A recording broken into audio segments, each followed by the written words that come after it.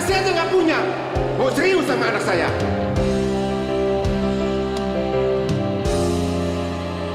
Mau investasi, bikin pusing bukan kepala. Aku bingung caranya, kenyamanannya. Harus punya uang berapa, atau punya asuransi kalau mesti kemana. Wema-nya dong aplikasi investasi BCA. Mulai dari 100.000 bisa langsung investasi di Wema. Tanpa lengkap dengan proteksi, semua ada di Wema BCA. The digital era continues to move as a result of technological advances and globalization. Bank Negara Indonesia is proud of having the opportunity to take part in playing active roles in paving the way for Indonesian banking in keeping with the digital era. Currently, we are moving to create a digital platform and prepare experts for acceleration in digital banking. Our Go Global concept is one of the roles in accelerating economic change for the better. With the presence of Explorer, we encourage the digitization of micro, small, and medium enterprises, as well as companies in Indonesia to go international by utilizing BNI's overseas network. BNI, serving the country, the pride of the nation.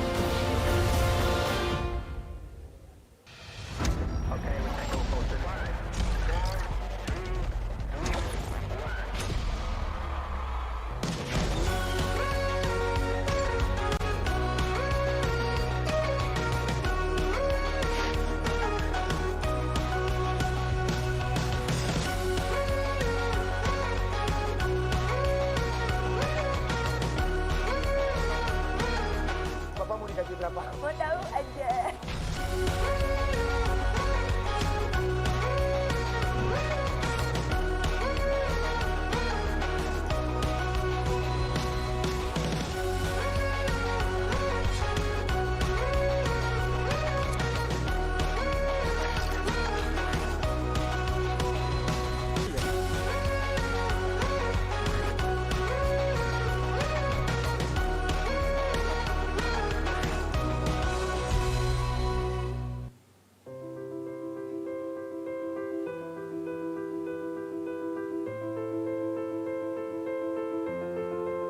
Today, as the world prepares to move forward, businesses across the globe are looking to forge a new path, ready to use their creativity, entrepreneurial spirit, and a digital transformation to drive their nation's economies for the benefit of all.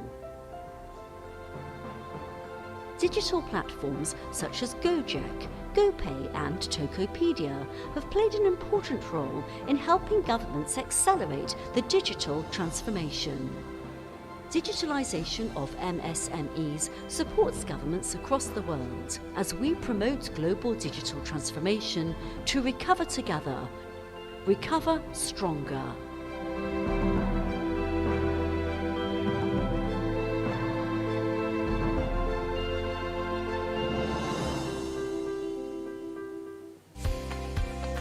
The micro, small and medium enterprises or MSME sector plays an important role as the backbone of the national economy. Sampurna has long been committed to the development of MSMEs in Indonesia and in 2008 established the Sampurna Retail Community, SRC, to develop traditional retailers. In 2021, SRC members have reached 160,000 retailers spread across 34 provinces throughout the country. Development programs range from education and direct assistance on store and financial management, business development, distribution support for other MSME products through to digital skills training. retailer members are also equipped with the IO SRC application to help increase MSMEs' competitiveness, as well as expanding their businesses and market access amidst the digital transformation era. During the pandemic, SRC members are also trained and encouraged to implement health and safety protocols. Together, we can help advance and strengthen MSMEs in Indonesia. IFG, Indonesia Financial Group. Kami hadir untuk menjadi kekuatan baru yang ada untuk melakukan perubahan di Indonesia, dari bangsa untuk bangsa. Kami bekerja dengan skala yang besar, dengan tata kelola perusahaan dan manajemen risiko yang cermat dan seksama. Dengan kekuatan besar yang terkonsolidasi, menyatukan segala pikiran dan usaha berbagai anak perusahaan yang dari dulu selalu ada untuk Anda. Menjamin keamanan dan kesejahteraan siapapun yang ingin maju, baik di jalan, usaha, dan kehidupan. Menjaga keseimbangan finansial lewat produk keuangan dan pasar modal. Dan tentunya memberikan perlindungan kepada segenap lapisan masyarakat Indonesia. Ini adalah saatnya kami membawa setiap orang, setiap usaha, dan setiap impian untuk masing-masing punya kekuatan membangun masa depan finansial yang terbaik dan membawa kita semua untuk besar bersama. IFG, Power to Progress.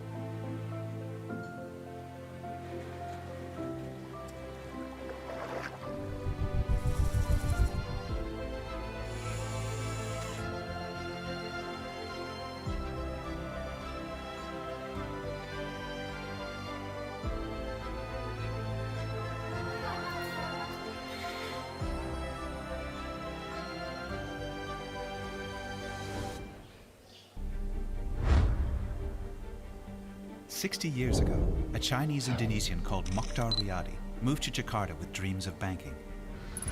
3 decades later, he transformed its banking landscape and laid foundations for Panin Bank, Lipo Bank, and Indonesia's now largest private bank, BCA. So he moved to real estate and used that same financial acumen to build Lipo into the largest listed property developer of the world's 4th most populous nation. Then he took on education, building schools for Indonesia's young population and creating Universitas Pelita Harapan, now with 15,000 students and ranked best in class. And as Asia boomed, next generation Riyadis helped Lipo meet Indonesia's exciting new needs. Malls for an expanding middle class, media for transparency, infrastructure for enhanced communication, banks and funds for wealth and job creation. As Indonesia gained the respect of investors far beyond its home nation, so did Lipo. Today, a Lipo Group company owns the US Bank Tower in LA and landmark properties around the globe. Lipo began as a family business with global dreams and became a global business for every stage of family life. And as it keeps growing, the principles that delivered success to Dr. Riyadi from 1954 will always be at the Lippo Group core.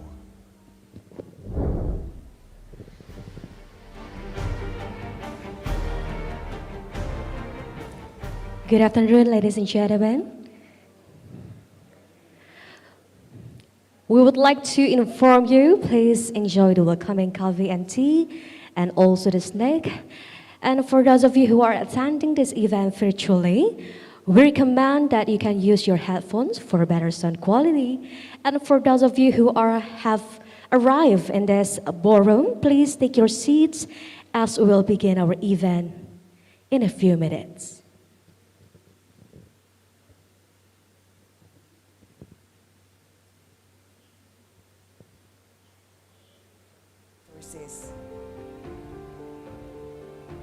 The warmth of the sun produces low-emission energy. The abundance of geothermal ignites life on every front, meeting energy needs by reducing emissions, protecting biodiversity, and preserving the green earth. Let's move towards our shared goal. Preserve nature, support sustainability, protect the future of our home, our only Earth. Pertamina, energizing sustainable future, energizing you.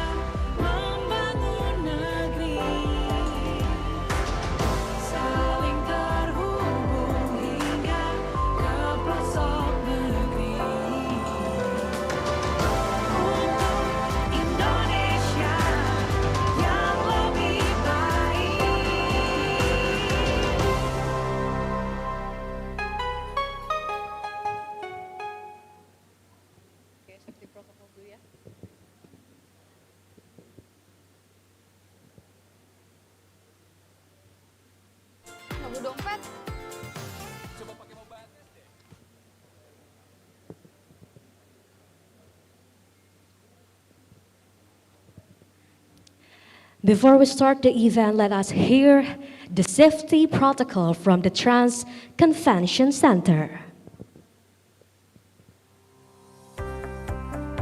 Welcome to the Trans Luxury Hotel Bandung, your preferred venue for every event. Nothing is more important than our safety and security. So please take a moment to pay attention to our safety and security briefing to ensure your safety and well-being during your time with us. The Trans Luxury Hotel applies an international safety standard to overcome any emergency situation that may occur during your event. Therefore, every level of this building equipped with hydrant box, sprinkler, beam detector, public address, and fire extinguisher. In case of an emergency situation, there will be further instructions over the public address system. Please listen carefully to the announcement and follow the instructions. If we are required to evacuate the building, leave the building immediately by using the nearest emergency exit door, which will lead you to the assembly area. Please take off your high heels. Do not run. Do not use the elevators or escalators. Do not go down to the car park or try to re-enter the building until instructed otherwise. Stay calm and do not panic. Our team will assist you to the safe place. In regards to COVID-19 pandemic, the Trans Luxury Hotel is aligned with every policy from the government and keeps implementing the international hygiene and safety standard, as well as increasing the awareness and alertness in all aspects. Guests are required to wear face masks at all times in public area, implement physical distancing by maintaining minimum 1 meter distance from each other, and periodically wash their hands correctly. Thank you.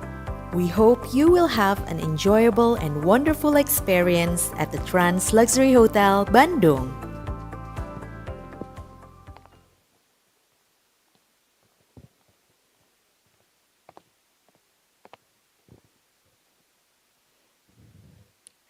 Assalamualaikum warahmatullahi wabarakatuh. Shalom, salam sejahtera. Om Swastiastu, Namo Buddhaya, salam kebajikan. Good afternoon, distinguished guests, Bapak dan Ibu yang kami hormati. Ladies and gentlemen, our dearest excellencies, welcome to the Trans Convention Center Bandung, the B20 site event, B20 Integrity and Compliance Task Force, Collective Actions in Alleviating Integrated Risk.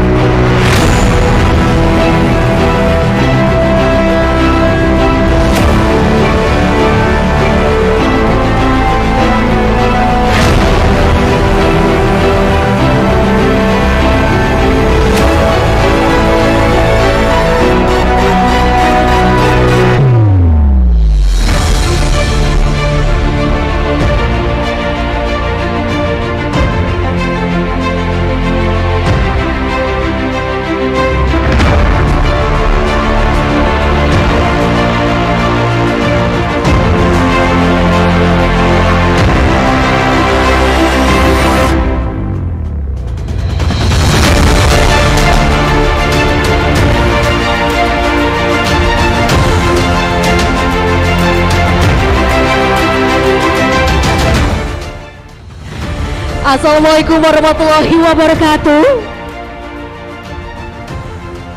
Salam sejahtera, Shalom, Om Swastiastu, Namo Buddhaya, salam kebajikan. Good afternoon, distinguished guests, ladies and gentlemen, Bapak dan Ibu yang kami hormati, our dearest excellencies, welcome to the Trans Convention Center Bandung, the B20 site event, B20 Integrity and Compliance Task Force, Collective Actions in Alleviating Integrated Risk. Please give a big round of applause for everyone here. Bapak dan Ibu sekalian, ladies and gentlemen. First and foremost, allow us to extend our warmest greetings to our eminent speakers and guests, the Regional Secretary of West Java, Mr. Dr. Setiawan Wangsa Atmaja, Dipel SAMN, Sampurasun Bapak, thank you for your attendance.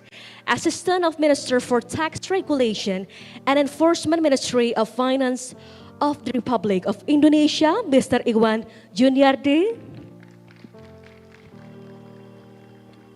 Deputy of Strategy and Cooperation at the Indonesian Financial Transactions Reports and Analysis Center or PPATK, Mrs. Tuti Wahyuningsi. Chair of B20 Indonesia 2022, Mrs. Sinta Wijaya Kamdani. Chair of B20 Integrity and Compliance Task Force and Managing Director of PT Bank Sentral Asia TBK, Mr. Haryanto T. Budiman.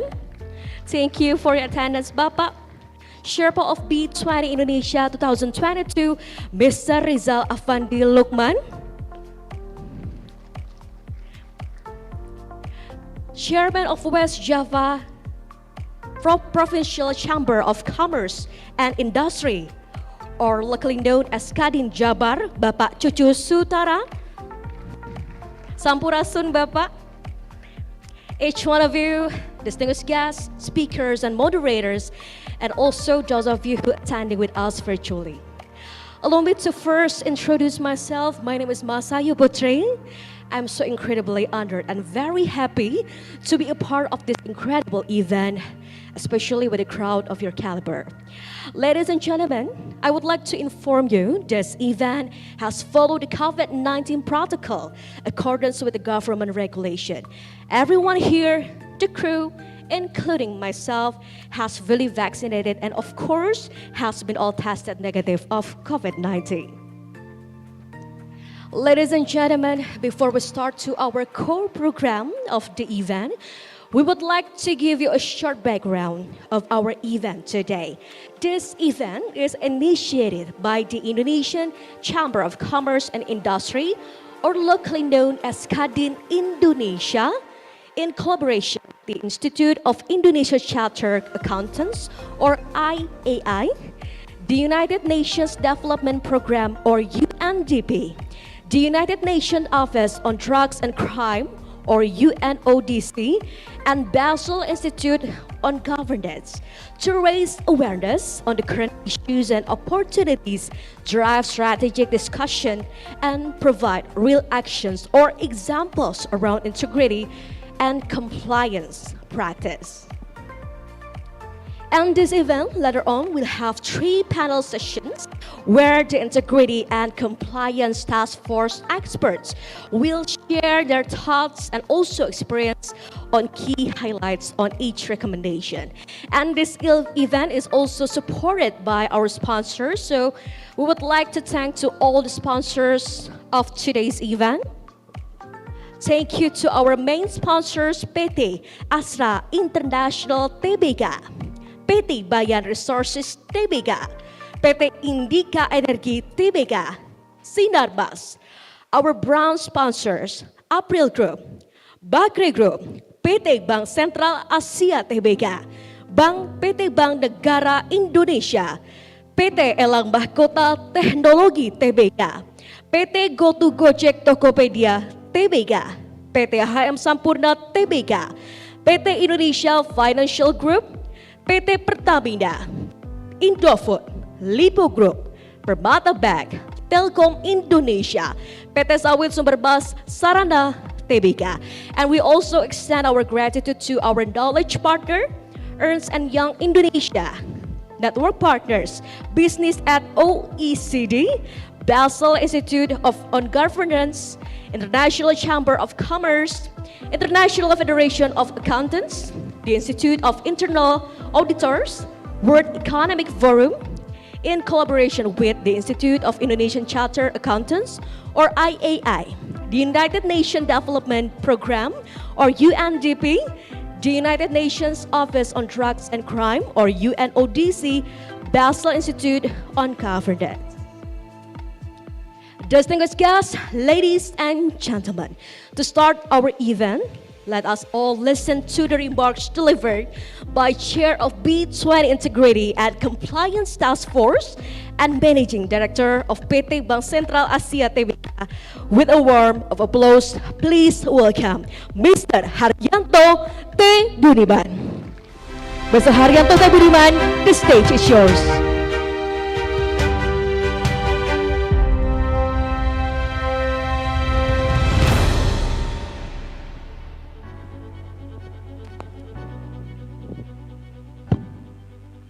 Assalamualaikum warahmatullahi wabarakatuh.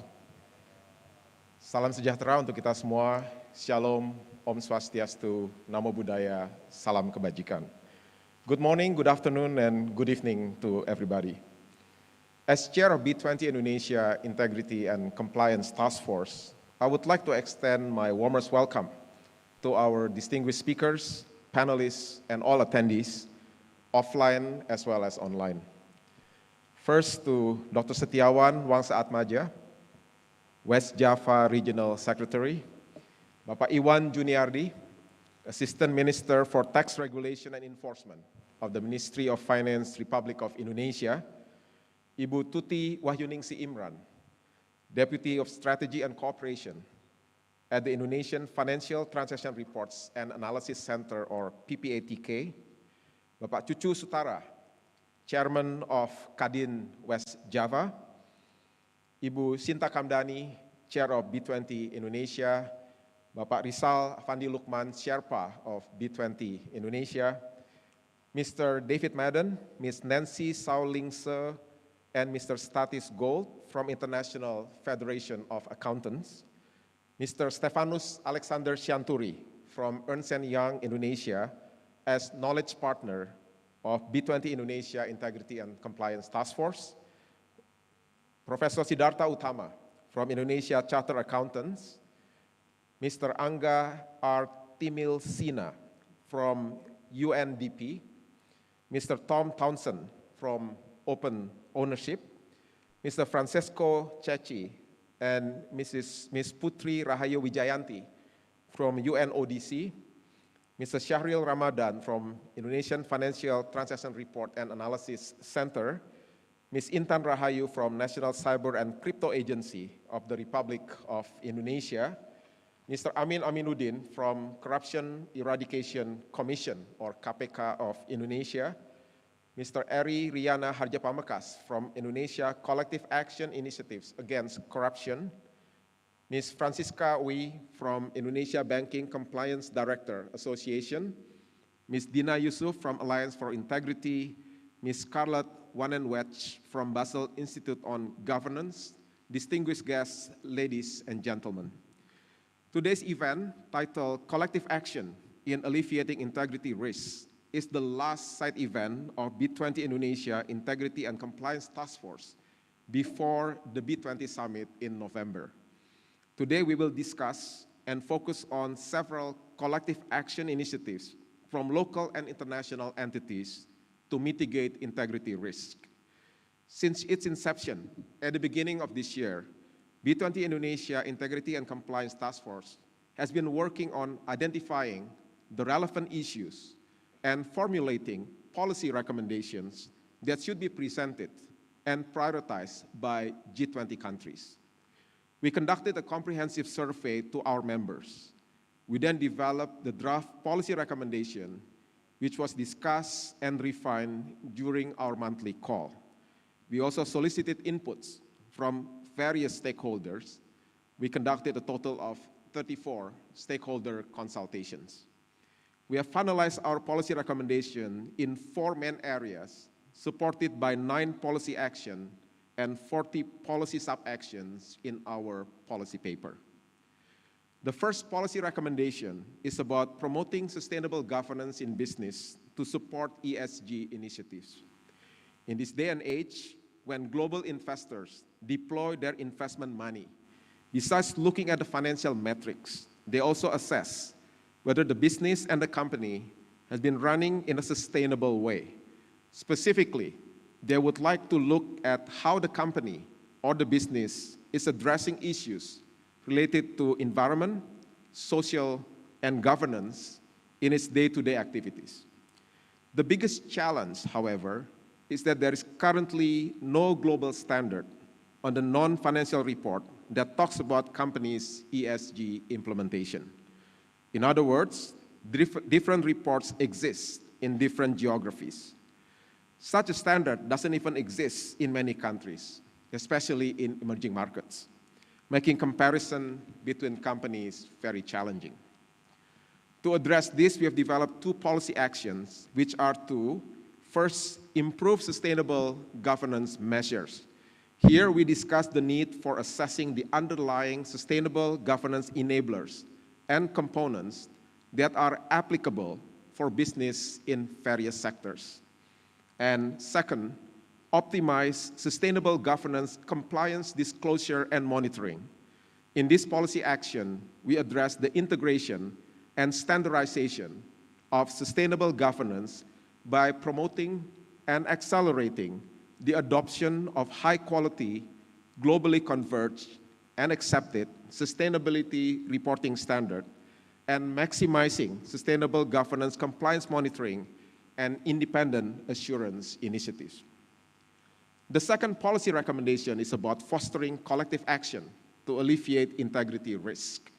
Here we encourage optimization in the fundamental safeguards of integrity and transparency when interacting with business networks and government entities.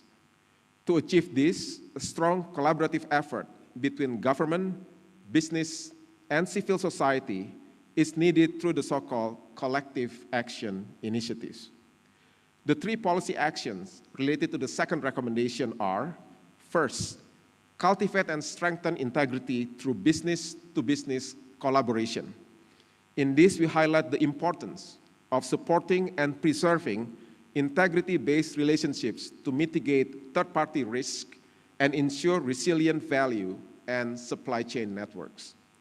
Second, facilitate integrity in business-to-government interactions. In this, we highlight the importance of upholding fundamental safeguards of integrity in accessing public service, even during crises or emergencies, when regulatory protocols are typically relaxed and when large-scale economic incentives to the public are provided. And third, promote inclusiveness between public-private sector entities to ensure trust, transparencies, and high standard of integrity. This action suggests promoting effective and transparent interactions between public and private sectors, including state-owned enterprises and micro, small, and medium enterprises in the enforcement of measures to mitigate integrity risks. The third policy recommendation is about fostering agility in counteract measures to combat money laundering and terrorist financing. Criminals are exploiting the COVID-19 pandemic and associated economic downturn to launder illicit funds. Current geopolitical tensions undoubtedly have made the problem worse. There are two policy actions related to the third policy recommendations. First, refocus on money laundering, terrorist financing risk factors identification. This action accentuates the need to enhance the capability and efficiency of the current money laundering terrorist financing risk threat identification, which is driven by the pandemic impact, resulting in a new hybrid working mode, significant increase in electronic or digital communications, introduction of technological innovation such as crypto and digital currency, and exacerbated geopolitical tensions. Second, improve beneficial ownership transparency. The policy action aims to improve data availability, infrastructure supports, regulatory governance, and collaborative work between parties and nations to maintain integrity in beneficial ownership transparency, while at the same time respect individual privacy expectations and rights. The fourth policy recommendation is about strengthening governance to mitigate exacerbated cybercrime risk. The COVID-19 pandemic has completely changed the way we work. Hybrid working mode is undoubtedly becoming a new normal. We are also becoming more and more interconnected through digitalization. Cyber risk, therefore, has increased exponentially. There are two policy actions related to the four recommendations. First, rectify organizational governance structure. This action talks about refining and operationalization of a governance mechanisms, structure, and resources required to better respond to any cyber attack incident. Second, extend multi-stakeholders cooperation for better cybercrime response. Addressing cybercrime risk requires massive synergistic effort amongst the relevant stakeholders, public and private sectors. As the perpetrators could come from other countries, there is a need for an international collaborative effort. Addressing integrity risks require multi-stakeholder collaboration involving government, private sectors, and also civil societies through the so-called collective action initiatives. The three key priority actions are: first, collective action between business and business. This type of collective action is intended to support and preserve integrity-based relationship in order to mitigate third-party risks to ensure resilient value chain and supply chain networks. It is well suited to build resilience in times of supply chain disruptions and harsher economic climate. It also makes fair business practices more common. Through this type of collective action, via knowledge and experience sharing, companies are in a better position to address integrity issues in business-to-business interactions. Second, collective action between business and government.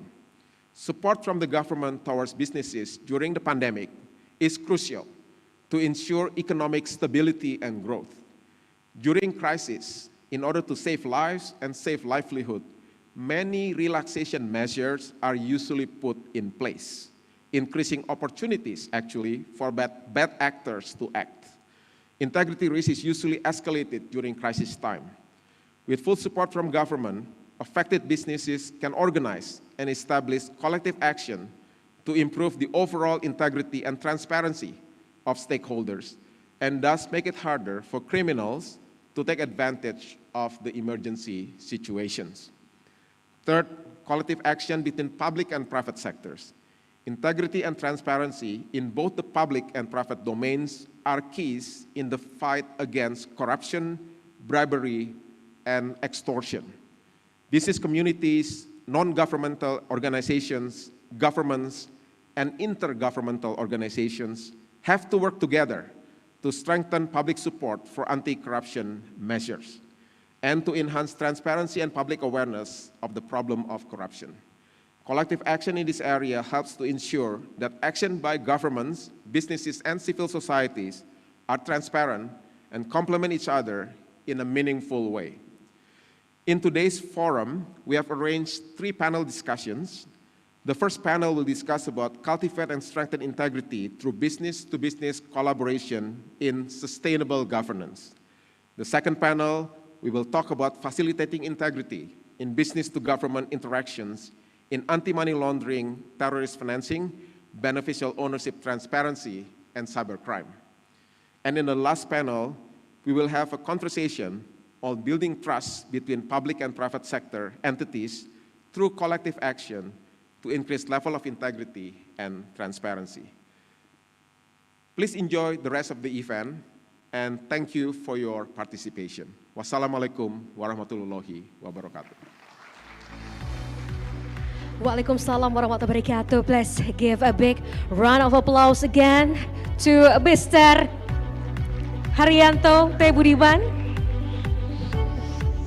Oke, Bapak dan Ibu sekalian yang kami hormati, apabila Bapak dan Ibu memerlukan bantuan asisten untuk mentranslate bahasa dari bahasa Inggris ke bahasa Indonesia, silakan dapat menghubungi tim kami yang berada di area FOH. So we would like to inform you, if you need assistance on the translations, we already provide with interpreter receiver, and you can contact our operator team in front of the FOH. Thank you very much. Terima kasih.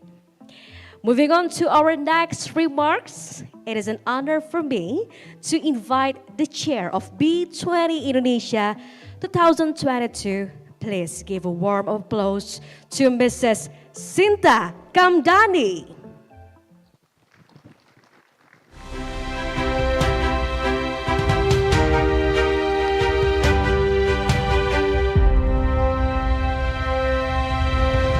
Distinguished ladies and gentlemen, Pak Arsyad Rashid, Chairman of Kadin Indonesia, Pak Haryanto Budiman, Chair of the Task Force Integrity and Compliance B20 Indonesia, all invited speakers and attendees, good afternoon, and pleased to present my remarks on this special occasion today. Let me also begin by expressing my gratitude for the support of the Indonesian Chartered Accountants, the United Nations Development Programme, the United Nations Office on Drugs and Crime, and the Basel Institute on Governance to coordinate one of the B20 main side events on integrity and compliance to raise awareness of the importance of collective action in alleviating integrity risks as part of the 4 recommendations highlighted by B20 Integrity and Compliance, or the INC Task Force. Today's event has already showcased the joint efforts between businesses, international organizations, and also the government in pushing for better integrity standard practices and providing real actions to ensure trust, transparency, and high standard of integrity. Fighting fraud and corruption have been the priorities of the B20 for the last 11 years. The INC Task Force, aiming to create a global business framework for compliance and integrity, was first formed in 2011 and in the G20 Cannes as a follow-up to the anti-corruption plan adopted at the G20 Seoul in 2010. Since its inception, the business community in the B20 did not want to limit ourselves to anti-corruption discussion, but also to other universal issues that affect the confidence of business actors to conduct business activities that are safe, comfortable, efficient, and competitive across national borders. Therefore, the discussion of the INC Task Force throughout the history of the B20 has not only focused on anti-corruption prevention, but also include compliance, integrity, and transparency issues, especially in relation to trade and investment transactions between countries, fraud and money laundering, and other transnational crimes. In its development, the issue of sustainability and ESG, especially in terms of governance and reporting, has become an important discussion issue for the business communities in B20, in particular because it is considered an imperative measurement to analyze the investment competitiveness in the eyes of investors. From the beginning of the B20 Indonesia presidency, we inherited many issues from the Task Force integrity and compliance, so that the discussion in the B20 become more comprehensive and added value to creating business confidence between countries. During our presidency, the task force brought 4 major proposals for the discussion that put emphasis on promoting sustainable governance, fostering collective action to alleviate integrity risks, and fostering agility in counteract measures to combat money laundering, terrorist financing risks, and strengthen governance to mitigate exacerbated cybercrime risks. Corruption in all its forms has extremely negative political, social, and economic effects. Every year, we lose around $2 trillion to corruption. In addition, according to certified fraud examiners, organizations lose 5% of revenue to fraud each year, or more than $4.7 trillion lost to fraud globally. This does not include the social costs due to increasing inequality in society and organization. These are indeed obstacles to economic development and impedes private sector-led growth, hindering economic inequality, investment, and competitiveness. In context of endemic and widespread corruption, individual action by a single company, while important, may have only a limited impact. Therefore, the fight against bribery and corruption requires effort from all sides and close collaboration between public and private sector, as well as civil society. Collective action has proven much more effective in promoting rules that companies will actively comply with at both the national and international level. This type of action is thus an important tool in advancing integrity and achieving a level playing field for all actors in the market. Beyond better economic outcomes, collective action also boosts the reputation and thus economic attractiveness of countries where such initiatives are deployed, increasing the impact and credibility of individual action, and most importantly, protecting vulnerable individual players, for example, the MSME, to fully advance in the economy. Hence, in the effort to achieve more tangible and impactful collective action to alleviate integrity risks, the B20 Integrity and Compliance Task Force has promoted 3 key priorities actions, such as first, cultivating and strengthening integrity through B2B collaboration, second, facilitating integrity in B2G interaction, and third, promoting inclusiveness between public-private sectors entity to ensure trust, transparency, and high standard of integrity. As the strategic theme of B20 Indonesia, committed to advance innovative inclusive, and collaborative growth in which fostering collective action in integrity brought by this task force has been well integrated across B20 task forces and Action Council. In the B20 Trade and Investment, the task force called to encourage countries to strengthen regulatory cooperation on cross-border movement of data, paying special attention to intellectual property rights, data privacy, as well as confidential business information protection to fight fraud and illicit trade. Second, the Digitalization Task Force pushes for enhancement of cybersecurity practice and increasing cross-border cooperation in cybersecurity, as well as accelerating responsible innovation for MSME. Third, the B20 Energy, Sustainability and Climate has also promoted the implementation of sustainable mining practices which enforce good governance principle to encompass principle of participation, transparency and accountability to the public and proper environmental and social impact assessment. In addition, B20 sees the role of women to bring significant contribution to organization, integrity and performance. With gender empowerment, organizations benefit from an equal working environment and are less likely to experience corruption. More than ever, gender equal organization will ultimately push to create a well-designed anti-corruption mechanism, such as creating a safe, gender-sensitive whistleblower reporting system, and hence increasing overall integrity in the organization. These priorities have been further integrated by B20 Indonesia Women in Business Action Council that focus on promoting safe and equitable workplaces. Ladies and gentlemen, this process to actualize the priorities will not stop here merely through this event. We need to continue to push and leverage action-oriented collaboration among business players, organizations, government, and civil society for the next few upcoming months. With this in mind, the B20 and G20 Summit in November will play a paramount role in shaping and encouraging concrete global partnership for integrity transformation. Most importantly, the B20 Summit that will be held on 13 and 14 of November, back-to-back with the G20 Summit this year, will not only play a role in shaping global cooperation, but also in boosting economic competitiveness and achieving a level playing field that allows everyone to participate freely in economic activity. I cordially invite you to join our summit where we can exchange ideas and show our joint commitment to the success of inclusive and collaborative economic growth with integrity across the G20 and beyond. I appreciate everybody's attention and I look forward to work with you. Thank you. Thank you so much, Mrs. Sinta Kamdani, for a very insightful remarks. Ladies and gentlemen, our distinguished guests, please allow me to invite to the stage the Honorable Regional Secretary of West Java. Let us give a big round of applause to Mr. Dr. Insinyur Setiawan Wangsa Atmaja, Dipl SAMN. Bapak Iwan, the stage is yours.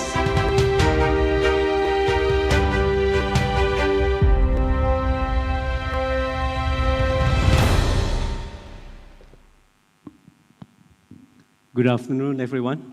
And for the first, the Assistant of Minister for the Tax Regulation and Enforcement, Ministry of Finance of the Republic of Indonesia. This is my colleague, Pak Iwan. Please applause for him. And the Chair of B20 Integrity and Compliance Task Force and Managing Director of PT Bank Central Asia, TBK, Mr. Haryanto, thank you very much for inviting us. And the Beauty and of Strategy and Cooperation at the Indonesian Finance Transaction Report and Analysis Center, PPATK, Ibu Tuti. And Serva of the Chair of B20 Indonesia 2022, Mrs. Sinta Kamdani, that already spoke for us. And Serva for B20 Indonesia 20 and 22, Mr. Rizal Afandi, thank you very much. And Chairman of West Java Provincial Chamber of Commerce and Industry, Pak Cucu Setara. And all speakers, moderators, for today's event.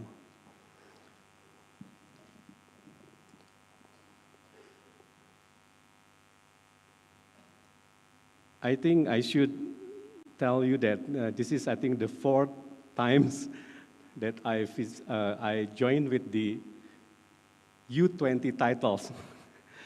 First is Urban 20, because I serve with the governor, Urban 20. And second is Think 20. The third is U20. And now the fourth is B20. I think all of things is 20 now.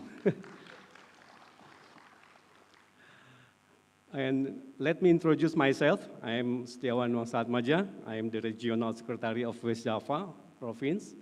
And on behalf of the Governor of West Java, he also conveyed some message to you, and I would like to share today and today's event. As the Serva of the Urban 20 of West Java, I would like to welcome to all distinguished speakers and participants who have already got the chance and to attend the B20 side event in person. Distinguished guests, ladies and gentlemen, for the first time, Indonesia holds the G20 presidency, and this is a great honor and responsibility for Indonesia. West Java, in particular, is very grateful that proud and to be chosen as a co-chair for Urban 20 together with Special Capital Region of Jakarta. West Java is the province with the largest population in Indonesia, with a population of almost 50 million people. It closely approaches to the population of South Korea and also double population with Australia, consisting of 18 districts, 9 cities, 827 sub-districts, and also around 5,000 villages. With the spirit of the people, the innovation and collaboration, West Java will always be the leading province in Indonesia that commits to the supporting every positive global initiative for the urban issues. Urban 20, or we can also call U20, is an outreach group meeting that aims to bring urban issues to the forefront of the G20 agenda U20. This is a forum for the local government leaders of the U20 cities, including to take action on global climate and sustainable development to the national leaders. Together with the Special Capital Region of Jakarta, we have held the Urban 20 Mayors Summit and Mayors Retreat. The Urban 20 communique has been handed over by the city leaders attending in the 2022 U20 Mayor Summit to the President through the Coordinator Minister for the Economic Affairs, Airlangga Hartanto. There are three main issues in the Urban 20 communique, namely, first, investing in health and housing as a cornerstone to an economic and social recovery for all. The second, fostering a sustainable energy transition and equal access to sustainable mobility. And the third, providing education and training on the future of work to facilitate equitable access to the job market. As Urban 20 co-chair, our objective is to strive for a more equitable, sustainable, and resilient future, benefiting all, particularly underrepresented and vulnerable communities and minorities. That is according to our experience in Urban 20, actually. Distinguished guests, ladies and gentlemen, on this agenda, through the Business 20 priority issues, there are three particular topics we would like to convey. First is anti-corruption, and second is corporate governance, and the third is cyber crime or digital crime. This B20 agenda will give the opportunity for both business and the G20 presidency to share opportunity, the priorities and objectives to describe and discuss discuss the key subject that will be discussed. And the first step we must know and learn together is how to strengthen fair competition through fostering sustainable government, increasing transparency, and fighting corruption. The issue of legality and transparency are fundamental to pursuing the goals and growth and sustainability. In this regard, collaboration between the public and private sectors is equally essential. Both government and business must do their part. Corruption is hindrance to democracy of the justice system.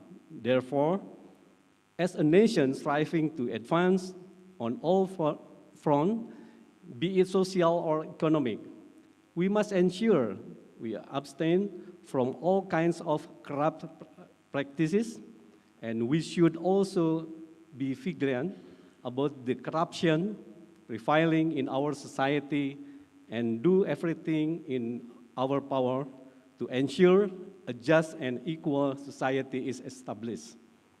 As part of strong commitment, the Indonesian government has conducted systematic efforts, such as through education, where in West Java, it has already part of a local wisdom curriculum at school, a massive public campaign, and the establishment monitoring center for prevention, or MCP, until the consistent law enforcement itself. Another issue that we will discuss today is cybercrime or digital crime. With the rapid development of technology today, digital crimes are also increasingly being carried out by irresponsible people.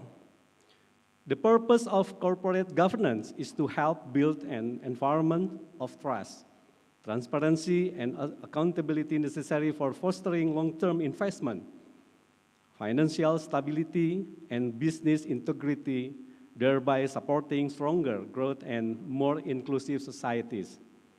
Since every nation and individual has capacity to be part of the big puzzle of the solution for the global issues, we need to stand together to collaborate instead of to compete with each other. The involvement of multiple interest groups in developing and implementing anti-corruption policies and against cybercrime action by G20 countries is a must.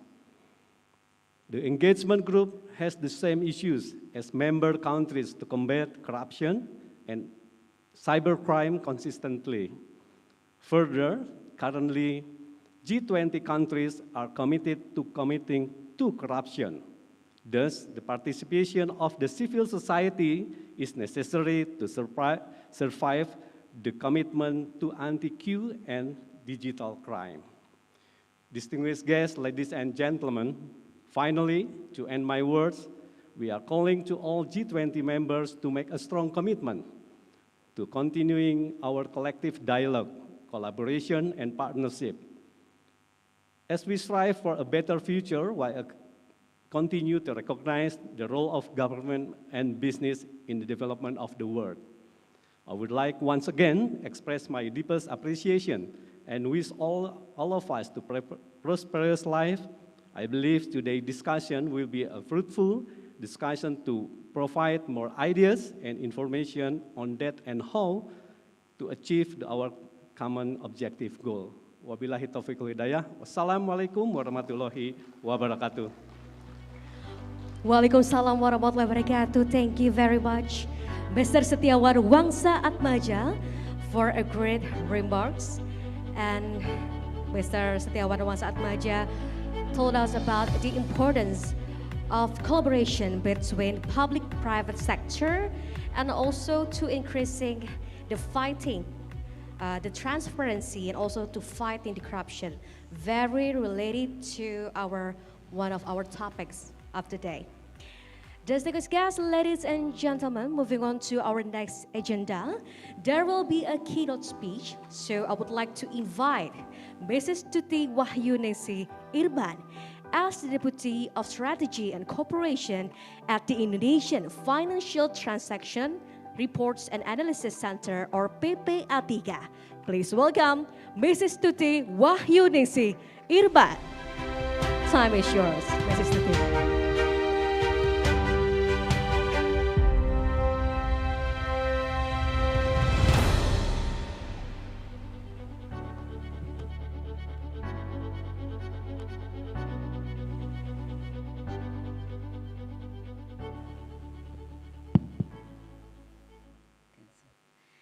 Bismillahirrahmanirrahim. The Honorable Regional Secretary West Java Region, Pak Setiawan Setiawangsa, the Honorable Assistant Minister for Tax Regulation and Enforcement, Ministry of Finance, Pak Iwan Juniardi, the Honorable Chair of B20 Indonesia, Ibu Sinta Kamdani, the Honorable B20 Integrity and Compliance Task Force Chair, Pak Haryanto T. Budiman, the Honorable Chair of Kadin West Java, Pak Cucu Sutara, distinguished speaker, ladies and gentlemen attending the B20 Integrity and Compliance Task Force side event.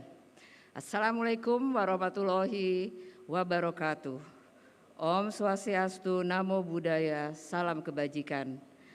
Allow me first of all to extend warmest greeting from the Coordinating Minister for Political, Legal and Security and the Chair of National Committee of Anti-Money Laundering and Counter-Terrorist Financing, Professor Mahfud MD, who is unable to attend the session.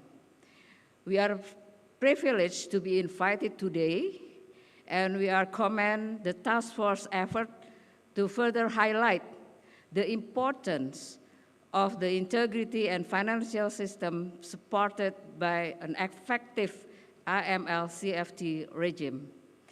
Distinguished guests, ladies and gentlemen, Indonesia has shown strong commitment in securing the integrity of financial system from money laundering and terrorist financing threat and risk since 2002 by establishing the AML-CFT regime in Indonesia.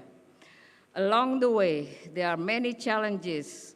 Among others, in 2001 and 2012, Indonesia was in the list of high-risk and non-cooperative countries and jurisdictions with strategic AML-CFT deficiencies. After legal framework, the law number 8/2010 and the law number 9/2013 were put in place, Indonesia has been successfully delisted. And now we are aiming high for FATF full membership, inshallah, next year. FATF membership is crucial for increasing positive outlook for Indonesian financial system and boosting confidence to Indonesian business and investment climate. Distinguished guests, ladies and gentlemen, in today's borderless world, we are facing a very different situation. In the one hand, it's open up business and opportunity and innovation, but on the other hand, it increased money laundering and financing terrorist risks by all giving more rooms for the criminal to take advantage of interconnectivity among countries, jurisdiction, financial institutions, as well as the advanced technology, digital and virtual-based services, including virtual asset. Globally, estimated illicit financial flow is around 2 up to 5% of global annual GDP. Based on UN Odyssey estimates, the illicit financial flows in developing countries more than 20% of the total trade value of developed countries. Effort, therefore, should be made to guarantee an effective AML-CFT regime using a risk-based approach in all levels, based on FATF recommendation and methodology. In implementing risk-based approach, or we call it RBA, there are 5 recommendations out of 40 recommendations of FATF. They are focusing on risk identification, analysis, and evaluation. The first one, recommendation number 1, that requires identification, analysis, and understanding of ML and TF in national, sectoral, and supranational, we call it regional level, as well as the implementation of RBA to mitigate the risk. Recommendation number 15, that requires RBA supervision for virtual asset service provider and other new technologies. And then recommendation 26, that requires RBA supervision for financial institution. And then recommendation 28, that requires RBA supervision for designated non-financial businesses and profession, or we call it the FBPs, including notaries and accountants. And then recommendation 35, that requires RBA supervision has an authority to impose effective, proportional, and dissuasive sanction of reporting parties to mitigate their failure of MLF-CTF obligation. Distinguished guests, ladies and gentlemen, the implementation of RBA in dealing with MLF-CFT is important to set priority for resources that should be focused on mitigating the high-risk categories. Indonesia has continually conducted national risk assessment, and the latest one is the 2021 NRA. The 2021 NRA has identified some changes and new risks in money laundering, among other. In domestic scale, corruption and narcotics are the high-risk predicate crime. Corporation and individual are the high-risk actors. Politically exposed person, we call it PEPs, and state-owned and regional government-owned companies are the high-risk profile. Motor vehicle dealers, real estate, banks, and money changer are the high-risk industries. And Jakarta is the high-risk region. The second one, foreign risk inward, include fraud, corruption, transfer fund, narcotics, electronic or cyber transaction are the high-risk crime. Malaysia, Japan, Singapore, Thailand, Saudi Arabia, and UAE is the high-risk country of origin. For foreign risks outward, narcotics and corruption is the high-risk crime. Singapore, USA, India, China, Thailand, Malaysia, and Hong Kong is the high-risk countries of destination.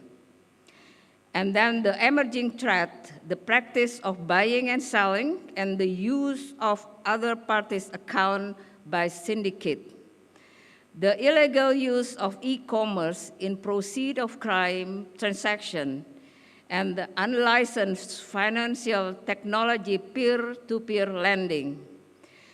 The 2021 NRA is identified some changes and new risks in terrorist financing, among other crowdfunding method, financing from private sponsor and terrorist financer and fundraiser, abuse in NPO crowdfunding, legal business entities, and in fund transfers method are cross-border cash carry and new payment method, and fund disbursement method including purchase of weapon and explosive material, training, the use of weapon and explosive material, and travel expand from and to location of terrorist act. The regional risk assessment conducted in Asian countries plus Australia and New Zealand in 2019 identified transnational money laundering threat in proceeds of crimes. The RRA identified domestic PEPs is the most high-risk threat profile and banking is the high-risk sector. The RRA also concludes that abuse of function and embezzlement of or misappropriation in the high-risk corruption typologies. Maintaining the integrity of reporting parties has always been in our top agenda. Since 2021, PPATK has initiated and developed financial integrity rating, we call it FIR, as micro-assessment instrument to measure the integrity of all reporting parties. FIR also assesses the effectiveness of MLF-CFT policies that focus on reporting performances. Aggregate results for FIR for all reporting parties in 2021 is in good rating. FIR in 2022 expand the reporting parties to cooperative, filter asset service provider, and also designated non-financial business and profession. Distinguished guests, ladies and gentlemen, there is indeed our collective responsibility, public and private, to strengthen the integrity of our financial system. May I share with you some of crucial issues before us. On transparency, there is a need to accelerate and set up mechanism to increase the beneficial ownership declaration. On legal infrastructure, there is a need to put in place regulation on cartel currency restriction and asset confiscation. As highlighted by our president, cybercrime is indeed the most crucial problem that we have to tackle. On that note, I would like to conclude my remark and invite all AML-CFT stakeholders, both public and private, both foreign and local, to join forces, strengthen our integrity of our financial system by setting priority to rigorously implement risk-based approach in AML-CFT regime with the spirit of G20, recover stronger, recover together, recover stronger. Thank you so much. Wassalamualaikum warahmatullahi wabarakatuh. Waalaikumsalam warahmatullahi wabarakatuh. Thank you so much, Mrs. Tuti, for the keynote speech. Ladies and gentlemen, we still have another insightful keynote speech from Assistance of Minister for Tax Regulation and Enforcement Ministry of Finance. So without further ado, I would like to invite Mr. Iwan Juniade.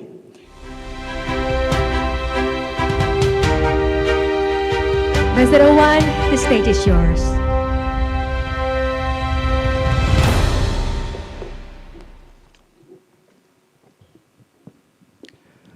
Bismillahirrahmanirrahim. Assalamualaikum warahmatullahi wabarakatuh. Good afternoon, salam sejahtera bagi kita semua. Om Swastiastu, Namo Buddhaya, salam kebajikan, salam sehat, salam. Excellencies, my senior, Kang Setiawan Wangsaat Maja, good afternoon. Ibu Tuti Wahyuningsi from PPATK, Pak Ibu Sinta Kamdani, Pak Haryanto Budiman, Pak Rizal Afandi, Pak Kang Cucu Sutara, distinguished guests, B20 members, and ladies and gentlemen. On behalf of the Minister of Finance, I would like to thank Mr. Haryanto Budiman, Chair of B20 Integrity and Compliance Task Force, for this invitation to this task force. And the Minister of Finance conveys her regrets that she cannot join this important event, and he's asked me to deliver the keynote speech on her behalf. As we know that COVID-19 pandemic has brought really hard times for all countries. Various economics indicators show that the pandemic is causing real and severe damage to the global economy. But the indicators are not just figures on a screen. They tell a story. And the story they tell is about real people facing real challenges, poor people who slide deeper into poverty, workers who lost their jobs, young people who cannot find jobs, children who lost their education, and small businesses owners who are forced to close their business permanently. As a result, global economic growth has stalled, and now as the pandemic winds down, we are entering uncharted territories with growing risks of further economic slowdowns and the clear and present dangers of climate change. How are we going to navigate these challenges? One thing is clear. We need to work together. Collaborations and cooperations are more important now more than ever before. This forum, the B20 forum, is a manifestation of such collaborations. Public and private sectors are complementary, not adversary. Governments and businesses exist for no other purpose than to serve the society. Toward this end, we join hands and work together. Working together does not mean we don't have differences, but it means that we are partners working for our common interest. In other words, to paraphrase a well-known wisdom, we work with malice toward none and with goodwill for all. For such collaboration to flourish, we need the foundational value of integrity. Distinguished guests, ladies and gentlemen, talking about integrity risk, business entities are exposed to potential integrity risks every day, which makes them vulnerable for facilitating cybercrime, fraud, bribery, corruption, conflict of interest, tax evasion, money laundering, financing of terrorism, or reputational risk. Therefore, those institutions need to have an adequate environment to support them in dealing with this risk. As we know that one of the business entities which is vulnerable to this risk is micro, small, and medium enterprises, or MSMEs. Experience during crisis show that MSMEs has played an important role in developing productive, diversified, and resilient economies. According to World Bank research, MSMEs' role in job creation and creating economic value is critical, since they provide up to 70% of all jobs and contribute about 40% of gross national income in emerging economies. However, due to limited financial and human resources, their compliance efforts are often limited. Informality, which is described by the World Bank as economic activities conducted outside of official rules and regulations, also presents significant challenges to responsible business conduct and countries' overall economic development.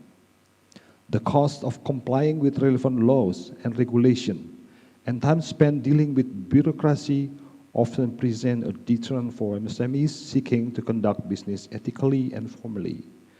Therefore, we need to help them by creating a mechanism that creates incentives for those who comply with laws and requirements. The government has established several provisions and procedures to protect MSMEs from practices that pose integrity and reputational risks. In the case of providing credit programs for small businesses, the first step is the prevention through the use of information system to prevent direct contact, separate approval functions, compile business profiles, and calculate credit plafond based on the business profile automatically. One example of this application is that the government will provide a larger loan platform to MSMEs that already have the tax identification number, or NPWP, and has been operating for more than a certain time to ensure business continuity. The second step is to impose sanctions as a form of law enforcement against credit dealers who do not comply to the rules in assessing and providing credit. Hopefully, these small steps can help to provide greater benefits to companies that comply with the provisions that those that do not. Distinguished guests, ladies and gentlemen, in this opportunity, I would also remind all of us that our biggest threat for integrity is corruption. We know that corruption is like an illness that chips away at the health of a society. It is so often subtle and yet enormous in its damaging effects. It corrodes the trust of citizens towards government and authorities. It might even destabilize a society, and it certainly promotes inequality and unfairness. Therefore, if we have a common purpose, we also have a common enemy, that is corruption. While corruption is most manifest in power circle, a powerful temptation for public officials and business leaders, it is something that can lure at varying degrees to all of us, whatever station we have in this life. Therefore, we must all be aware. We must be aware of our boundaries, not just legal boundaries, what is legal and what is not, but what is good and what is bad, what promotes and what destroys our common aspiration. The best way to face this common enemy is, again, with a common resolve. Resolve not to tolerate, not to allow, not to make corruption as a normal practice. To fight this giant monster of corruption, we need to hold our hands together. Government cannot do it by itself, nor can the private sector and civil society. A united stance is required, and therefore a collective action, as acknowledged by the B20 Integrity and Compliance Task Force, is a major step forward in our fight against corruption. A major component of the collective action is preventing corruption. On a personal level, corruption prevention means we are ready to be accountable, not simply legalistic accountability, show on reports and audit results, but a deeper awareness that we are steward and resources entrusted to us by our stakeholders. This must show in our everyday conduct. This must be our default norm whenever we make a decision, whether small or large. And to be accountable, we also need to be competent. Provisional incompetence costs businesses and societies. In public sector, private sector, civil society and academia, we must strive to improve our skill and expand our capabilities to serve our stakeholders even better, building and maintaining their trust on us. High competence must be coupled with strong ethics. Strong personal and professional ethics are vital to build defenses against corruption. Decisions are made not just based on what is in it for ourselves, but whether it is proper or not proper. Ethics and values must guard our decisions. They must be part of our DNA, so that integrity and accountability will not be empty words, but a way of life for all of us. And as leaders and managers, part of our duty is to be a real role model for the people that we lead. People, quite naturally, look up to their leaders. So, what kind of leaders are we? Accountability, competency, and ethics enable us to guide and lead our institutions. We must never forget that the position and office we occupy now is a transitory nature, but decisions we make daily affect hundreds, thousands, even millions of people, Leaders with the right skill set are rare. The rarer still are the leaders who lead with integrity. As leaders, we must strive to create a culture of trust, integrity, honesty, and transparency. People should be empowered to achieve goals without compromising their integrity and professionalism. Moreover, we must also understand the factors and opportunities that give rise to corruption. Our organization's goal, structures, even incentive system must be designed in such a way that align with our core values, of which integrity is at the center. In other words, we want to achieve compliance and integrity by design. So, leaders must walk the talk and lead with integrity, build a culture of integrity, and help the people they lead to work with integrity. Today, we live in a digital world, and thus digital technology increasingly plays an important role in most aspects of our lives. Technology such as the metaverse and cryptocurrency provides new avenues for criminal activities like corruption and money laundering. On the other hand, these developments can also be used as tools to aid governments, businesses, civil society, media, and academia to prevent, detect, and together defeat corruption. Big data, artificial intelligence, and machine learning technology, for example, can be and have been used to increase transparency, deter fraudulent practices, prevent corruption in public procurement, and detect money laundering. To sustain anti-corruption commitment, we need to band together, share our experience, and learn from each other. B20 and collective action forums provide the opportunities for sharing expertise and best practices. Distinguished guests, ladies and gentlemen, the government of Indonesia is committed to preventing and eradicating corruption in all its forms and disguises. And we are pleased to witness such commitments from like-minded leaders who are present in this room and online. Therefore, our gratitude and appreciation to the B20 Integrity and Compliance Task Force for hosting this meeting, and to Indonesian Chamber of Commerce and Industry, the Institute of Indonesia Chartered Accountants, United Nations Development Program, United Nations Office of Drug and Crime, and Basel Institute on Governance, and other partners for their support to this event. To all speakers and participants, let us remind ourselves that we are all partners, friends, working together on the foundation of integrity. Let us continue to learn, support, encourage, and help each other in the spirit of trust and collaboration. I wish you all a very fruitful meeting and discussion. Thank you very much. Wassalamualaikum warahmatullahi wabarakatuh. Thank you so much, Bapak Iwan. Please remain to stay on the stage, Bapak, because we will take a photo group session. So we would like to invite all excellencies to stand in front of the stage for a group photo session together. And we would like to invite Mr. Setiawan Wangsa Atmaja, Mrs. Tuti Wahyuningsi, Mr. Cucu Sutara, Mr. Rizal Afandi Lukman, Mr. Haryanto T. Budiman, Mr. Siddhartha Utama, Mr. Syahril Ramadan,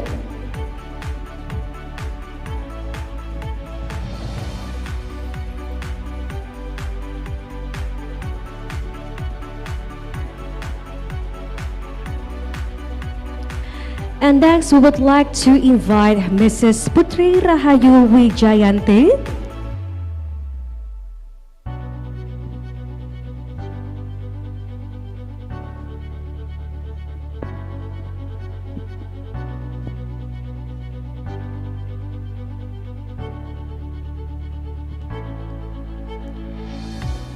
Mr. Francisco Chechi,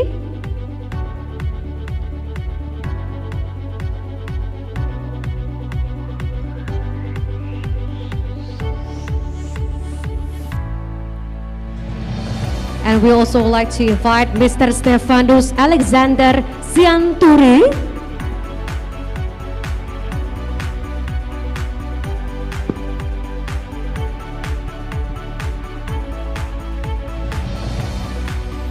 This is Dina Yusuf.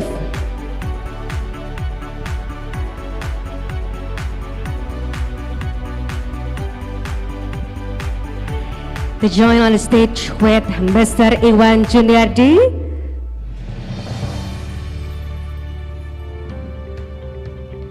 And ladies and gentlemen, this is a group photo session, and together let us capture these great moments. Please show us your best smile.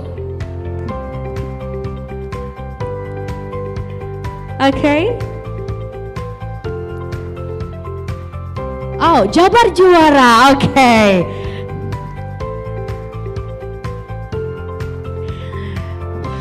One more time, please show us your best smile. Mr. Tom Townsend, would like to invite Mr. Tom Townsend to join on the stage. So once again, ladies and gentlemen, please show us your best smile. Okay, from 3, 2, 1. Together, let us capture this great moment together of B20 Integrity and Compliance Task Force. Jabar juara again, okay.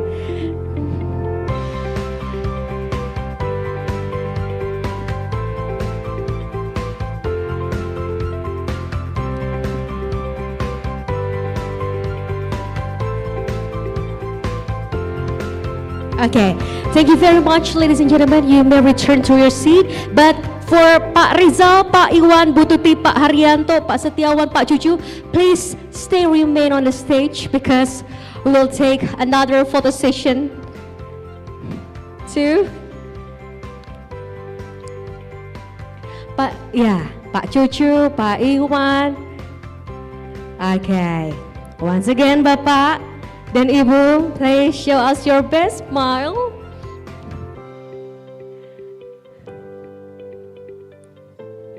Okay. Boleh berikan yang terbaik senyumnya. Teman-teman fotografer boleh jabar juara again, okay?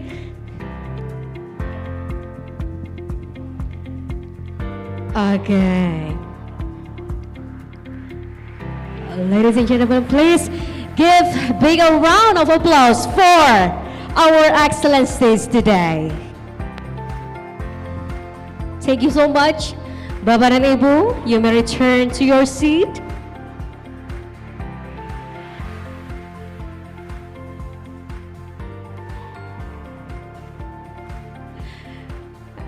Distinguished guests, ladies and gentlemen, our dearest excellencies, we are very close to starting our panel session, but before we begin the first panel, today's event wouldn't be possible without your support of our generous sponsors. So please join me to giving an applause for our sponsor. Please give a big round of applause for our sponsors of today.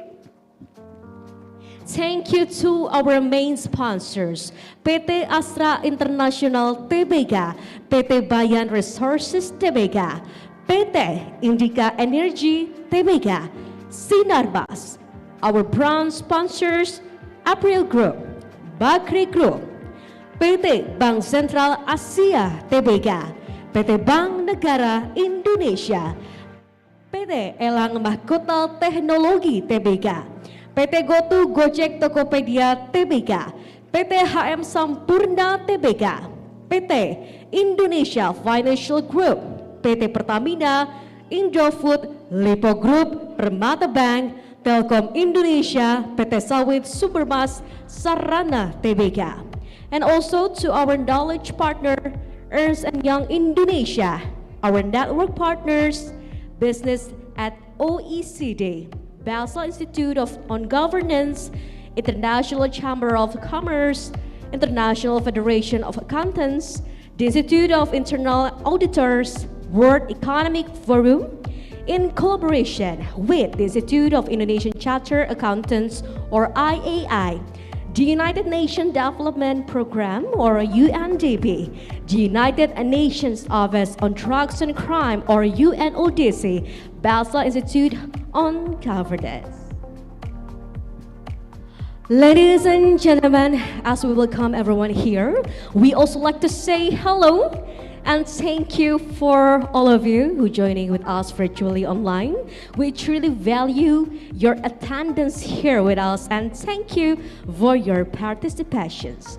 Well, distinguished guests, ladies and gentlemen, next we are going to have a panel discussions, and this panel is going to be so interactive. The panel session 1 with a theme, cultivate and strengthen integrity through business-to-business collaboration in sustainable governance. So we are going to inviting our experts, our speakers and moderator as well, and they are indeed the experts in their field. So once again, we are going to talk about the cultivate and strengthen integrity through business-to-business collaboration in sustainable governance. With our panelists, Mr. David, Mrs. Nancy, Mr. Status, and Mr. Stefanus, so allow me to invite our moderator, the council member of the Institute of Indonesia Chartered Accountants, or IAI. Please welcome Mr. Siddhartha Utama. Ladies and gentlemen, please give a big round of applause for Mr. Siddhartha Utama as our moderator for the panel session 1.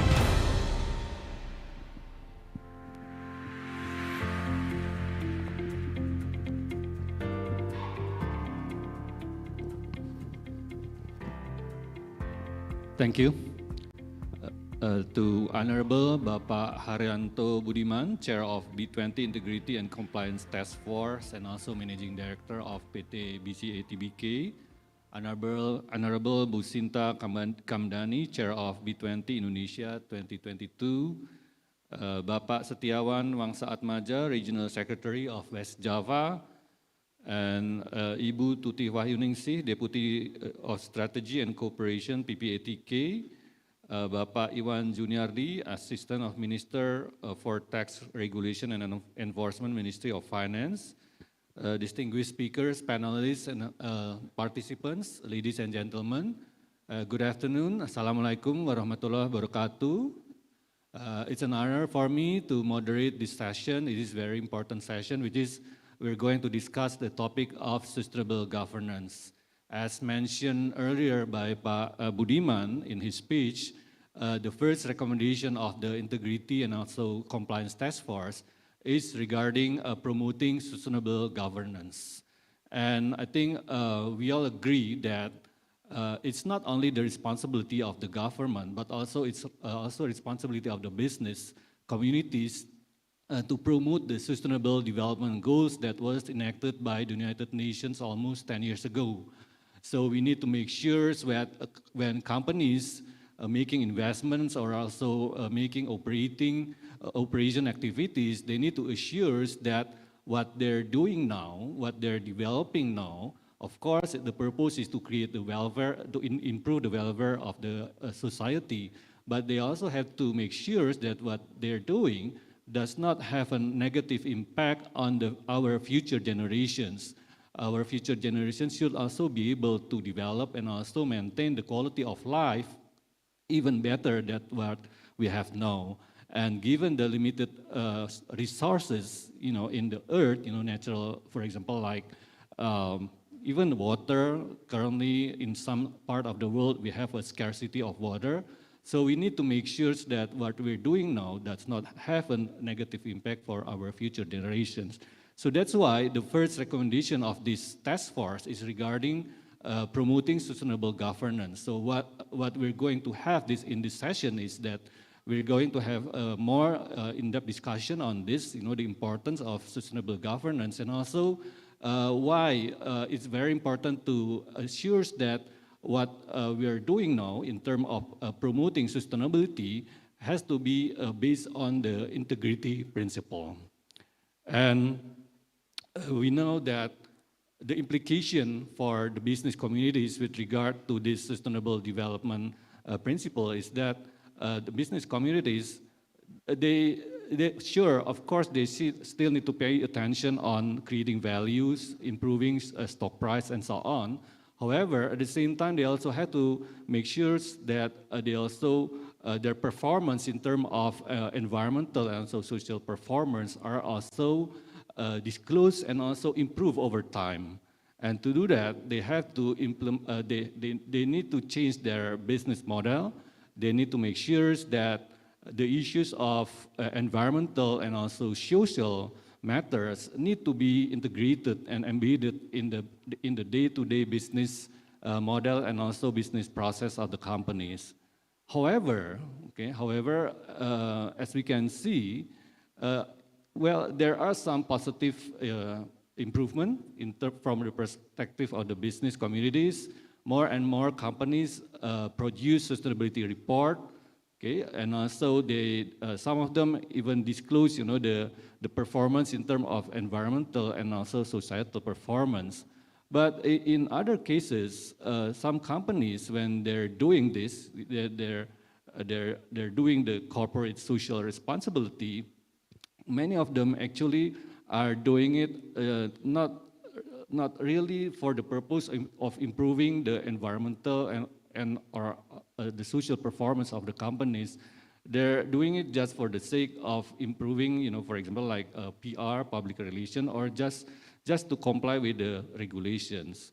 And we can see, for example, in terms of the sustainability report, there is this term about greenwashing, okay? Or for financial statement, it's like window dressing, while for sustainability report, it's greenwashing, in which the sustainability reports, their sustainability report do not really substantively reflect, the actual performance of the companies. And moreover, also many companies, when they're doing this, the so-called, the social responsibilities, and actually they're not really doing it. So that's why we need to make sure that companies, when do their responsibilities, they do it with the integrity, okay, making sure that they implement, their sustainability actions in substance. It's not just for PR or just symbolic. So that's the purpose of this session. And so we have three distinguished panelists, and each of them will discuss a different perspective on on assuring the integrity of sustainability governance. The first speaker will be Pa Alexander Sianturi. I would like to invite Pa Alexander to come to the stage. Please, Pa Alex.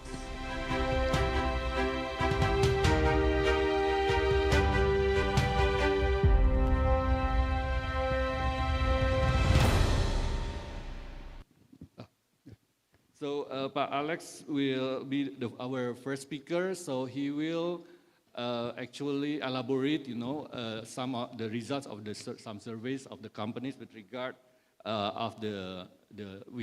to the fraud, okay, fraud related to the sustainabilities, and also with regard to the integrity of the sustainability. And so, Pa Alex will be our first speaker, and he will speak for about 10 to 15 minutes. And then after that, there will be two speakers. The first one is Mr. David Maiden from IFAC. Mr. David Maiden will discuss efforts to assure the credibility of sustainability report. Okay, so Mr. David Maiden is from the International Federation of Accountants. And then the next speakers, there will be two speakers, Mr. Satish Gold and also Ms. Nancy Lindsay. These speakers will provide their view from the perspective of the board, okay, of the board members of companies, how the board views regarding the sustainability governance, and also how to assure the integrity of the implementation of sustainability in the company. So before we start the session, I will introduce a brief profile of Pa Alex Sianturi. Pa Alex is from Ernst & Young, the partner from Ernst & Young, and he is currently holds the role as the forensic and integrity service partner in EY Indonesia. His focus is on business integrity risk review, investigative forensic audit, compliance review, anti-fraud program and controls, and fraud risk management, including fraud risk assessment and general audit. So the place is yours, Alex, please.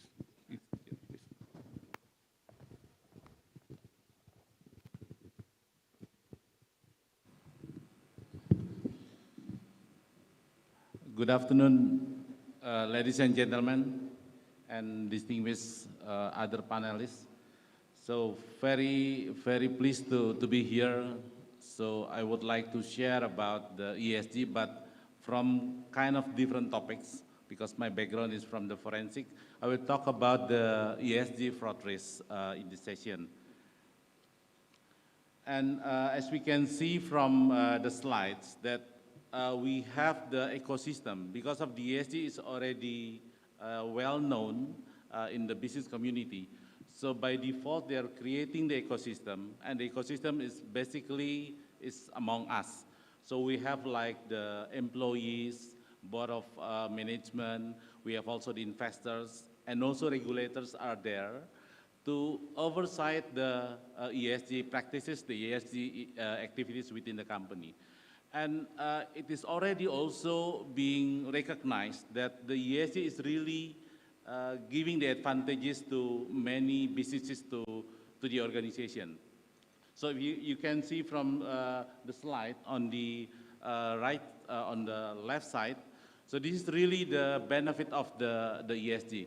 But the question is, do we only get the advantages without putting some investment? Of course not. We need more investment, and especially in the ESG activities, we need a big capital expenditure as well. So in that sense, I would like to kind of link together what is the benefit of the ESG, what is the ecosystem look like, and what will be the fraud risk will be also exist surrounding this ESG initiative.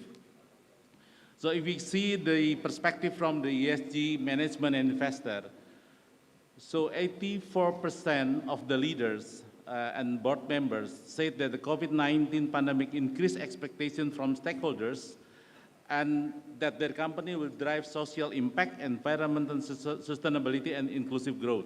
So we talk about the ESG.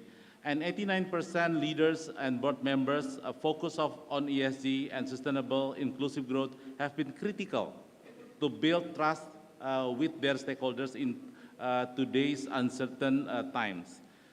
And if we see from the investor perspective, so the 84, 89 is from the leader perspective on the board from the corporation, but from the investor perspective, 90% said that COVID-19 pandemic, they attach greater importance of corporate ESG performance. But only around half of this, of the investor, is really having a good investment, ESG investment approach. So they don't really understand basically in half what is happening within the ESG activities, what will be the investment will be look like at the end of the certain period of time. So this is really the contrast between the board member as well as from the investor. So if you move forward to the next slide, so if you see what is the challenges between the ESG practices.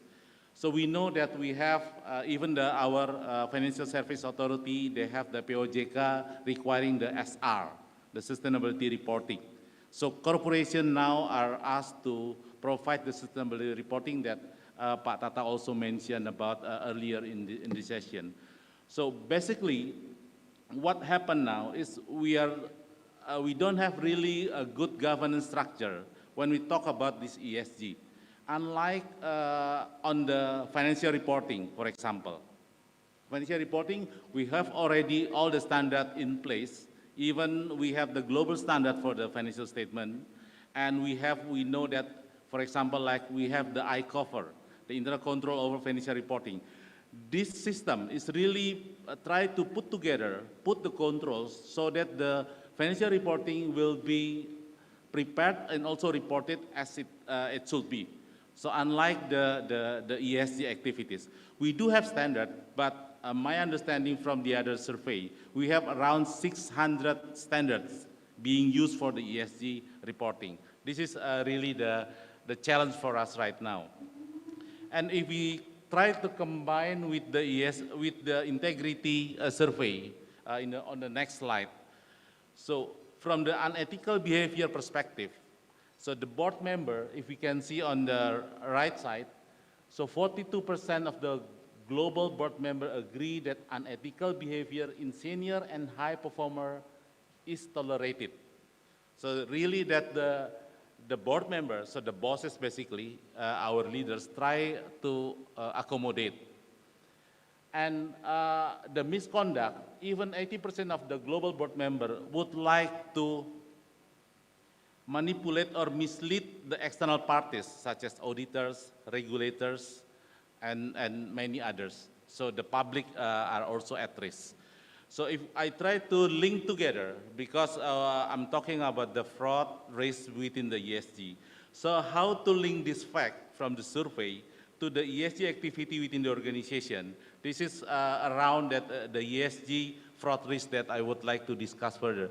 If we can move to the next slide, these are some of the ESG fraud risks and also maybe the incident that have been taken place in many corporations. By definition, fraud is basically intentional act to commit a certain fraudulent action to deprive other and make benefit to certain party, including maybe the corporation or the personnel inside the corporation or the external parties. And the other, some examples around the ESG fraud, for example, like harvest mixing. So you can combine between the legal harvest and also the illegal harvest. This is also the situation that happening in the ESG fraud. Social-related fraud, for example, falsified DE&E, now because it's already trend also, diversity, equality, and inclusiveness. We have some metrics because we would like to show that to the public we are inclusive corporation, we are not exclusive. We have a certain % of women that being employed in the corporation. Those kind of things are reported in the SR, but it can be also falsified depending on how you would like to present certain values toward the market. So again, this is all the examples of the fraud within the ESG activities, and the impact is really on the financial risk. And also the reputation and compliance. We are now talking about the integrity and compliance as the task force, and we also see this as a critical area that ESG is very, very famous, and also fraud is also within that famous also happening also as an incident. And if we can continue with the next slide on the, I would like to connect between the ESG fraud and the money laundering. So we talked just now about the capex that required to, for example, if you would like to have a carbon zero, there is no way that you just turn your machine, for example, your equipment becoming like a zero carbon machine or equipment. You need some investment. And we can see this as a linkage to the money laundering, which is also part of our task force discussion and our recommendation. It can be from the legal source of money, and the company can do like ESG fraud that in the previous slides. So they can put something together in their SR, reporting like a good corporation, a green company, but in fact it is not the way they operating. And they coming with the dirty money, and they need to launder that money. And on the other side also, the illegal source of money, this is what we can see as well, can be used the capital expenditure within the ESG activities that be supported with the illegal money.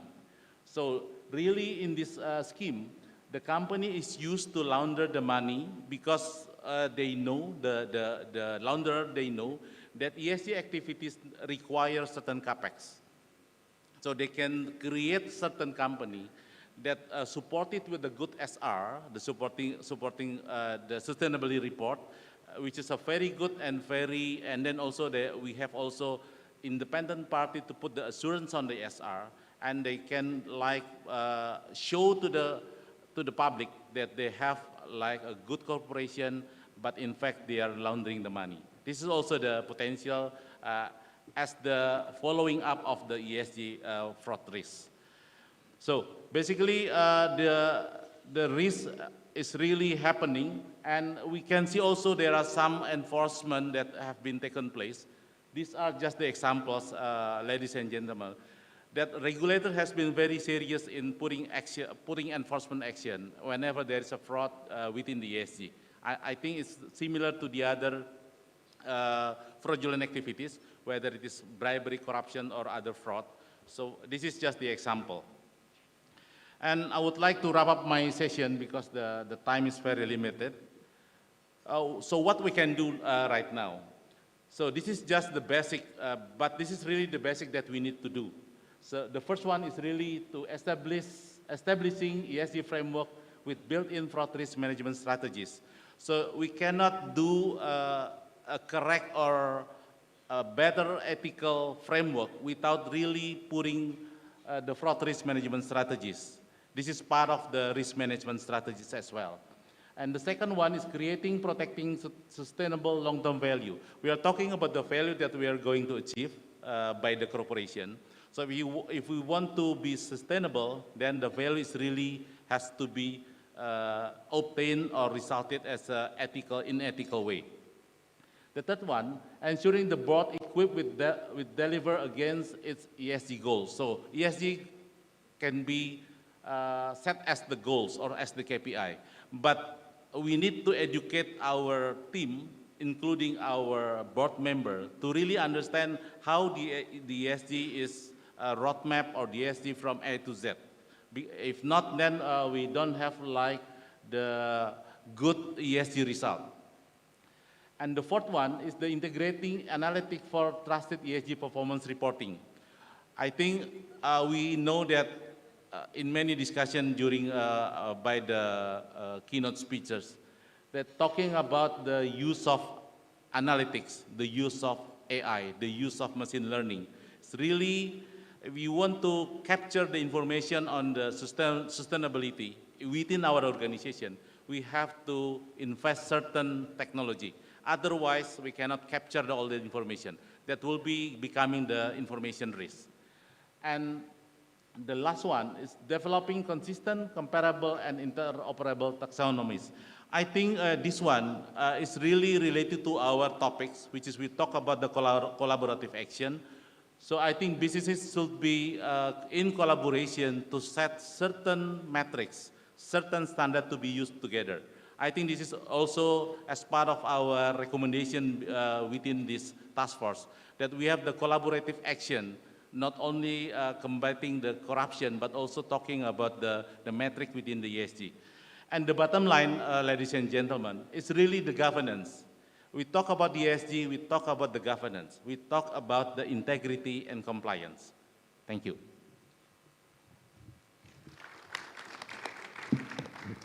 Thank you, Pak Alex. Very interesting presentation. So, in one of the slides, you mentioned that on the one hand, most CEOs or top management views that performing sustainability is very important, but on the other hand, many of them still tolerate, behaviors that are actually contradictory with sustainability principles. And you also mentioned about the importance of having this fraud risk management to address this matter. So if you could elaborate more about this fraud risk management, how you can implement in the company to at least close the gap, within what they're saying and what they're actually doing, the CEOs and others. Thank you. Okay. Okay, thank you, Pak Tata. So basically, fraud risk management talking about the framework that we can use to boost the ethical behavior within the organization. So basically, I think I agree with you, Pak Tata. So what is being the objective and the facts that on the ground is really not the same. So that's what we call the gap. And to fill the gap, we have to create the agenda, basically. In EY, we call it the integrity agenda. So integrity agenda is really to close the gap. Basically, we cannot close the gap, but to reduce the gap as much as we can, that our action within the company, within the corporation, is really try to put the ethical behavior is really at the front of all the operation. But this should be designed at the entity level. So that's why we call it the fraud risk management. It's like the risk management, but the focus is really on the fraud. But fraud risk management is part of the risk management. If your organization have the risk management, but not including the fraud risk, then your risk management will not be complete. Okay. Thank you very much, Pak Alex, for your sharing your thoughts on this important topic. I think now we're going to move on to the next speaker, Mr. David Maiden. I hope you are here already, Mr. David Maiden.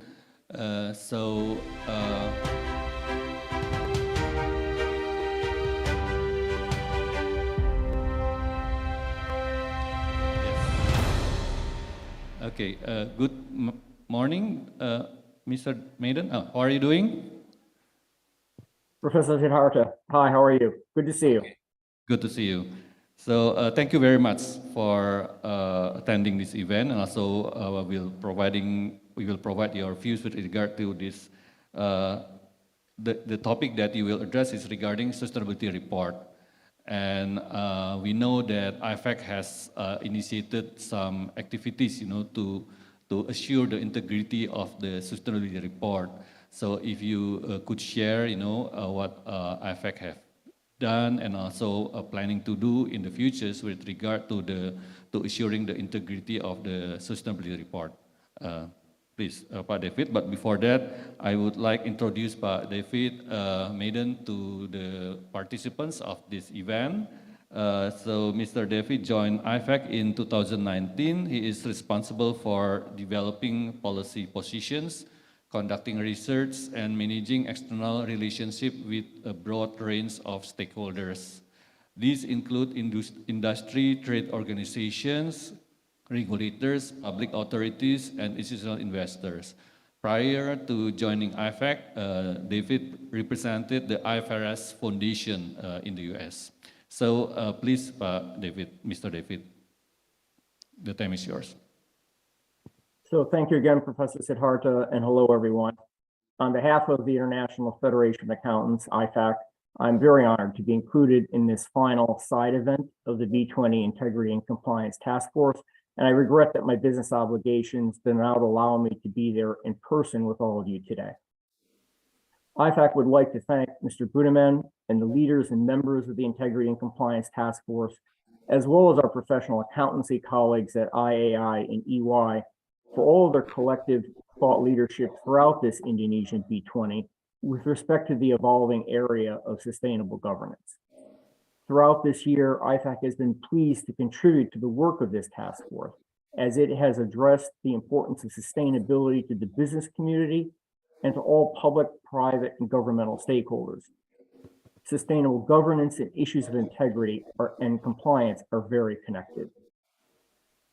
IFAC believes that our profession, the accountancy profession, which includes over 3 million professional accountants worldwide, has a public interest responsibility to be a part of the sustainable transition and to be enablers of this transition.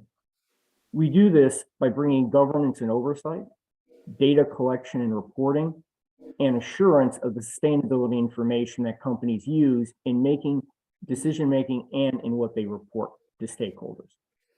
If I could have the next slide, please. The task force has focused on the importance of bringing, and one more slide, please, next one. This task force has focused on the importance of bringing integrity and good governance to the sustainability information at a critical time, just as the IFRS Foundation, which oversees how companies report their financial performance in 140 jurisdictions around the world, just as the IFRS Foundation has formed a new International Sustainability Standards Board the ISSB. The mission of the ISSB is to set a global comprehensive baseline of disclosure requirements that will bring consistency, comparability, and reliability to the sustainability-related information we all need for making good decisions. Such a rationalized and globally aligned approach is the starting point to bringing integrity to the sustainability information that so many companies around the world now report. And this is why over the past 2 years, IFAC has actively supported the establishment of the ISSB as the best path forward.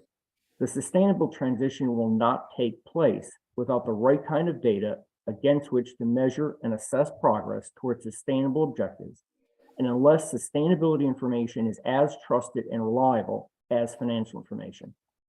This is the mission of the ISSB and the primary focus of my message today. The B20's focus on sustainability this year is joined by other international bodies, including IOSCO, which is the International Organization of Securities Commissions.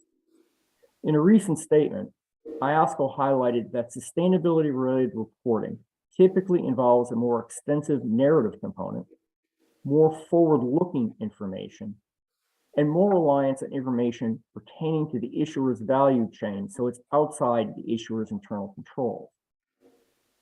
IOSCO went on to say that it will continue to support its members and other stakeholders in the journey to improving the consistency, comparability, and reliability of sustainability-related information, including assurance of this information. In answer to this global need for the integrity that assurance brings to information and processes, the International Auditing and Assurance Standards Board, the IAASB, has begun work on a new global ESG assurance standard. Next slide, please. The critical role of assurance is also why IFAC worked with the Association of International Certified Professional Accountants over the past 2 years to examine and benchmark what ESG information companies disclose, and then to assess the level of verification that is taking place over this information. Examining 1,400 of the largest companies from the G20 plus Singapore and Hong Kong SAR, we observed that over 90% of companies are disclosing in ESG information. The issue is that 80% of companies use a mix of standards and frameworks for what they disclose. The use of multiple standards, predominantly on a voluntary basis, is a barrier to reliable information, high-quality decision-making, and effective allocation of capital. We believe that the current ESG reporting practice does not support the quality of ESG information we all need, nor does it provide the best foundation for high-quality verification or assurance. And that's why the work of the ISSB is so important, and IFAC hopes that the recommendations of this task force will continue to support the G20 taking steps to support and adopt globally converged standards for reporting sustainability information. This is the mission of the ISSB. If the ISSB provides the global baseline of investor-focused disclosures, then local authorities can determine what else they may require local companies to report, information that is a complement to the global baseline. IFAC, the ISSB, and IOSCO, among others, support this approach to building a global system for reporting that starts with the global baseline of the ISSB. Next slide, please. However, converged reporting is just the starting point. Based on our research, only 58% of companies obtain external independent verification over the ESG information they report. The highest rates of sustainability assurance are in France and South Korea. We also see relatively high levels of assurance in the United States, Europe, Australia, and South Africa. Aside from these jurisdictions, the level of assurance begins to drop off. Without independent external verification conducted in accordance with high-quality, globally applied assurance standards, corporate disclosures on ESG will never be as decision useful or trusted as financial information. Most assurance today, around 80%, tells investors and other users of ESG information that the information is plausible, which is not the level of assurance that auditors provide over financial statements and information. Accountancy firms are doing most, about 60% of ESG assurance engagements, but that means 40% of engagements are being done outside the accountancy profession.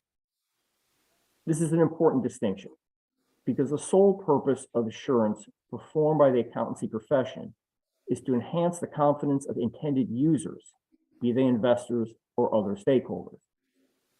Other service providers or consulting services focus directly on the needs of the client, the preparer of the information, not on the user of the information.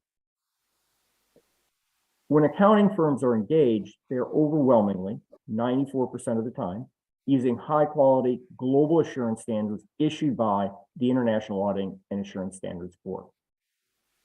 Next slide, please. So to better examine the scope of what information companies capture, analyze, and report on, our research broke ESG into 4 categories: greenhouse gas information, other environmental, social, and governance reporting. 95% of companies report on governance matters, but not all of this information addresses corruption and financial crime-related topics. Assurance on ESG disclosures is being obtained primarily on greenhouse gas data, and we see a significant drop-off in assurance of information in other categories, especially those related to the G factors in ESG. Globally, only 43% of companies obtained assurance over at least some of their governance-related ESG disclosures. So to look more closely at the composition of governance disclosures and their assurance, we focused on a subset of 8 jurisdictions in the Asia-Pacific region: Australia, China, Hong Kong SAR, India, Indonesia, Japan, Singapore, and South Korea. Here, approximately 500 companies reported governance-related information. About a quarter of these companies obtained assurance on what they disclosed. But the question is, how much of this was anti-corruption or financial crime-related information? Well-respected standards and frameworks for reporting on ESG include governance disclosure topics such as board diversity, customer information privacy, and child labor practices. But topics most relevant to this task force would address issues such as company policies against bribery, or instances of whistleblowing, or compliance with and monitoring of anti-money laundering. Of the 100 or so companies from the Asia-Pacific region who obtained assurance on their governance disclosures, 62 of them addressed anti-corruption related information in what they reported. And only half, 30 companies, obtained assurance over these anti-corruption related disclosures. It's interesting to note that most of the companies who did so were from India and South Korea. Finally, a lot of disclosure and assurance of governance-related information relates to the existence of company policies, not specific performance-related KPIs or metrics on fines paid or ongoing investigations or whistleblowing occurrences, for example. So based on this very limited sample, it's tempting to suggest that greater focus on governance-related ESG disclosures, including assurance, may be warranted to help investors and other stakeholders truly understand the integrity of business practices and corporate culture of companies. Next slide, please.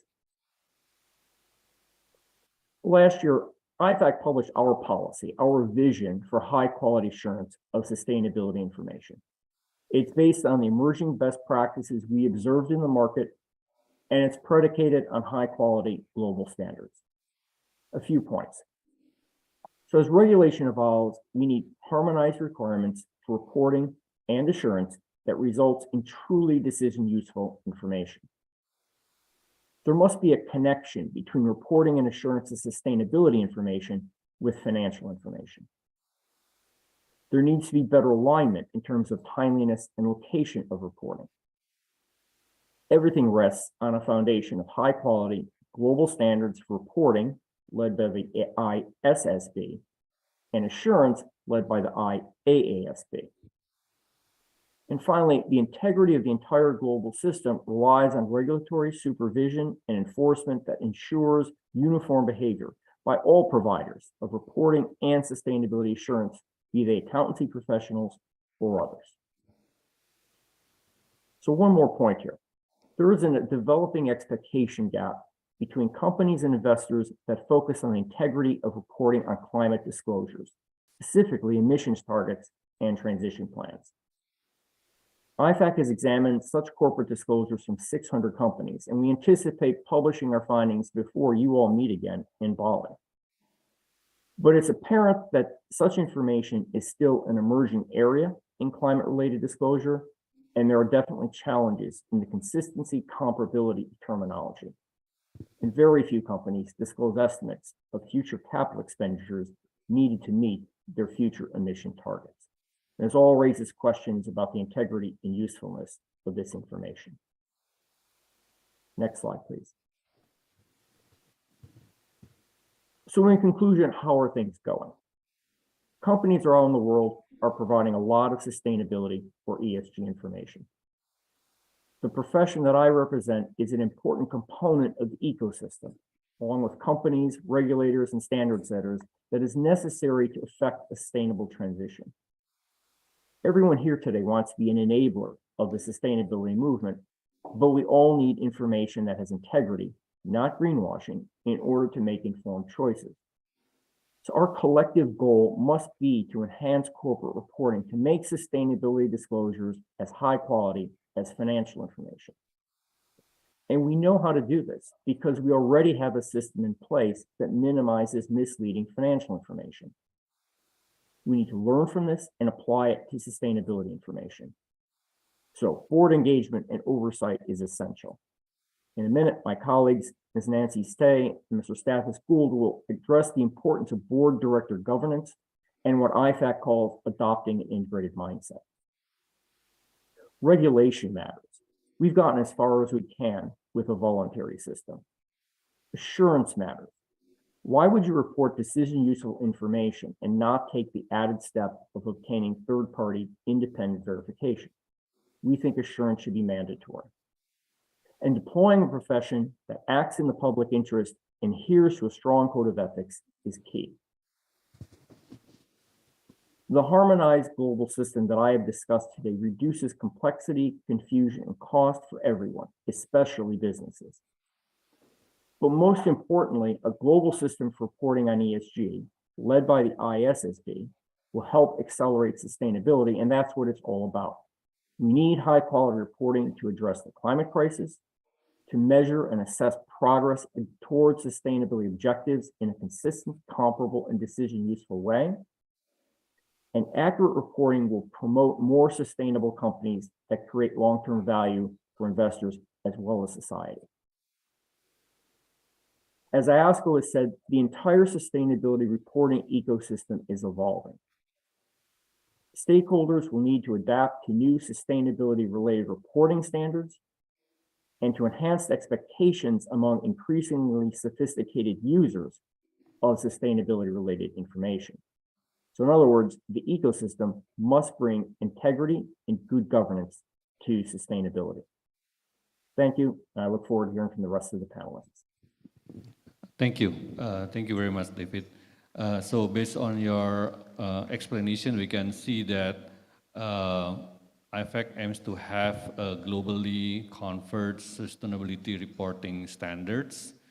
And also we need to make sure that companies comply with the standards. That's why we need assurance standards to assure companies when they publish their sustainability report, it's not greenwashing, but it really reflects the performance of the companies in with respect to the environmental and also social performance.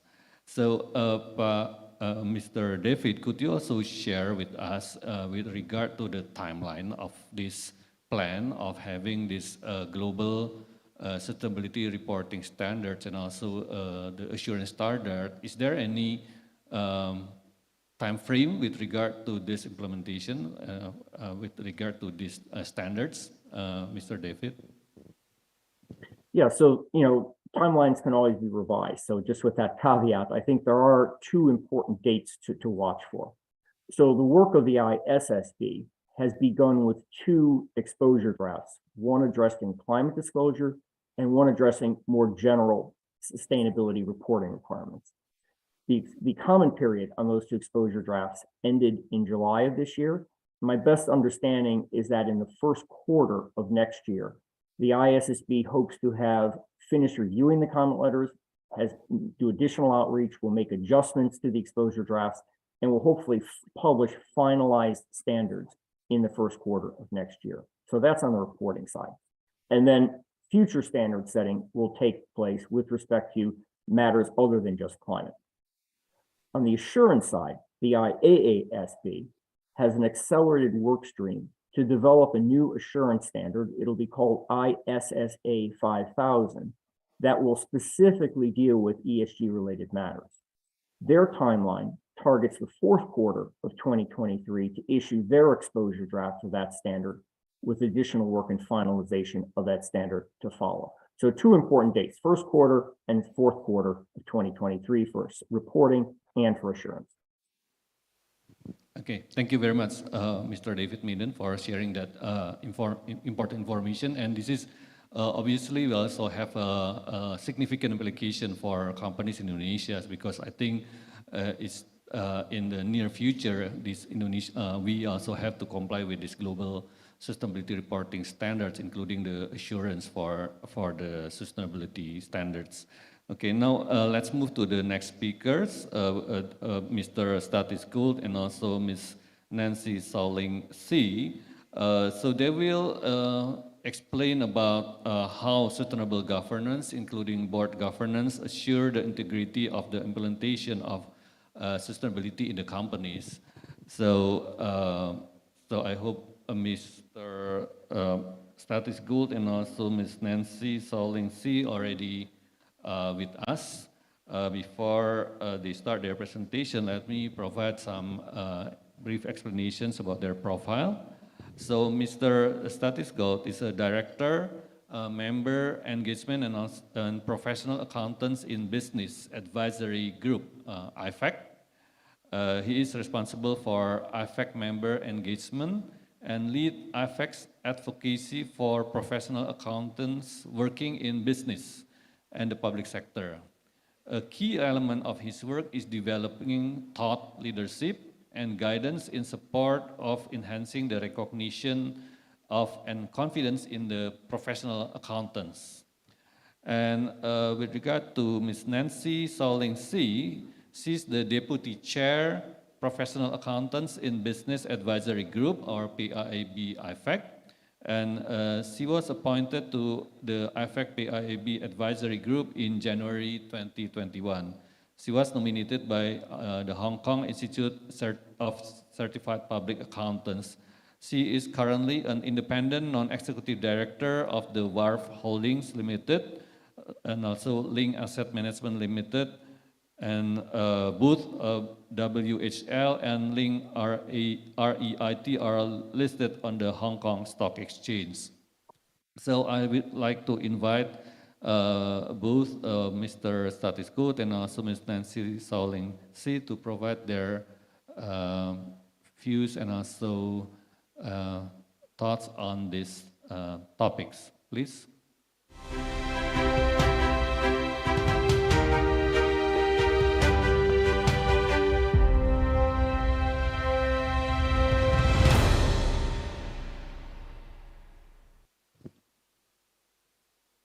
Yes, Mr. Statis Gould, could you hear me? Hello? Yes? I can hear you. Okay. Hello, please. everybody. Okay. Thank you very much. Well, Nancy, I thought was going before me, but that's fine. Nancy's with me as well. Nancy's going to talk about how board governance drives sustainability within organizations. I'm going to talk about how an integrated sort of mindset and thinking principles need to occur throughout organizations to improve decisions and reporting to drive sustainability. So to achieve sustainable value creation, and sustainable outcomes such as the Paris Climate Agreement and the SDGs, companies need to work towards sustainable business practices and products. They can only do this with a clear purpose and an understanding of how they can enhance their positive impacts on society and the environment, and then how to mitigate their negative impacts. So trust in business requires delivering real and meaningful action on sustainability issues. So to use a colloquialism, walking the talk. One of the most significant systemic risks to capital markets, as was mentioned earlier by our colleagues, is misleading reporting or greenwashing. Greenwashing poses a risk to investors and their ability to allocate capital to sustainable companies, and a risk to companies in attracting sustainability-linked debt financing to support investments in things like green energy and other solutions that are needed to transition business models. So Nancy is going to talk about how boards need to think on an integrated basis about the long-term health of a company. Their ability to do so relies on the integration of information and processes, bringing together both sustainability and financial lenses of success. The fundamental challenge to integration and integrated thinking and mindset today is sustainability and financial information are often dealt with in separate parts of an organization. These information silos are barriers to advancing sustainability and improving corporate reporting. In the world companies operate within, sustainability and financial risks are converging. A business can be dependent on many things, such as water, energy, palm oil, skilled and motivated workforce, strong community relations, and biodiversity. Depending on your business model, these dependencies on different types of capital can pose risks that will have financial consequences either today or over time. So to steer and manage a company on an integrated basis, it is necessary to ensure the sustainability information is robust and it's connected to financial information. Corporate finance and sustainability functions often operate in silos. This has to change. Today, given sustainability and financial information are dealt with in separate parts of the organization in many companies, financial and sustainability reports are often not connected and issued at different times of the year. Accountants in business and industry working as chief financial officers, as controllers, as chief accountants need to use their vantage point and their skill set to break down the silos to improve the quality of sustainability information and to connect this information to financial information and processes. Ultimately, the ability of companies to achieve sustainability goals and the success of sustainability reporting standards that David referred to will depend on this integration and an integrated mindset within business. So an integrated mindset is critical in two ways. First of all, it's important to make the right decisions to drive sustainability transformation and to change business practices. Management and boards need information and insights to help them make those decisions. They need a full picture of material sustainability impacts and related risks, opportunities, and financial implications across their operations and value chain. Without this information, investment in the right solutions and changes in practices will not follow. The nature of sustainability impacts and dependencies and related risks and opportunities will to a large extent vary by industry. Some issues are more important than others depending on the sector you're operating within. With this information, it is possible to identify the sustainability strategies for the highest impact issues that you're facing as a company and focusing on the changes to how you operate to maximize your positive impacts while meeting your financial goals. In many companies, the link between impacts and their financial implications is often missing. So it is important to be able to quantify or value impacts and dependencies and key initiatives in relation to financial metrics such as revenue growth, cost of capital, and cash flows. Where financial and sustainability information and processes are better connected, it is easier to understand environmental and social costs and where to focus management attention and the financial benefits of actually changing operational practices and delivering new types of products and services. When sustainability priorities and their economic benefits are clear, it is possible to align resource allocation and performance using relevant metrics and KPIs. The second area where integrated mindset is very important is enabling transparency and decision useful disclosure, as David referred to. Of course, as I've mentioned, sustainability information is often disconnected from financial information. It's also disclosed in many different places. It can be in voluntary disclosures, it can be in sustainability reports, CSR reports, integrated reports on the website. Where it's located varies.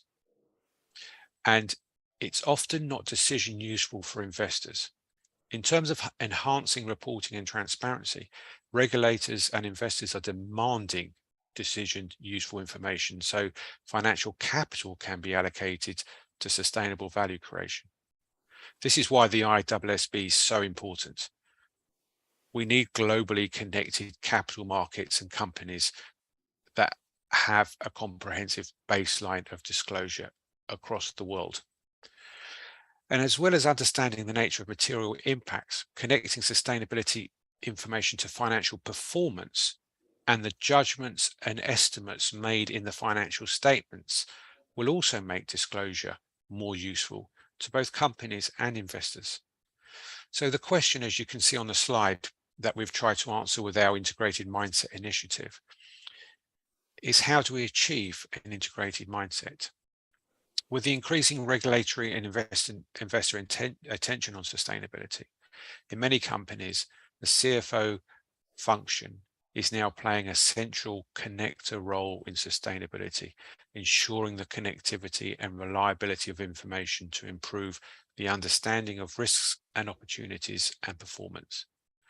So really through the lens of the CFO and the finance team, they really are in an ideal position to leverage their viewpoint across the business, across an organization, and their expertise in financial processes and information to enhance the connectivity and maturity of information, ensuring it is on a par with financial information, and consolidating and prioritizing relevant issues and information from various corporate functions and external sources, and ensure their integration into planning, financial analysis, performance scorecards, etc.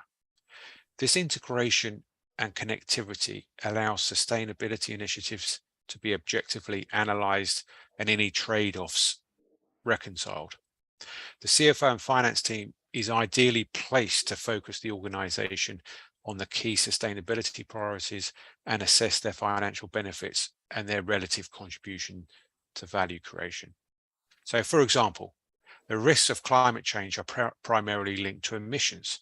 The finance team can provide insights on the financial risk arising from the cost of emissions, which provides an organization's exposure to climate risk related to its assets and its business activities. This information is needed to assess the financial implications of climate change, such as changes in profitability and cash flows and the value of assets. This provides the foundation for discussing a strategic response to climate change and assessing the benefits and economic value of changing practices to achieve emission reductions targets. Accountants are ideally placed to use their professional skill sets and ethics to apply financial reporting principles and controls to sustainability information so that it's reliable, relevant, and timely. In many companies, there needs to be a significant improvement in data collection, applying methods and standards and internal controls over sustainability information. This is a rapidly maturing area. Building trust in information is the final key element of achieving an integrated mindset, and it's critical to corporate integrity. Trust in information is critical not only for external stakeholders, but also for integration within an organization. Trust can only come with a concerted effort over time from every element of the corporate ecosystem working together, from boards, management, investors, regulators. And as Nancy's going to talk about now, boards and audit committees need to fulfill their oversight responsibilities to instill a culture of integrity, ethics, and strong interconnections between corporate functions. Organization-wide systems for data management and decision-making should be put into place to improve consistency, relevance, and comparability of metrics and information. And technology should be used as a trust-building tool to minimize the manual effort and the risk of error that goes with manually processing such information, and deploying new tools for the automation of data extraction, digital workflows, and embedded controls, and the use of data analytics to better inform decision makers. So in conclusion, promoting an integrated mindset should be a top priority for every organization, and IFAC is making sure it is a top priority for CFOs and finance functions. And with that, I hand over to you, Chair, and to Nancy. Thank you. Thank you very much. Now let's move to the next speaker, Nancy, please.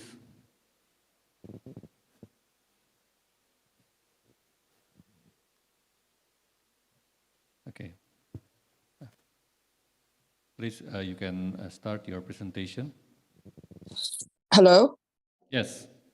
Hello, okay, yeah. Thank you, Professor Siddhartha. And thank you for inviting me as a member of the delegate of IFAC, and to give me the opportunity to speak about the need for sustainable, effective corporate governance to enhance corporate integrity and sustainability, and the achievement of ESG initiatives. I'm pleased to have today to share my thoughts based on my experience as an independent non-executive director and the discussion we just had at the IFAC Global Professional Accountants in Business Advisory Group, of which I'm the deputy chair. Greater trust in business flows from companies being seen as a force for good for society and upholding high standards of integrity.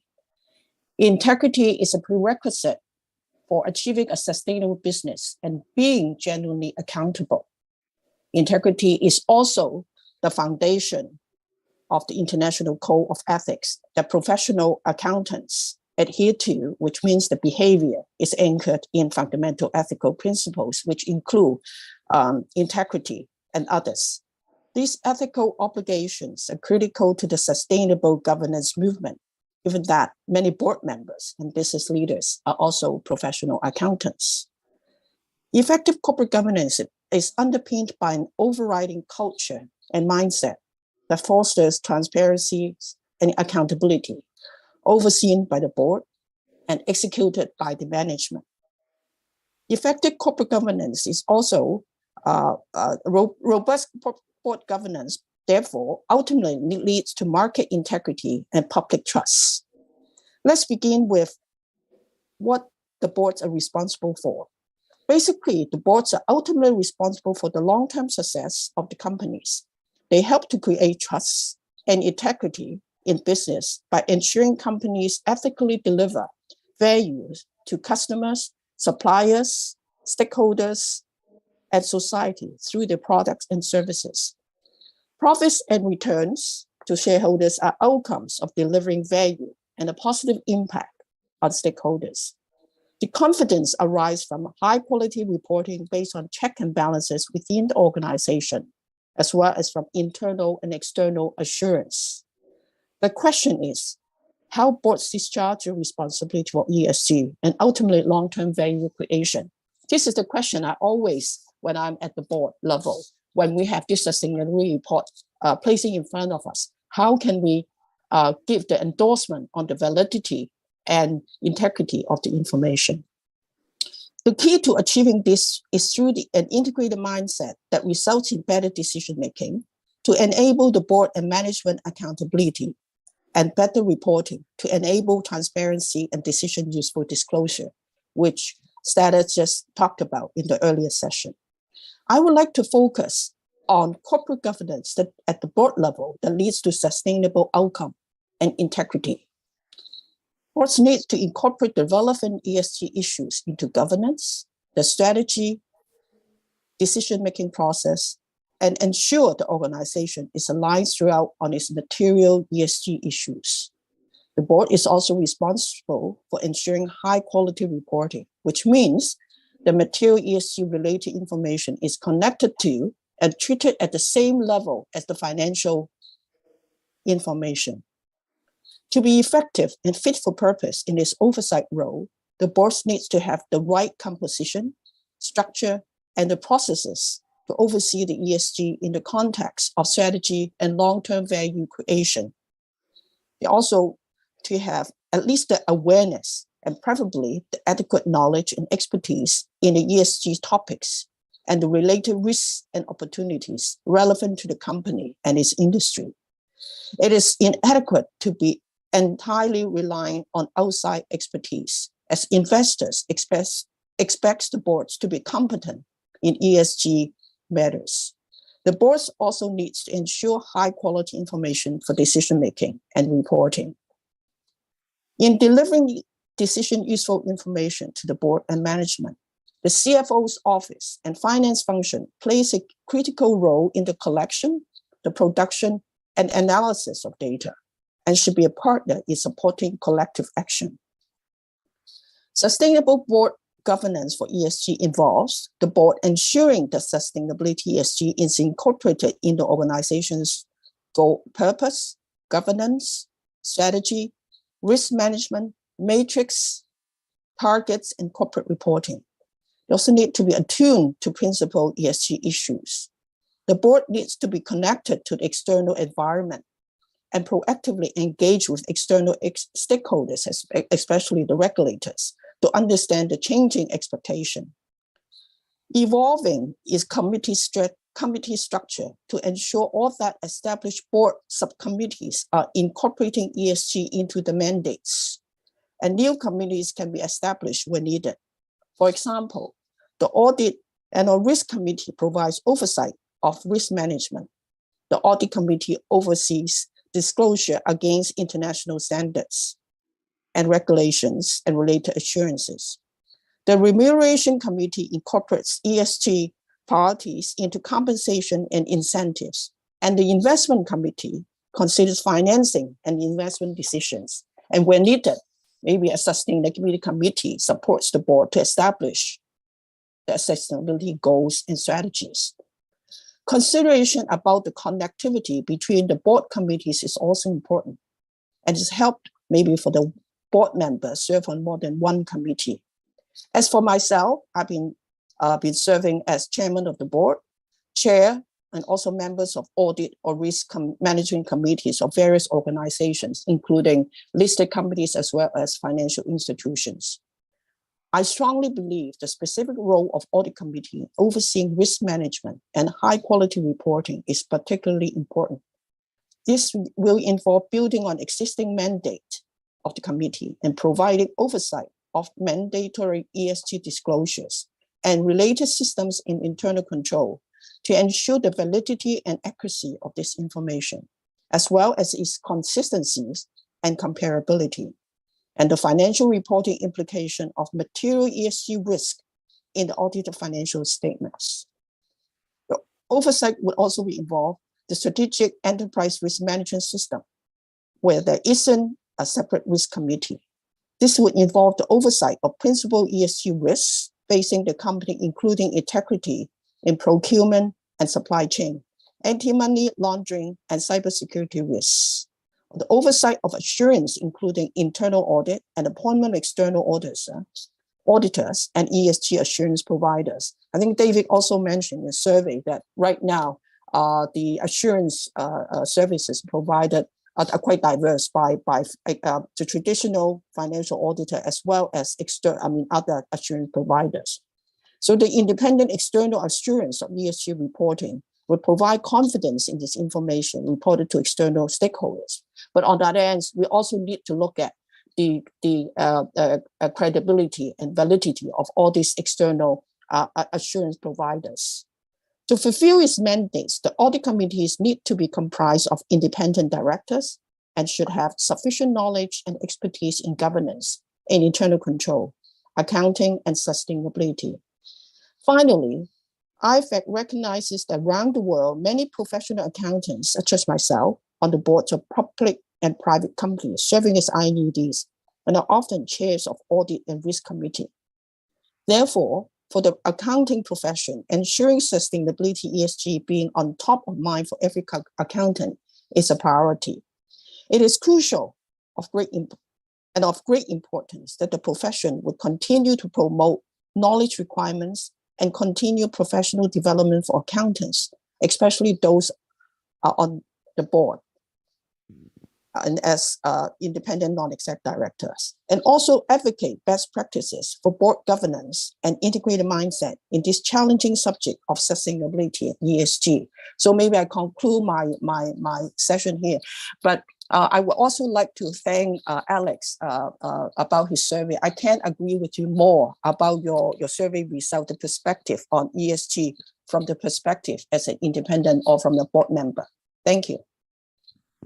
Thank you very much, Nancy. So I think in conclusion, we can see that tone at the top is very important. The board should commit themselves to assure the integration of the sustainability matters in the business process of the companies. In addition to that, ethical behavior is also very important. The culture, values of the company should be consistent with the sustainability principle. And the other important matters, it's about integration. So the integration mindset should also be reflected in the behavior. There should be no silos. Finance should also address sustainability matters, and also sustainability division should also take into account the implication of the activities on the financial matters. So thank you very much for the information and also the presentation, Nancy, and also Mr. Gold. So I think this closes this session, ladies and gentlemen. Before I close this session, let's give another round of applause for the panelists. Thank you very much. Thank you very much, ladies and gentlemen. Wassalamualaikum warahmatullahi wabarakatuh.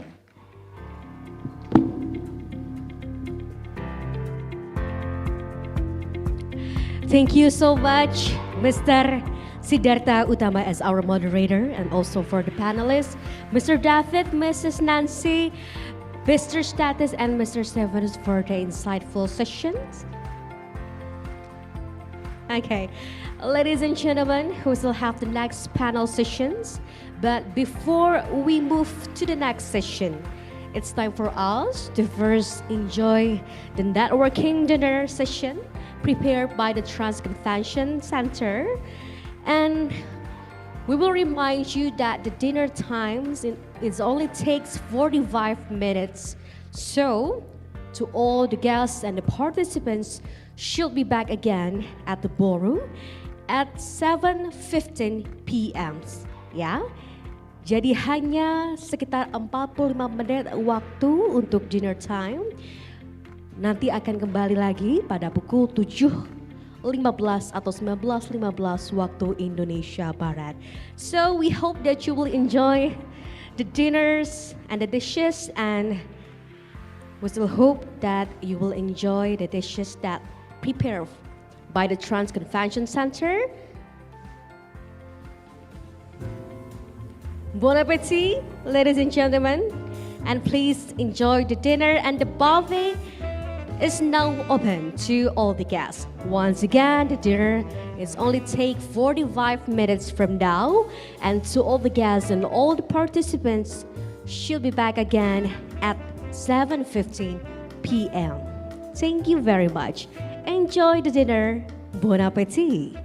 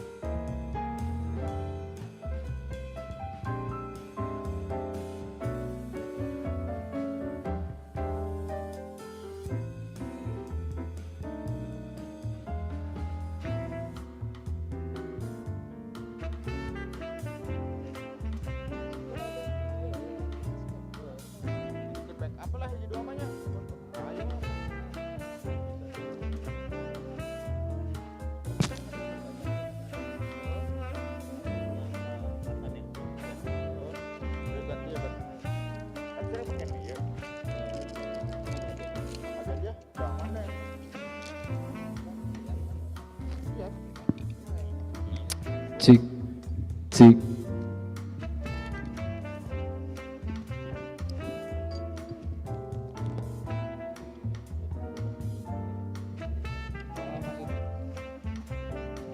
Cik, cik.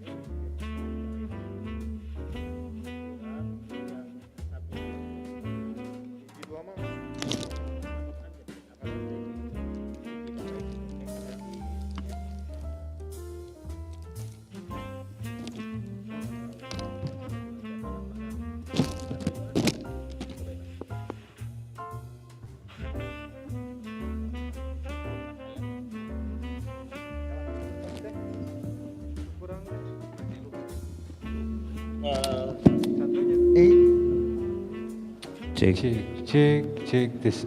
Cek.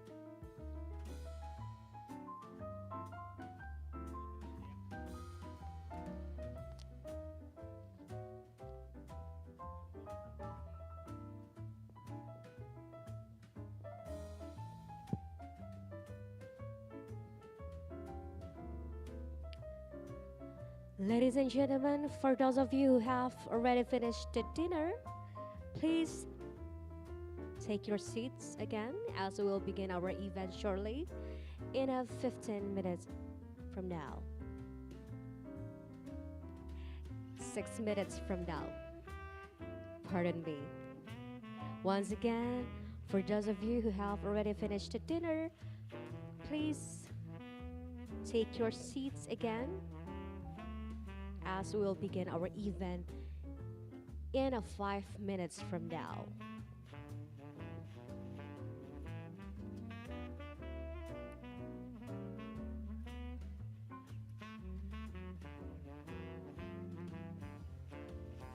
We sincerely hope that you will enjoy every minute together in this ballroom during this networking dinner. But once again, we will remind you that our event B20 Integrity and Compliance Risk First Collective Actions in Alleviating Integrated Risk will begin again in a few minutes.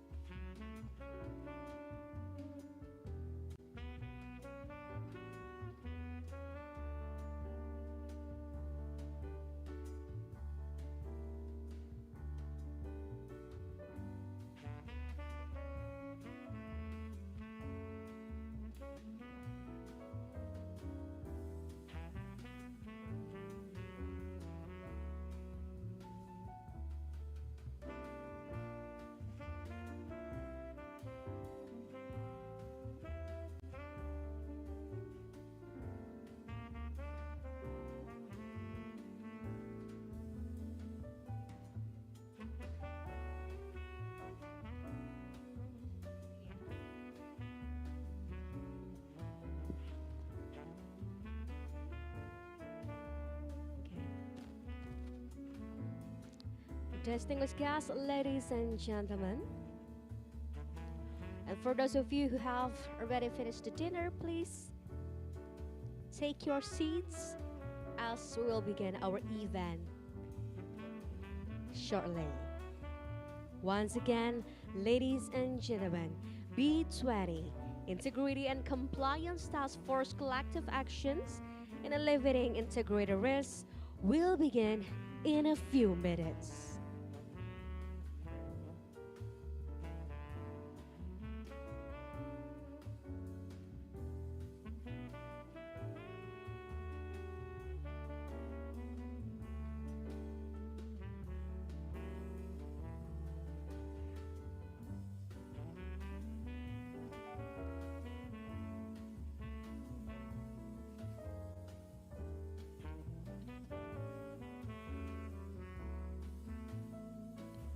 Once again, we would like to invite you to enter the ballroom and please take your seats as we'll begin the side event B20 Integrity and Compliance Task Force collective actions in alleviating integrated risk in a few minutes.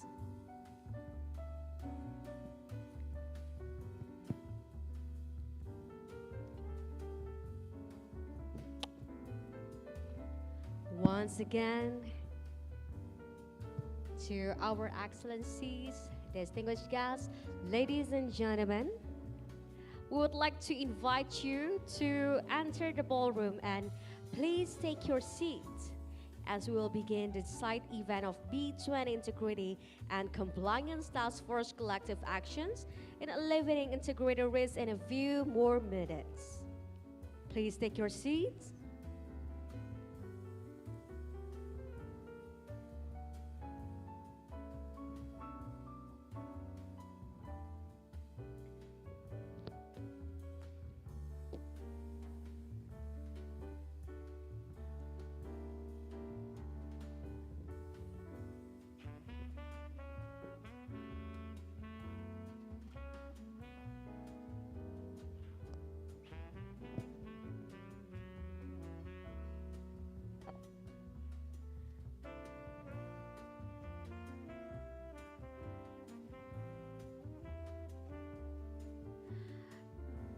Ladies and gentlemen, welcome back again, and thank you for still joining with us at the Trans Convention Center.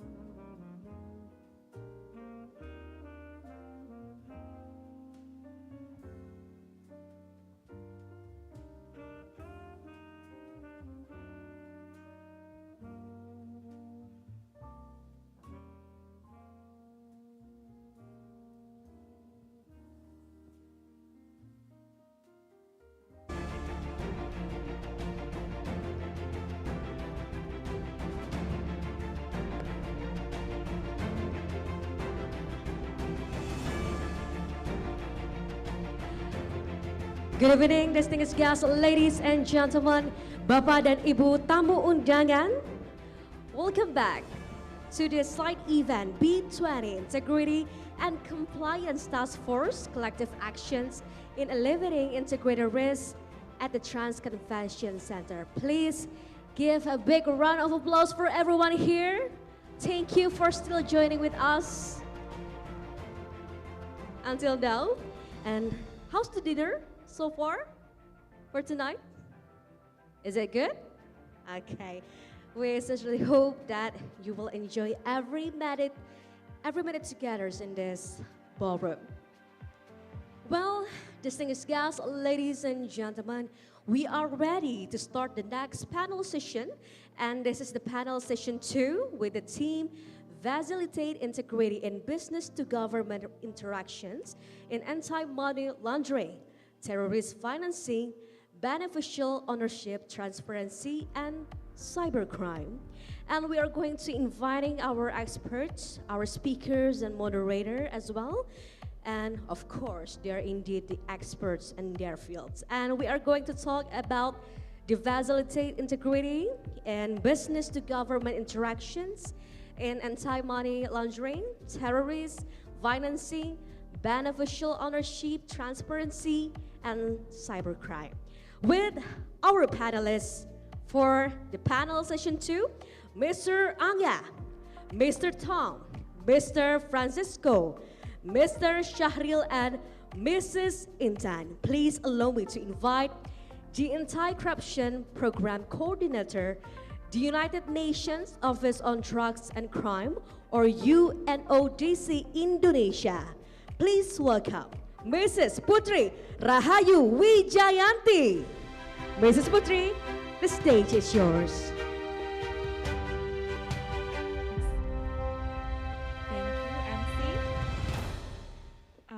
Excellency, Mr. Haryanto Budiman, Chair of B20 Integrity and Compliance Task Force, Ms. Tuti Wahyuningsih, Deputy for Strategy and Cooperation of Financial Transaction Reports and Analysis Center of Indonesia, Mr. Iwan Juniardi, Assistant of Minister for Tax Regulation and Enforcement, Mr. Cucus Sutara, Chairman of West Java Chambers of Commerce, Mr. Setiawan Wangsaatmaja, Provincial Secretary of West Java.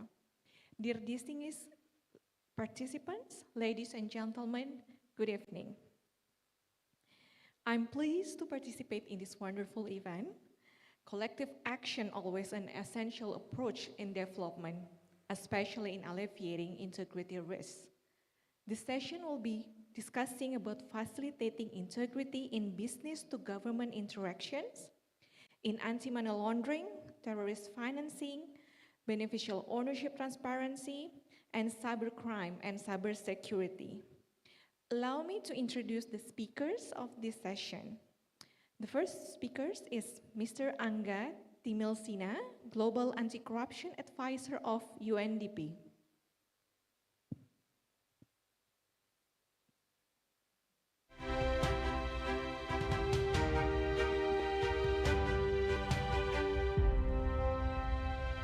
The second speaker is Mr. Tom Townsend, Executive Director of Open Ownership. I would like to invite Mr. Tom Townsend to go to the stage.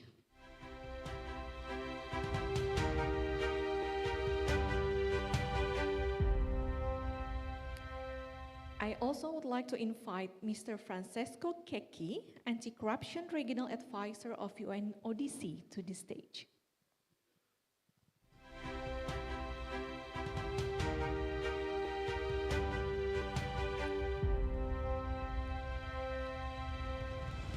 I would like to invite Mr. Shahril Ramadan, Director for Supervision and Compliance of Financial Institutions and Transaction Reports and Analysis Center of Indonesia.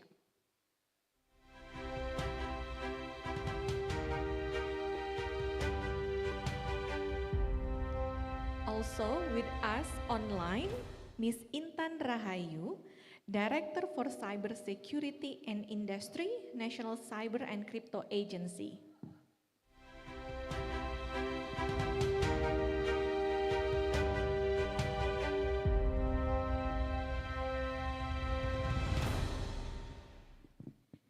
So without further ado, because we have limited time, I would like to invite Mr. Angga Timilsina to share your thought about the collaboration, about collective action to alleviating risks, especially for corruption and money laundering. Angga, the time is yours. I hope you can hear me, Angga. Yes, Putri, thank you so much. Can you hear me? Yes, we can hear you clearly. Okay, good. Excellencies, distinguished panelists, ladies and gentlemen, on behalf of UNDP, it's my pleasure to participate in this public-private dialogue on beneficial ownership and transparency and share UNDP's global experiences, particularly on information collection and its usage.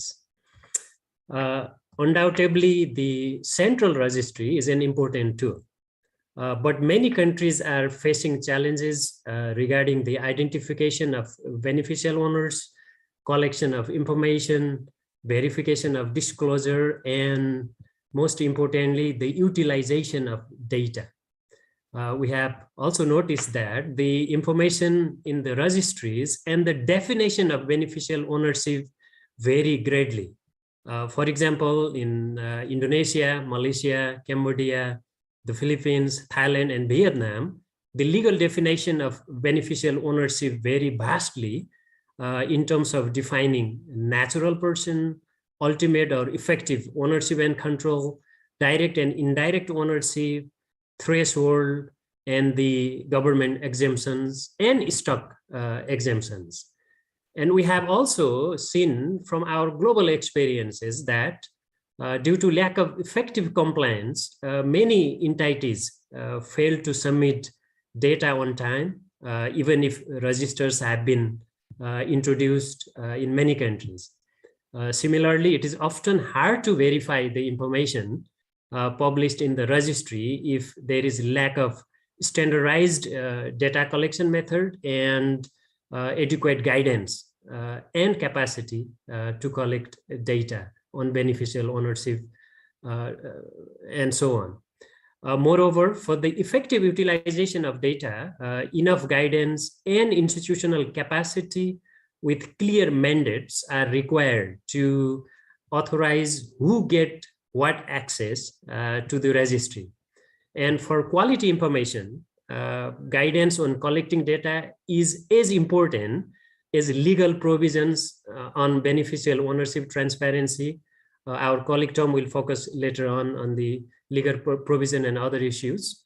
In Malaysia, for example, the Company Commission of Malaysia provides the guidance for reporting framework for beneficial ownership of legal persons, introducing a requirement to hold accurate, up-to-date, and verified information on beneficial owners that applies to all domestic and foreign companies, all domestic and foreign limited liabilities partnership, and all government-owned or state-owned companies unless they are exempted by the law. Most importantly, what we have learned is that the quality of data also depends on the capacity and the effectiveness of verification process.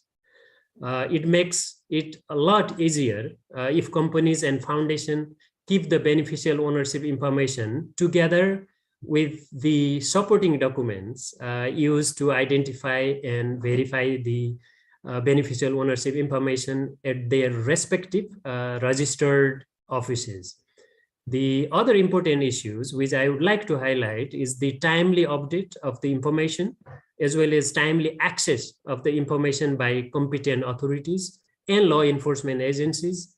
Overall, globally, we have seen 4 main limitations on beneficial ownership registry.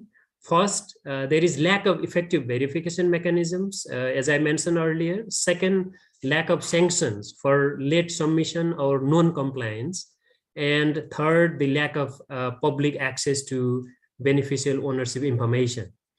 But the good news is that there are many emerging best practices on beneficial ownership transparency. For example, the Financial Action Task Force, also known as FATF, suggests a multi-pronged approach to the beneficial owners behind legal persons, such as companies and foundation. It also suggests combining existing information approach and company approach together with registry approach, so that these three approaches supplement each other. Registry approach requires company registries to obtain and hold up-to-date information on beneficial ownership, while existing information approach uses existing sources of information, including financial institution, company, land properties, or other types of registries, other authorities such as tax authorities, stock exchanges, and commercial databases. Similarly, the company approach requires companies themselves to obtain and hold up-to-date information on shareholders or members. But we also note that it requires a legal enforcement framework to have such a multi-pronged approach to be effective. We really need a legal and enforceable framework. And the role and responsibility of each key stakeholder should also be clarified, and it should also be institutionalized, including the roles and responsibilities of company itself, company registry, obliged parties involved in company registration, and verification of information, such as by lawyers, notary, accountants, financial institutions, designated non-financial businesses and profession, supervisor, self-regulated bodies, and etc. As a best practice, FATF also underscores 5 key features of an effective system: adequacy, accuracy, and timeliness of beneficial ownership information, access by competent authorities, risk assessment, effective, proportionate, and dissuasive sanctions. And finally, forbidding or immobilizing bearer shares and nominee arrangement. As we all know, information and data are only good as they are useful. Thus, adequacy, accuracy, and timeliness, these 3 things. Adequacy, accuracy, and timeliness of beneficial ownership information is very important. That requires a robust validation and verification mechanism, as well as effective, proportionate, and dissuasive sanctions are also important to ensure both quality, accuracy, and timeliness of data. The other, for example, in Australia, under the Beneficial Ownership Register Act, it will be penalized to violate the reporting obligation either by an innocent or incomplete report, or by a failure to submit a report intentionally or due to gross negligence. And we also know from our global experience is that the information on beneficial ownership will only be useful when they are utilized to inform policies and make necessary changes to tackle illicit financial flows, money laundering, and other challenges. For example, financial institutions and designated non-financial businesses and professions could take the necessary measures to identify and verify beneficial ownership of their customers and disclose any discrepancies to the relevant authorities. Similarly, the relevant public authorities, including law enforcement, financial intelligence unit, and anti-corruption agencies, could use the information for investigation and prevention of corruption. Countries could also conduct a comprehensive risk assessment of legal persons so as to develop a more thorough understanding of vulnerability and potential abuse of legal person for money laundering and terrorism financing.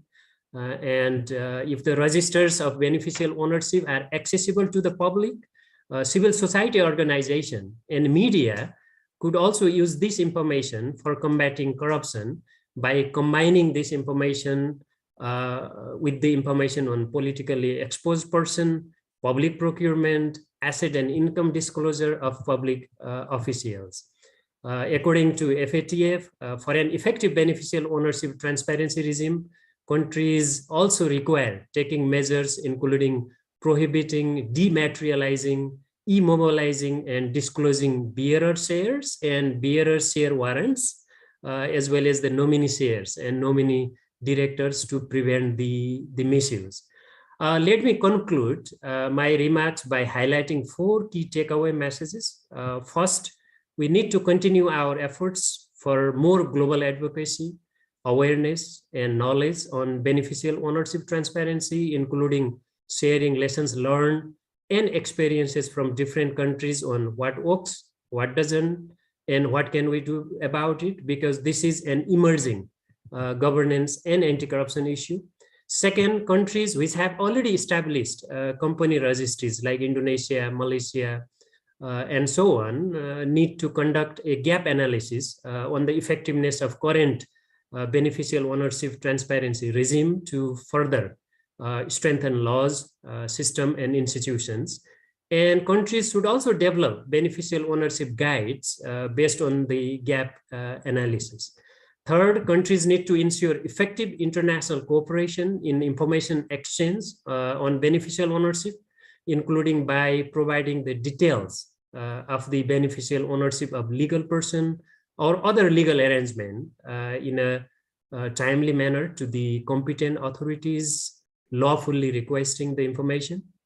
At the global level, there has been a discussion on an independent universal organization for cooperation on tax and financial integrity. Current tax negotiations and registry proposals are at a bilateral and regional level, not at the global level. Many advocates therefore call for a UN, the United Nations Tax Convention or Financial Integrity Convention, with a potential to ensure a global and genuinely representative forum to set consistent and multilateral standards for tax, financial, and beneficial ownership transparency. There is also a hope that the next international conference on financing for development could be a game changer. Finally, working together with our partners such as UNODC, OECD, Open Ownership, NORAD, TI, and other partners, UNDP will continue prioritizing the beneficial ownership transparency issues as part of our taxation, governance, and financing for development work. Thank you. Back to you, Putri. Yes, thank you, Angga. So I put notes on several important things. It's about the needs of accurate and valid information of BO, and also international cooperation on information sharing. I think we could add about the, I think there's a global forum on tax, and also G20 government also put the IAOE, the automatic exchange of information, and include BO information as part of element that could be actually exchanged between the tax authorities. Okay, thank you, Angga. I actually invite participants to give applause to Angga. Thank you. And next, I would like to invite Tom to share. I think you will add what has been said by Angga, and please, no more than 10 minutes. Thank you, Tom. I'll try and be even shorter than that because there's other people we are keen to hear from. Good evening, everybody. It's a pleasure to be here, and thank you for having me. This issue around beneficial ownership transparency is absolutely at the heart of any conversation about integrity. You've heard about ESG fraud this evening. You've heard about illicit financial flows. At the heart of all of that and how we tackle them is to understand who really owns and controls and benefits from a company. That's what beneficial ownership disclosure means. Implementing it is hard. Everything that Angga has talked about already are difficult things to do. It's taking time globally for us to get to a point where we really truly understand who owns and controls companies in a mass of jurisdictions around the world. I run an organization called Open Ownership. We work with around 30 governments around the world, including here in Indonesia, to do the hard work of this reform. So getting the legislation right, doing all of those things around a strong definition that Angga talked about, making sure there's a material and meaningful compliance and enforcement effort when people don't disclose properly. Then making sure we do the digital bit of all this right. We are asking companies to do something we have not asked them to do before, to tell government, and where it's being made public, everybody else as well, who owns and controls them. Companies, for the most part, don't necessarily understand what that means. So getting that process of disclosure right, usually through a digital channel, is absolutely essential and hard to do. So we work with governments around the world to make sure that can happen effectively, and we're all still learning. And then the third part of it really is making use of that data. Now, traditionally, this information has been thought about as an anti-money laundering and countering terrorist finance reform. And it is definitely that. That's its primary goal. But there are lots of other ways in which government in particular, and when it's made public, civil society and the media and journalism can make use of this information. So I really just want to give you kind of three big thematic areas that I think we collectively, and through the B20 and other fora, should be focusing on in the years to come. So the first one is that we focus on data and the creation of beneficial ownership data, which is materially valuable to government and wider society. So let me give you a couple of examples of what I mean by that from G20 countries. In both Australia and Indonesia, these governments issue a lifelong, persistent identifier for directors of companies. This is a massive help when you're trying to understand how a company is structured, how a director is moving between different businesses, and when it comes to investigating illicit financial flows, this is a key piece of information to make sure things work well. So governments are taking steps to do things that are innovative and new that not only benefit the investigative process and support integrity, but also make life easier for business. If you have this lifelong ID, you don't have to re-register every time. You can simply give your ID and say how your directorships have changed. So there is always a debate in beneficial ownership world about the burden to business, but governments around the world and within the G20 are taking steps to make it easy and beneficial to do this kind of disclosure well. The second thing is that data is used. Remarkably, within certain fora, like the UN Convention Against Corruption, it's only been in the last year that the convention has integrated any language around actually using beneficial ownership data. It previously just talked about collecting it. So we have to see this used.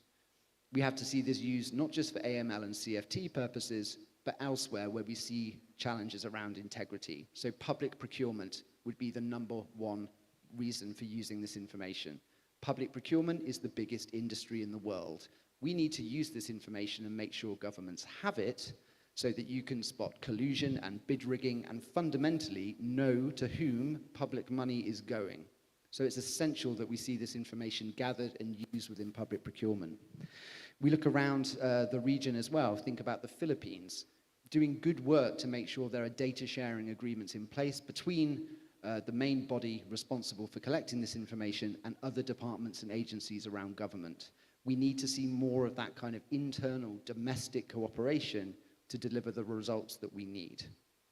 So the third thing I would say, and the final thing I would say, is that reform on beneficial ownership is maintained and sustained, and there's innovation as well.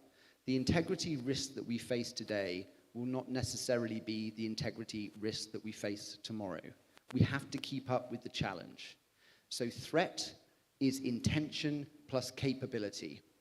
We can do nothing about the intention that people have to commit wrongdoing. All we can do is make it far harder to do that. So we need to make sure that beneficial ownership reform, whilst interesting and politically interesting right now, is still getting the support politically and financially that it needs in the future to keep pace with the risks that we face. And finally, I just want to say, and Anger's already mentioned this, there is a huge amount of good work and guidance out there. It would be remiss of me not to mention an excellent paper by the Fair Biz Project under UNDP, which is funded by the UK government, that looks at the beneficial situation here in Indonesia. Take a look at it. It's a really good guide to what's happening in here and what the next steps could be. And I'll hand back to you, Putri. Thank you, Tom. Can I also ask for applause for Tom? Thank you. So, Tom, this is not the end. I will ask you several follow-up questions, but after Francesco. So, good evening, Francesco. Good evening. So I would like to ask you about what is the role of UNODC in preventing financial crimes and corruption, and how does the organization work with businesses in this area? And UNODC has program to support collective action for business and government to prevent corruption and money laundering? Yes, we do. Thank you for the question. I mean, UNODC, obviously, as part of the UN, broadly speaking, has a mandate to combat financial crime and support all activities that contribute to enhancing financing of development and diminishing the amount of funds that are transferred from developing countries abroad through illegal means. I mean, Anga also mentioned this issue, but if you look at the SDGs, overall, within the SDGs already you have specific targets on preventing the transferring of proceeds of crime and recovering stolen assets. So that's the first time that we have in a global policy agenda this kind of very specific targets. And for UNODC, obviously, UNODC is an agency that derives its mandate from a couple of legal instruments, which are the UN Transnational Organized Crime Convention and the UN Convention Against Corruption. Both have specific requirements on anti-money laundering for the financial sectors, mostly, and they have also requirements for the businesses, the business community to implement a series of standards. So this is where the mandate of UNODC comes from and our engagement in these areas. Obviously, the numbers are quite staggering if you think about it. There's estimates by the IMF about they talk about more than 200 billion yearly extracted from developing countries because of profit shifting practices by the business community. You have estimates that talk about around $2 trillion of US dollars laundered from illegal activities yearly. So this is clearly, definitely a huge priority for us. The UN Convention Against Corruption, of course, you talked already at length about beneficial ownership. It includes quite a lot of measures for businesses in terms of bookkeeping, accounting, prevention of corruption, requirements, programs, codes of ethics, fighting conflict of interests, abolishing practices such as the revolving doors, so the people from the public sector that then find a job in the private sector in conflict of interest with the work they were doing before. So there are all these measures that need to be implemented, and it is extremely important to do this in cooperation with the businesses. And I've seen it happening, for example, in Indonesia. In Indonesia, the requirements for liability of legal persons, they were introduced, they were discussed with the business community. There was a lot of collective actions around these topics that are also part of the UN Convention Against Corruption. So working with the businesses is extremely important. And also with the NGOs. We have work with NGOs such as, Business Link. We have a representative of Publish What You Pay also here. And they have also been extremely instrumental in helping us steering these policy development processes in the country. So, this is an ongoing work. We have this type of programs around the world.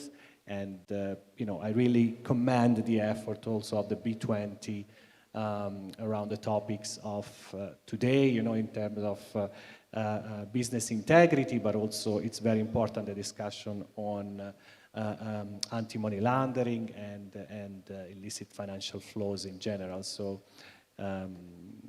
our engagement is really very strong on this matter. Thank you for the question. Thank you, Francisco. So allow me to go to my next panelist, Mr. Syahrul Ramadan. How are you, Pak? Very good, thank you. So So you work very much with private sectors because according to your title, you are actually supervising and for the compliance of financial institutions. So I'm actually wondering because the financial institution and the NFBPs or designated non-financial business and professions are repeated called as gatekeeper. Can you share the importance role of financial institution and the NFBPs and how it will assist the government to prevent corruption, money laundering, terrorist financing, and cyber crime? Thank you. Okay, thank you, Putri, for the question. I think the simple answer is the role is very important. How private sector can help the government or assist the government is to close the gap that already happened in Indonesia, especially in beneficial ownership at the moment. I think Angga and Tom already mentioned about beneficial owner before. I would like to update what happened in Indonesia in regarding to beneficial owner. Indonesia have a strength about beneficial owner because we already have central authority, which is Ministry Law and Human Rights. We already have a regulation regarding beneficial owner, and it is comply and in accordance with FATF recommendation 24 and 25. And also, we already have a risk assessment about legal entity and legal arrangement, both of them. The problem now is in Indonesia about implementation. First is in regarding of registration of beneficial owner. We know until at the moment only 30% of the company in Indonesia register their beneficial owner in central registry. 70% has not registered. So because this is one is how to increase the role of private sector. With this forum, I hope that private sector can look at their record in the central registry. If they don't register their beneficial owner, please send their beneficial owner information to central registry. Because this 30% is very criticized by FATF assessor that happened last month. Yeah, that's actually the first problem. The second is verification. In our law, actually, there is no verification, not only for beneficial ownership, but even for legal structure, who actually own the company. Because in our corporation law, the duty of Minister of Law and Human Rights only establishing company. They are not, like in other countries, verify whether the shareholder is right, whether the company is still active or not, no verification. Now, that's the third one is about, especially beneficial owner, the understanding of notary. One of the gatekeeper there, apart from accountant, lawyer, is actually notary. Even some notary still thinks that this beneficial owners regime is actually suitable only for common law country. And they thought that Indonesia is civil law or continental law, no beneficial owner. So that actually they thinking, yeah. Although actually notary is the frontliner actually to identify, yeah, who actually own the company, who actually the beneficial owner. Even some of them still have a misunderstanding about beneficial owner. The fourth issue is especially legal arrangement about wakaf. I think this is because it is Islamic trust. At the moment, most people still think that wakaf is actually only donation. Actually, wakaf is not donation. There's actually legal arrangement between wakif and muzaki. Now, because it is actually legal arrangement, there should be legal or beneficial owner in that structure. No, actually, especially in Islamic country, things that legal investment should disclose their beneficial owner. And there are a lot of problems in Indonesia, but the last main one is about foreign trust. There is no regulation in Indonesia that if foreign trust conduct operation in Indonesia or save money in Indonesia, they have to disclose that they actually foreign trust. So they can actually say, well, I am not trust actually. I'm only a person. And that's also a big gap. Now, a lot of problem also like a sanction, because even in our corporation law, there is no actually sanction. As I mentioned before, only 30% of corporation register as a beneficial owner. If they don't actually register, no sanction. So that's actually all of the problem that we have to face, we have to try to eliminate in the future. But I think the private sector can help by trying to verify at least if they have a transaction, especially like a financial institution and the NFBP, who actually owns the account, who actually behind the registered account. Because in reality, some investigators still find that when they try to analyze, let's say for example, cybercrime, one company actually have involved their account has been used by criminal. And then when they try to look at the address of the company, actually they don't find. That's actually shell company. The company is not exist. So that's actually often find by investigator. Yes, in the government there is a problem, but I think financial institution or the NABB can help, can assist, so that if, for example, the company is fictitious or shell company, they can help or assist by close the company, because this has been used by the criminal.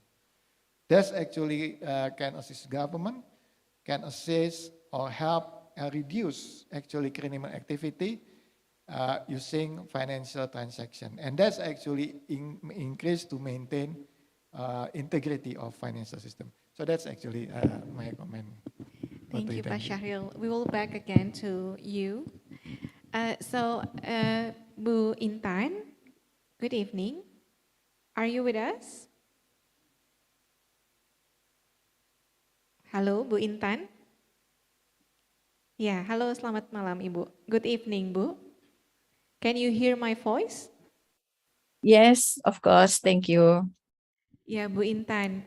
So we heard about money laundering prevention measures has been discussed here by the panelists. Now I would like to invite you to share something about what has been done in cybersecurity space and how the private sector can contribute to that space. Thank you, Bu. Thank you very much. Actually, I have a material presentation. Please display for me. Thank you. Good evening, everyone.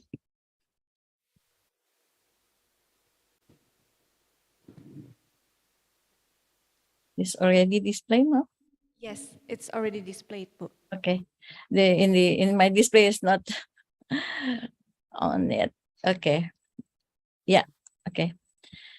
With the data draw from the Asian Cyber Threat Assessment 2021 report conducted by ASEAN Interpol DEX, this report provides a comprehensive analysis of the cyber threat landscape in the ASEAN region that identify the following as some of the more prominent cyber threat in 2020 and beyond.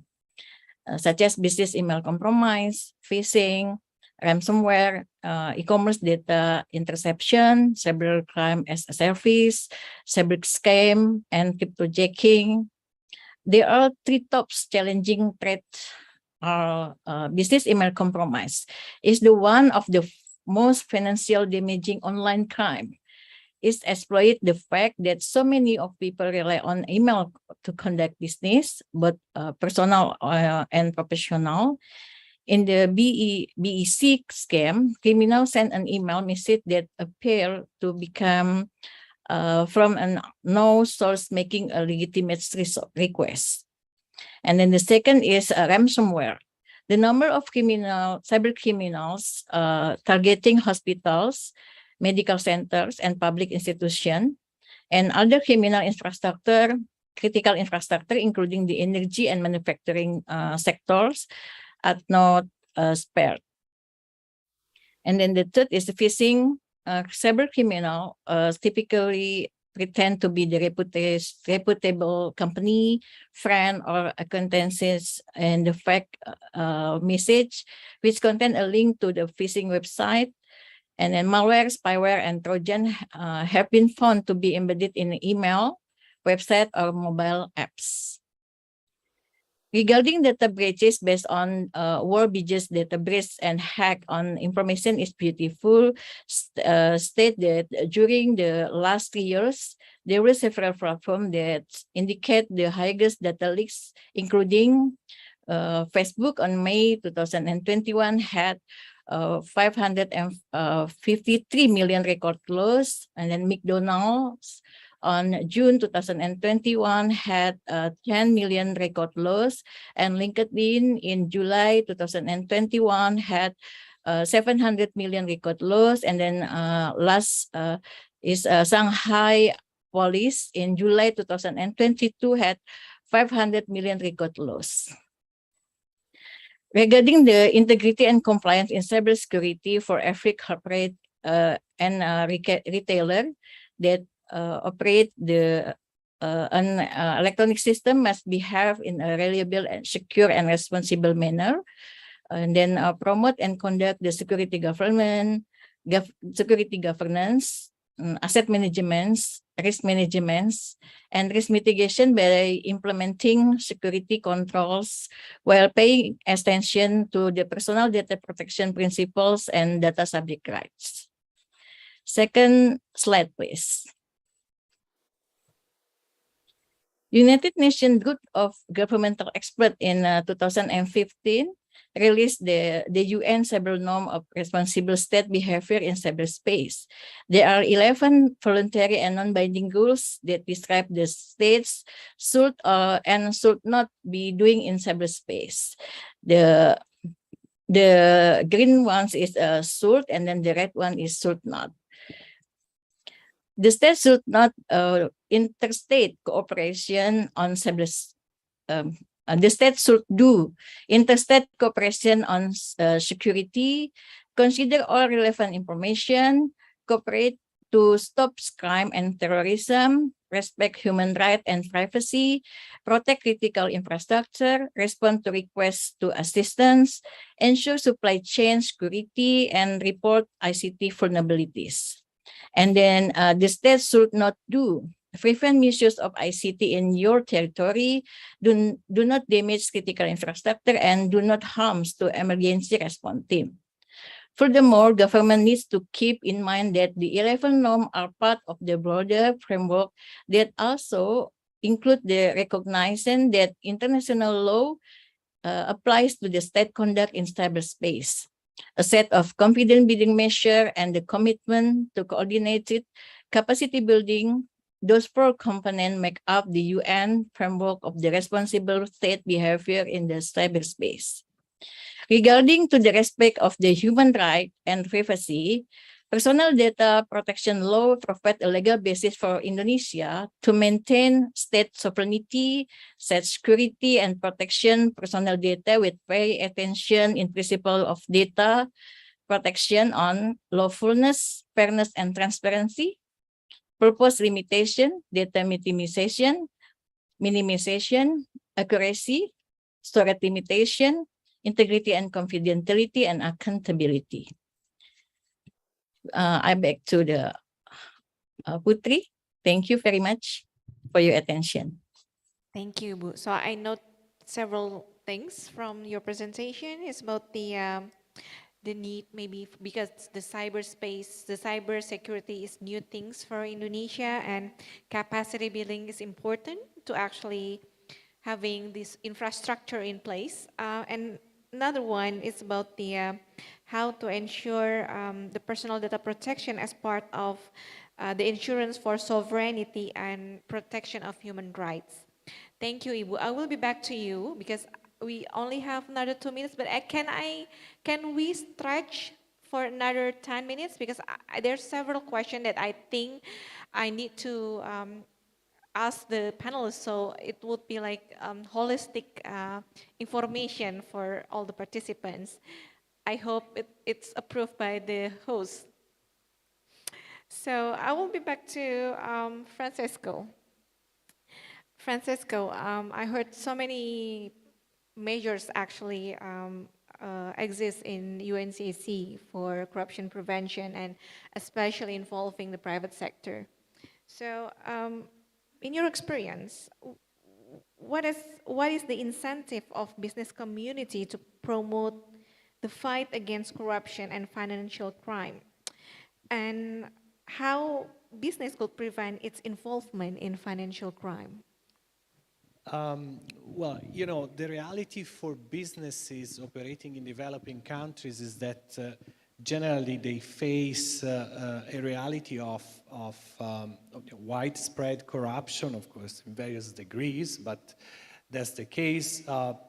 Bureaucracies which are difficult to navigate, red tape, requests for kickbacks and so on. So that's, let's not forget, if you look at the World Bank, you know, for instance, enterprise survey, or even the barometer, corruption barometer of CPI and others, you know, this is what we have on the ground, on the one hand. On the other hand, businesses are increasingly under pressure, especially, you know, corporations that operate in different countries are increasingly under pressure to establish you know, good integrity, prevention of corruption measure, corporate disclosure of information and so on by their law enforcement authorities in the jurisdiction where they are located, especially, you know, the ones from G20 countries, OECD countries as well.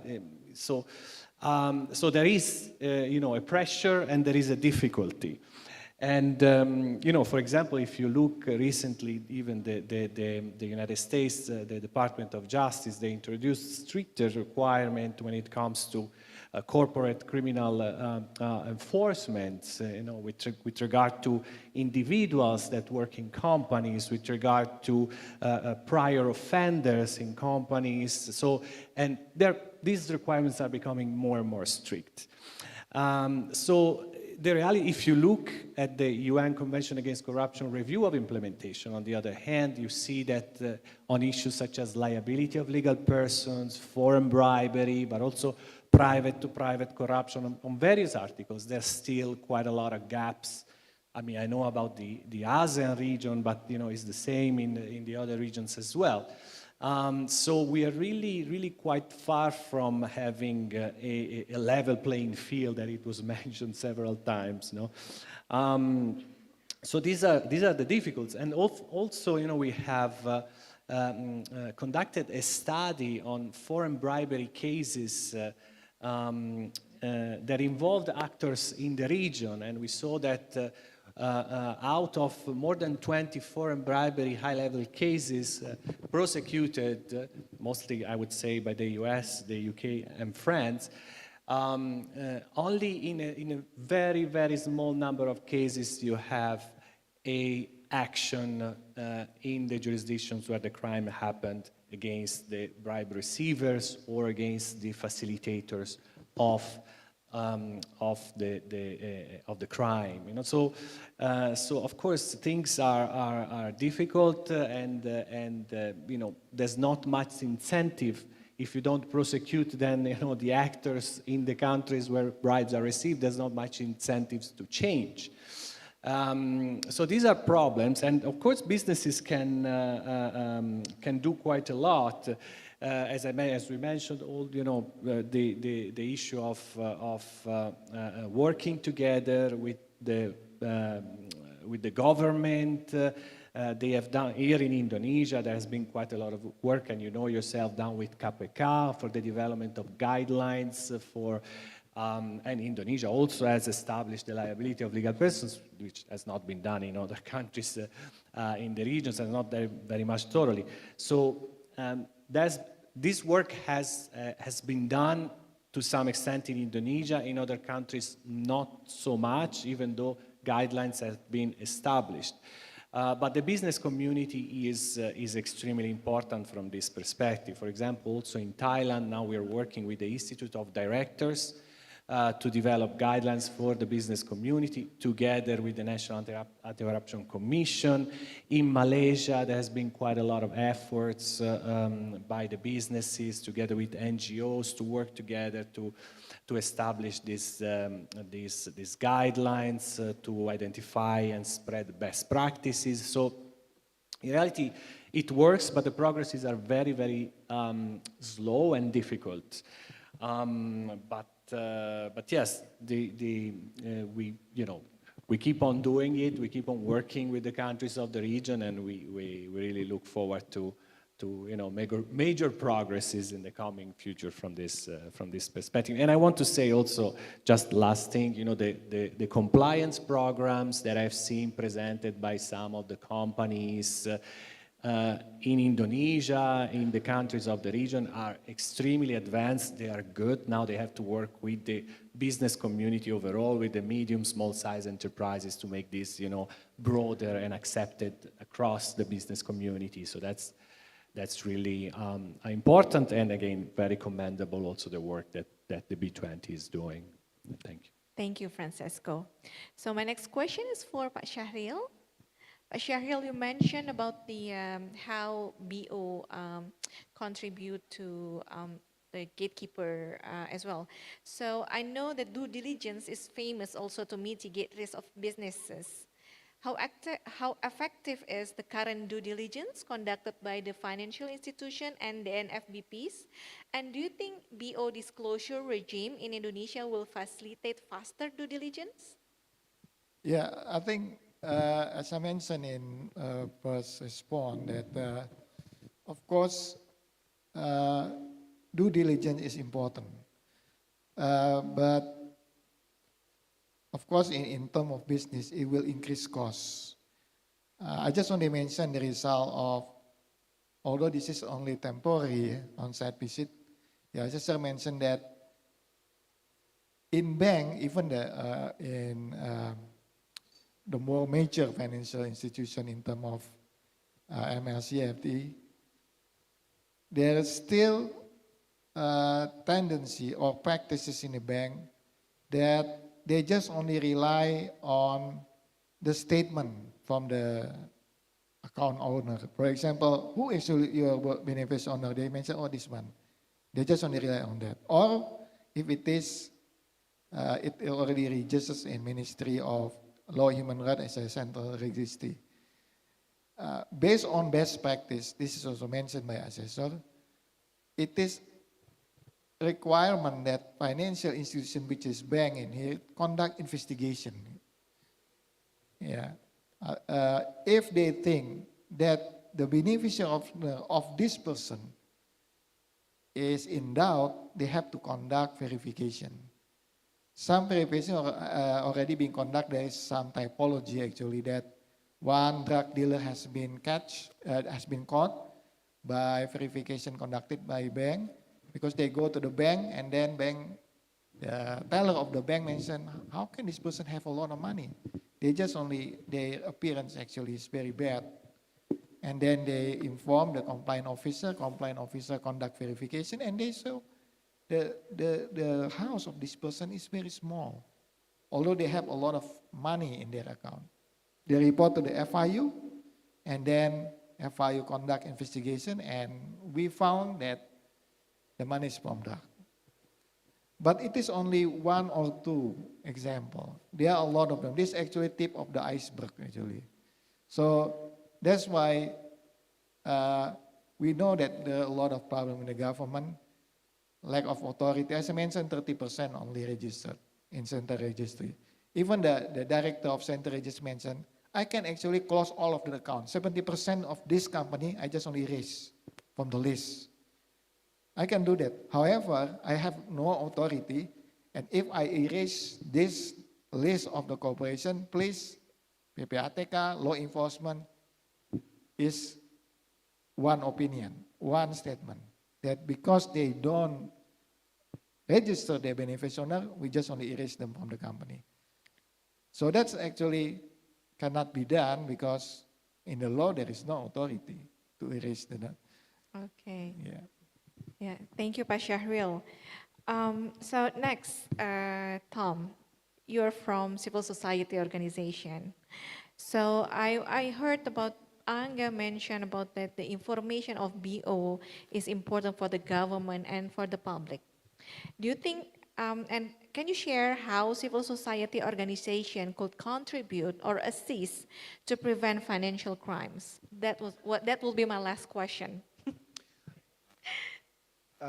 You see this all over the world where it's civil society in conjunction with the media leading on telling the stories which get governments to do this reform. It's essential that we have civil society involved in this. There is no monopoly on expertise and insight into how we should have our financial system look. There is no monopoly in a bank or a government. Civil society has a legitimate and wise voice to be contributed to that. So just on two fronts, investigating and bringing to the fore those stories that lead to change, and I think fundamentally as well, needing to be part of the solution. Thank you, Tom. So, Bu Intan. Hello, Ibu Intan. Are you still with us? No. Yeah. Oh, you're still here, Bu. Bu, this will be my last question. I think we should hear about how or the possibility of collaborative efforts between the business sector and the government in dealing with personal data protection. I think you mentioned a little bit before, but can you elaborate in concise? Yeah, as the last statement. Okay, thank you. A part of tackling cybersecurity risks, strategic build on collaboration. Some of the most important setting to improve collaboration between stakeholders is information sharing and creation of the public-private partnership. The collaboration between the business sector and government in dealing with the personal data protection are the government could assist the corporation to become the data controller and or data processor, as well as data processor officer, to implement the principle of the personal data protection and data subject right. And then information sharing related to potential and experience cases in the violation of the personal data protection law and data breaches. And then the third is awareness campaign to prevent cyber fraud and the victim of the cyber criminal. That's it. Thank you. Thank you, Ibu Intan. Very concise. So I would like to invite participants to give applause to all panelists tonight. And allow me to actually summarize that has been discussed in this session. So I note that holistic approaches, which is involving the government, private sector, and civil society organization, is essential to alleviate integrity risks. The beneficial ownership transparency is not only to prevent corruption, money laundering, and terrorist financing, but also important for business community, as the business community need to know about before they are building the relationship with other businesses. And further, the BO disclosure also important to ensure the fairness in the procurement, to ensure the fair play, to ensure the fair playing field for all.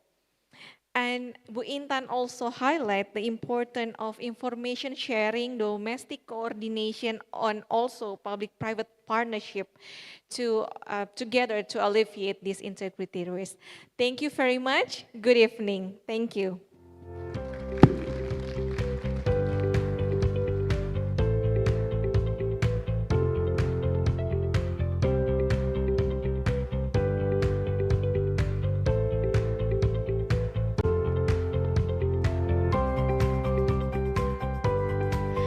right, thank you to our Mrs. Putri Rahayu Wijayanti as our moderator, and all the panelists, Mr. Angga, Mr. Tom, Mr. Francisco, Mr. Shahril, and Mrs. Intan for the insightful session for the panel session 2. Well, ladies and gentlemen, now we are getting ready for the next panel session. And the next panel session is going to talk about the building trust between public and private sector entities through collective actions to increase levels of integrity and transparency. And back again to our event for today, to our core program of today's event. The short background of our event today is initiated by the Indonesian Chamber of Commerce and Industry, or locally known as Kadin Indonesia, in collaboration with the Institute of Indonesia Chartered Accountants, or IAI, the United Nations Development Program, or UNDP, the United Nations Office on Drugs and Crime, or UNODC, the Basel Institute on Governance, to raise awareness on the current issues and opportunities, drive strategic discussions, and provide real actions or examples around integrity and compliance practice. Now let's move on to our next panel session for the panel session 3. With the theme building trust between public and private sector entities through collective action to increase level of integrity and transparency. With our panelists, Mr. Eri, Mrs. Francisca, and Mrs. Dida. And without any further ado, please welcome the moderator of the panel session 3, the collective action specialist of Basel Institute on Governance, Mrs. Charlotte Wash. Let's give a big round of applause for Mrs. Charlotte Wash. The time is yours. Thank you, everyone, for this very warm welcome and kind introduction. Thank you also in particular to the B20 Secretariat, the B20 Integrity and Compliance Task Force leadership for putting on this event, but also, of course, for their active, collaborative leadership throughout this entire B20 process. It's been an absolute pleasure and honor to be a part of it. It's been really great to see that in panel 1 and panel 2, we've already seen some discussions on some of the core topics of this year's B20 Integrity and Compliance Task Force policy recommendations, and really moving from the recommendations to looking at the practice and implementation and bringing that to life and demonstrating what's already being done, what are types of initiatives that are out there, and we're really going to try to do the same in this panel. So with us today, we have representatives from the private sector, public sector, and civil society, and we'll be discussing on how can we build trust, or more trust, not just between the private sector, different private sector institutions, but also between the private sector and the public sector. And what does it take to kind of really use that trust to develop more and increase the levels of integrity and transparency overall. The main focus for this panel will be examples of collective actions that already exist in Indonesia.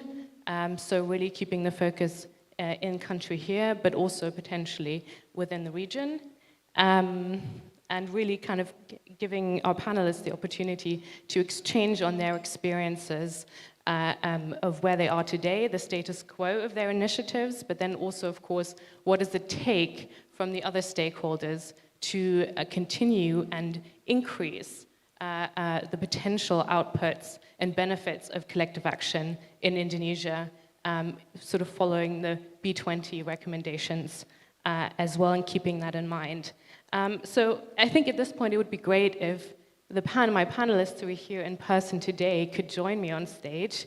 So if Mr. Eri and Ms. Dina could join me now, that would be fantastic, but we are actually going to kick off with a short speech by Mr. Amin, who's the director of the Private Sector Division of the Corruption Eradication Commission, KPK, who will be giving us a short speech to kind of set the scene really for this panel and highlight why it's so important to engage the private sector in the fight against corruption, and how the KPK plans in future to work with the private sector. So I hope, Mr. Amin, you are able to hear me and you're on. The floor is yours.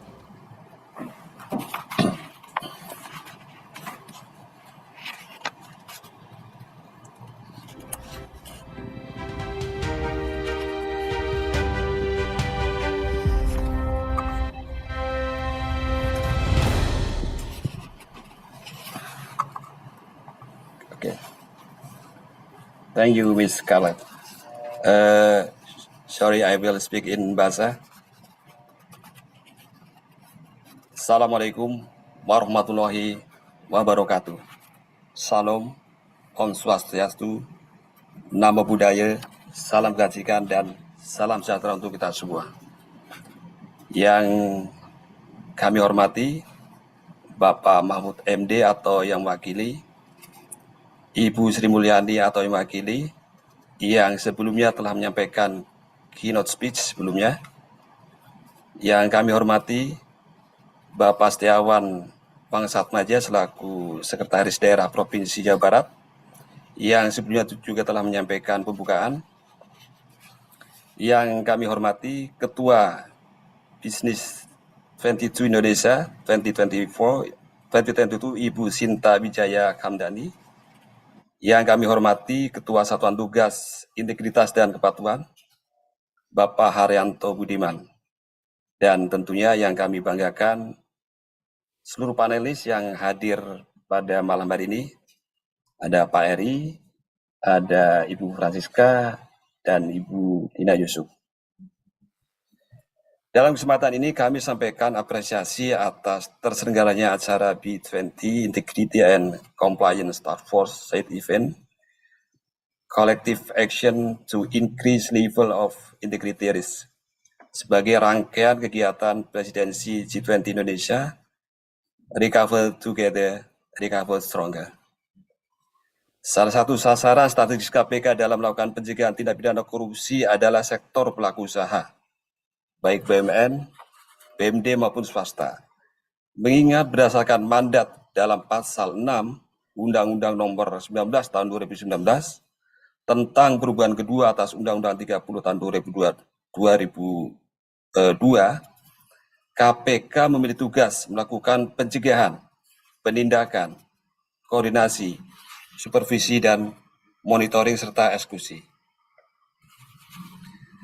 Dalam melaksanakan tugas pencegahan, salah satunya adalah mendorong terciptanya tata kelola pemerintahan yang bersih dan baik, clean and good governance, maupun tata kelola perusahaan yang bersih dan baik, clean and good corporate governance, melalui serangkaian perbaikan sistem atas rekomendasi dari hasil evaluasi dan kajian perbaikan tata kelola yang dilakukan oleh KPK. Sektor bisnis dianggap sebagai sektor strategis. Pelaku usaha dalam melaksanakan kegiatannya seringkali berhadapan dengan dilema etis, karena terkadang harus melakukan penyuapan, memberikan gratifikasi, dan ini terpaksa dilakukan atau dianggap menjadi jalan untuk melancarkan proses bisnis, baik pemberian atau penyuapan dalam jumlah kecil maupun dalam jumlah besar. Meskipun uang gratifikasi atau suap tersebut tidak berasal dari anggaran negara atau bukan dari keuangan negara, namun pemberian hadiah atau gratifikasi dan suap dikategorikan sebagai tindak pidana korupsi. Perbuatan ini dilarang karena sifatnya yang merugikan prinsip keadilan, melanggar kode etik dan hukum pidana, yang pada akhirnya akan merusak iklim persaingan usaha yang sehat. Berdasarkan data penanganan perkara tindak pidana korupsi yang dilakukan oleh KPK dari tahun 2004 sampai semester pertama tahun 2022, pihak swasta dari pelaku usaha tercatat sebagai pelaku tindak pidana korupsi yang paling banyak ditangani oleh KPK. Jumlahnya mendekati 367 orang. Kalau kita lihat dari jenis perkara tindak pidana korupsi yang ditangani, maka terbesar adalah penyuapan. Terutama penyuapan dalam proses perizinan dan pengadaan barang jasa milik pemerintah. Kondisi tersebut menjadi salah satu latar belakang komitmen KPK dalam menggandeng mitra dunia usaha untuk memperbaiki dan membentuk iklim usaha yang sehat, bersih, dan bebas dari korupsi. Hal ini sejalan dengan 4 rumusan rekomendasi yang telah disusun oleh Satuan Tugas Khusus Integritas dan Kepatuhan dalam Dialog G20 B20, yaitu yang pertama, mempromosikan sustainable governance dalam operational business untuk mendukung inisiatif environmental, social, and governance. Yang kedua, mendorong aksi kolektif untuk mengurangi risiko integritas. Yang ketiga, menumbuhkan kesigapan dalam tindakan pencegahan untuk memerangi risiko pencucian uang atau pendanaan teroris. Dan yang terakhir, memperkuat tata kelola untuk mengurangi risiko cyber security. Pada 4 rumusan tersebut, KPK mendorong aksi kolektif untuk mengurangi risiko integritas adalah yang serupa dengan salah satu program yang dijalankan oleh KPK di Kedeputian Bidang Pencegahan dan Monitoring, yaitu di Direktorat Anti Korupsi Badan Usaha, yaitu melalui pembinaan Komite Advokasi Nasional atau KAN dan Komite Advokasi Daerah atau KAD. KAN dan KAD adalah forum diskusi antara pelaku usaha dan regulator yang membahas isu-isu strategis dalam kaitannya upaya pencegahan korupsi, khususnya pada sektor bisnis. Ini merupakan implementasi nyata dari aksi kolektif KPK, aksi kolektif yang diinisiasi oleh KPK untuk mengurangi risiko integritas, khususnya untuk menghentikan praktik suap melalui usulan perbaikan di dunia usaha. Bapak Ibu sekalian yang berbahagia, terdapat 6 sektor industri prioritas yang telah membentuk forum Komite Advokasi Nasional, yaitu sektor migas, sektor kehutanan, pangan, kesehatan, infrastruktur, dan jasa keuangan. Sedangkan di Komite Advokasi Daerah berada di 34 provinsi dan telah disahkan melalui SK Gubernur sebanyak 23 KAD untuk seluruh wilayah Indonesia.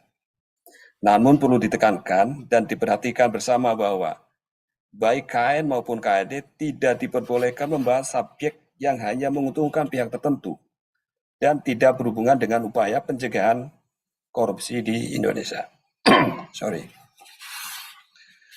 Adapun melalui forum KN maupun KAD itulah Direktur Anti Korupsi Badan Usaha sepanjang semester ini telah berhasil memfasilitasi penyelesaian beberapa isu strategis yang mendorong terciptanya lingkungan dunia usaha yang bersih.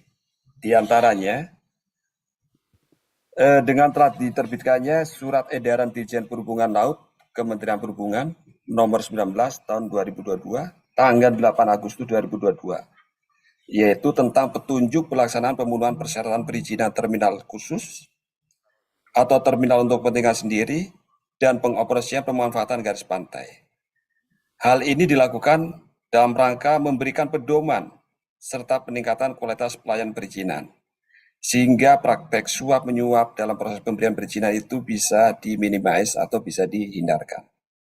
Yang kedua, telah diterbitkannya Surat Edaran Dirjen Kekayaan Intelektual Kementerian Hukum dan HAM nomor 01/04/2022 tanggal 1 Agustus 2022 tentang pembayaran royalti lagu dan musik bagi pengguna yang melakukan pemanfaatan komersial ciptaan dan atau produk hak terkait musik dan lagu sebelum berlakunya sistem informasi lagu dan musik. Surat edaran ini juga menjadi pedoman buat para pelaku usaha dan regulator ketika melakukan pemungutan royalti kepada para pelaku usaha, khususnya di pelaku usaha yang tergabung dalam PHRI.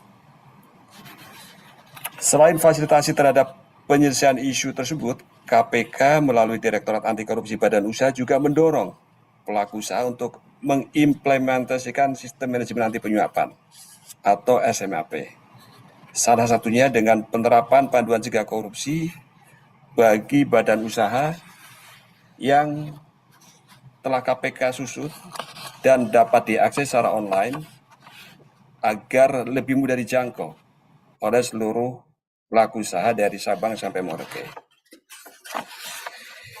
Bapak Ibu yang berbahagia, inisiasi melalui forum-forum public private tersebut sebagai wujud nyata aksi kolektif di dunia usaha yang akan memberikan dampak baik bagi kondisi daerah, baik dipandang dari sisi regulator atau pemerintah maupun dari sudut pelaku usaha.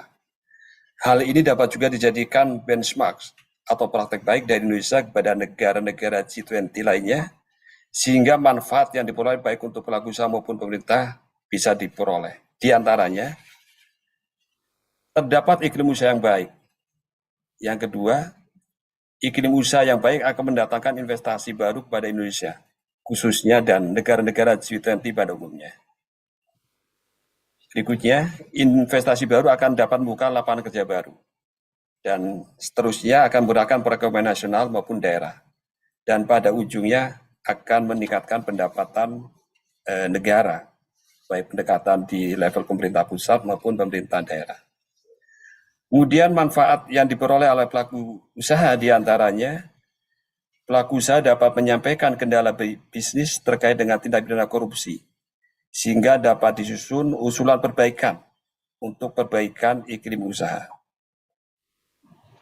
Kedua, bersama-sama bisa membangun iklim persaingan, level the playing field yang sama dan sehat di antara sama pelaku usaha. Berikutnya, adanya kepastian hukum atas praktik bisnis, baik dari segi perizinan usaha maupun proyek pengadaan barang jasa pemerintah. Dan yang terakhir, manfaat buat pelaku usaha adalah forum bertukar informasi dan pengalaman terkait dengan pembangunan bisnis berintegritas. Bapak Ibu yang berbahagia, kami mengajak seluruh elemen bangsa, baik pemangku kepentingan, pelaku usaha, dan juga dunia internasional pada kesempatan B20 G20 yang berbahagia ini untuk mewujudkan cita-cita kita bersama, agar Indonesia dan negara-negara G20 bisa bersih dari korupsi, termasuk di dalamnya pada upaya pencegahan korupsi pada sektor bisnis, dengan tetap memperhatikan kemudahan berusaha sesuai dengan aturan-aturan yang berlaku dalam rangka mewujudkan kesejahteraan masyarakat yang lebih luas. Demikian pengantar yang bisa kami sampaikan sebagai penutup diskusi nanti yang akan disampaikan oleh para panelis. Lebih kurangnya mohon maaf. Saya akhiri. Terima kasih. Wabillahi taufiq walhidayah. Wassalamualaikum warahmatullahi wabarakatuh. Kami kembalikan kepada Miskar. Terima kasih. Thank you. Selamat malam. Thank you so much, Mr. Amin, and it was great to hear a call for action in that statement at the end, and also to get an overview of the focus of the KPK and to do with the business integrity at the moment and also for the coming years. And I think it's a perfect transition into the discussion part of our panel. And so I'm very glad and honored to introduce our first panelist. I think there's probably not a lot of people here who don't know him yet. But for those, I will give a quick introduction to Mr. Eri, who is here today in his role as the chairman of the Collective Action Against Corruption Initiatives, Indonesia's Advisory Committee. But as most of you know, he has had a long and very distinguished career, both in the private and public sector. He has been the president commissioner of the Jakarta Stock Exchange in the late 90s. He was also appointed as, I think, the first commissioner deputy chair of the KPK when it was established in 2003 to 2007. And he's also the founder of the Indonesian Transparency Society, founder of the Indonesian Institute for Corporate Governance, member of the Board of Trustees of the Indonesian Institute for Corporate Directorship, founder of Transparency International of Indonesia. And I think the main question is, what hasn't he done?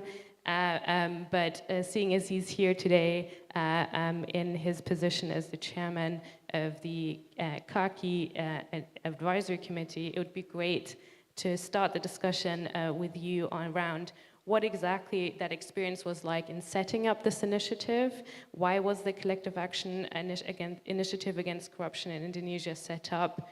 Who was involved, and what was sort of the aim of that initiative? Okay, thanks, Scarlett. I think there is no doubt that corruption is bad for business and that corruption is extraordinary crime. Everybody agrees on that. And in combating that corruption, there is no one element could be doing it. Okay. There have to be a collaborative action between public sector, private sector, and civil society. Based on that understanding, then we decided to have a coalition action against corruption in Indonesia. And then we established the name in Indonesia, Koalisi Anti Korupsi Indonesia, KAKI. What the philosophy behind KAKI is based on the law, that even the law says that combating corruption cannot be done by one element. Could be collaboratively done by the three components of the state, that is public sector, private sector, and civil society. So in short, that's the background of the KAKI, Scarlett. Thank you. And maybe just to ask, is it a private sector focus? Is the main focus on the private sector or on civil society or government? Well, basically all companies. All private sector, all kind of companies. But we prioritize small and medium private companies. Small and medium private companies. Why? Because state-owned enterprises, although we welcome them to join, but we believe that the policy of the Ministry of State-owned Enterprises are clear. They have to have accreditation of ISO 37001, which is in line with our mission as well. And what does it mean as a company, an Indonesian company, to join KAKI? What does that mean? Joining KAKI means that they are joining a hub within private sectors, companies, and also between private sector and public sector. For example, if there is a new regulation in combating corruption from the government, then we can easily understand the regulation by having a good communication with both law enforcement agency or related public officials. Mm-hmm. And during that, and I think it was 2020, right, that KAKI was set up. In those last 2 years, what are some of the approaches and tools that have been developed that are supporting companies in their journey, integrity journey, and also sort of affecting the business environment more generally, and strengthening integrity and transparency there? Yeah, the first step that we had since 2020 is we approached the Indonesian Chamber of Commerce, and we have a collaboration agreement with them. And also we approached all the business associations, and then we had some training for the trainers, as well as some workshops during 2020 until now. And the role of the government so far, is it an active role, a supporting role? What has the role of the Indonesian government been within KAKI so far? Well, with KPK, we have a good coordination and communication, and also cooperation.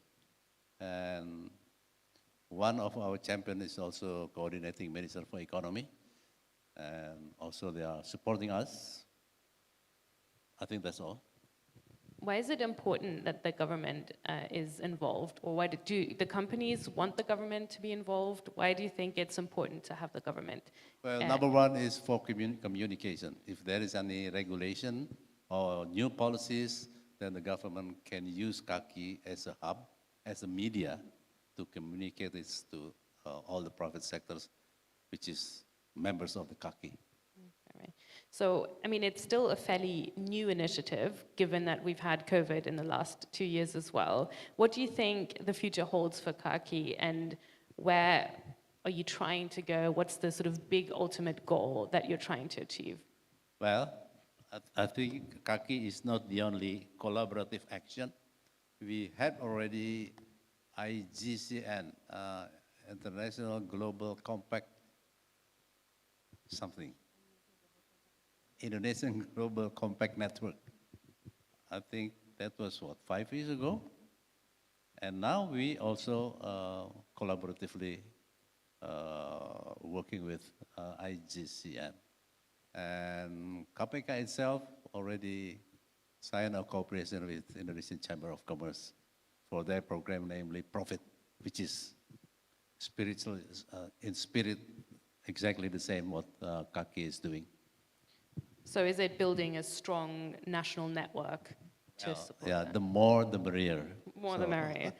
That's a beautiful endpoint. So thank you so much, Mr. Eri. I think in the interest of time, we'll continue and go from a more national initiative to a sectoral one.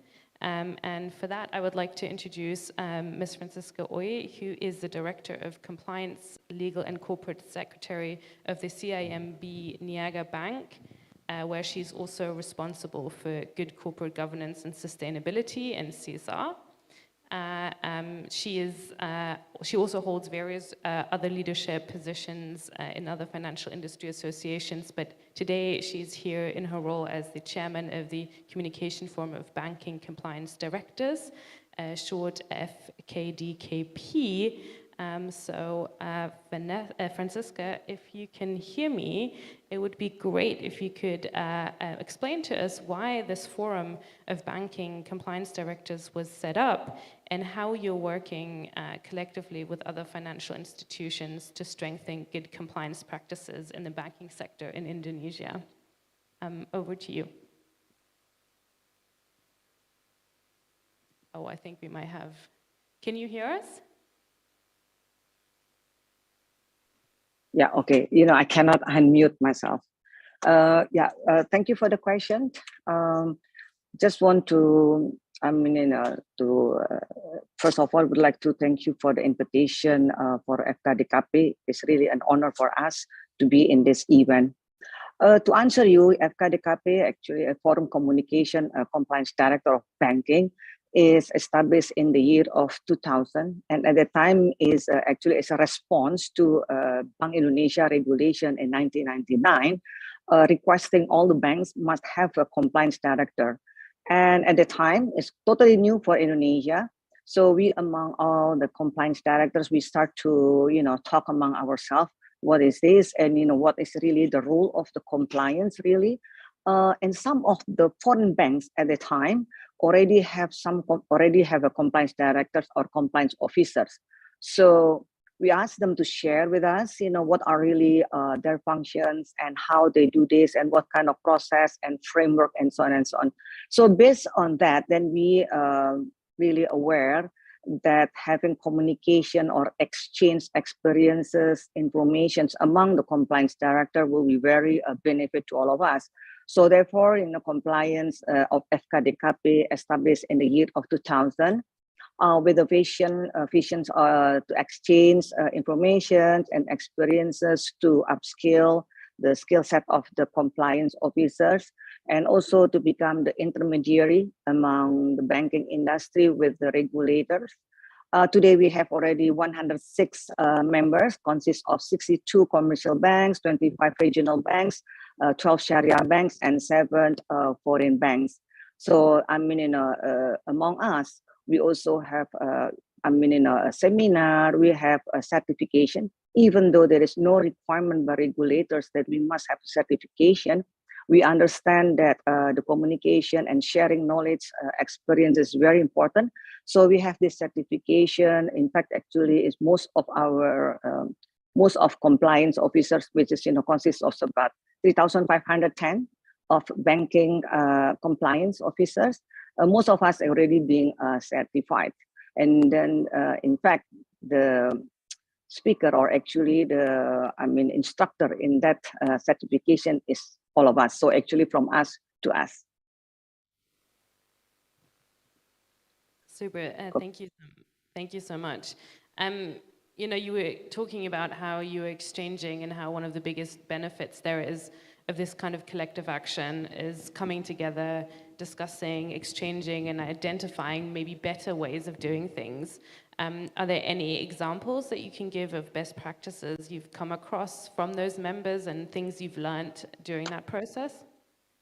Yeah, we are actually not a self-regulatory body, of course, you know, but as you mentioned earlier, that come together, it will be actually much better. So also for the regulator itself, you know, instead of actually discussing with us one by one, it will be much easier actually if we go through the associations. So in this case, for example, we have worked very closely, for example, with Interact, with FIU, here is still a PPATK. For example, when PPATK introduced this new report system, yeah, in the past we actually have a report system, but they renewed the system, which is much more complex, much more data that we need to be reported based on that new system, which is, you know, GoIML, they call it. We have, you know, in that case, we actually have a discussion very thorough together with PPATK. We get together among the banks first, you know, and then discuss what are actually is possible, which is not possible, and why, and so on. So once we actually have already gathered all this input from all the banks, we actually discuss with PPATK. Until now, this GoIML already, you know, I mean, you know, actually very well, you know, so we can work together with PPATK and give a report as required by PPATK. In the other, also actually I remember on the PEP, banks actually require to have what to call it, like, you know, identify the PEP. PEP is a public exposed person, and we must do due diligence for the PEP. We must have a specific monitoring for the PEP people. However, for us to identify the public exposed person, sometimes we cannot identify accurately or actually not complete enough. We actually discussed with PPATK how actually we can get the list of PEP. After, I think, a couple of years, then finally PPATK or FIU agreed to give us the PEP list. So for us now, actually the banks is much easier to identify PEP, to do verification, monitor PEP closely. Mentioned also earlier, actually by Pak Syaril, is about you know, about identification of the beneficial owner. That is something that today the SR Corporation, you know, as a sector risk assessment, they have a discussion on this, and FKDKP is being invited by the government to discuss on this. It's one of the issues actually is regarding the beneficial owner, because having the beneficial owner data, it will be very helpful for us. So there are some actually input, you know, to the regulator, how that, you know, we can, I mean, you know, implement the regulation better and so on. And then actually is using FKDKP as the tool. Thank you. Great. And are there any specific policy recommendations? I know you've seen the B20 Integrity and Compliance Task Force policy paper already on anti-money laundering, integrity compliance, ESG, CSR topics, where you see an opportunity for forums such as FKDKP to continue the discussion and support that sort of implementation, that approach at the company level in Indonesia? Actually, Scarlett, I think I'm very impressed with the recommendation of the B20. I mean, you know, it's very good. I could mention actually the whole thing that actually is something that we need to, I mean, you know, really to adopt those. I would like to mention a couple of things. Doesn't mean that the one that I don't mention is not important. They're all actually important. First of all, actually, is about the corruption. We understand that one of the predicate crime in Indonesia, one of the highest is actually is corruption. We've been hearing about this the whole afternoon. So then, you know, if we actually, we are going to discuss, because some of the banks already have this anti-bribery and corruption policies. And some of us actually already have the ISO 37001. Some of the banks have it already like that. And also we actually, some of the banks have already WB policy, which is, whistleblower policy that managed by third party. And I mean, and also we actually also have some of the banks have e-procurement, e-bidding, and so on.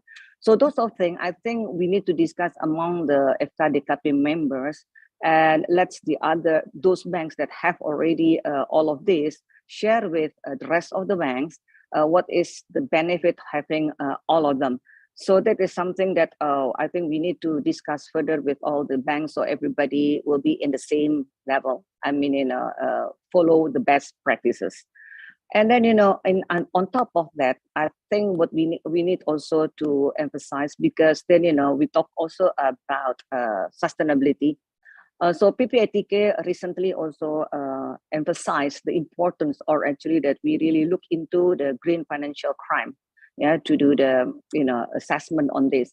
So this is something that we are going to discuss among the banks, how to really actually we pay attention on this green financial crime. This is, to tell you the truth, is quite new for the banks. But we, with the help of the PPATK, we will actually learn about this, and we are going to emphasize on this, how to make sure that green financial crime is being monitored.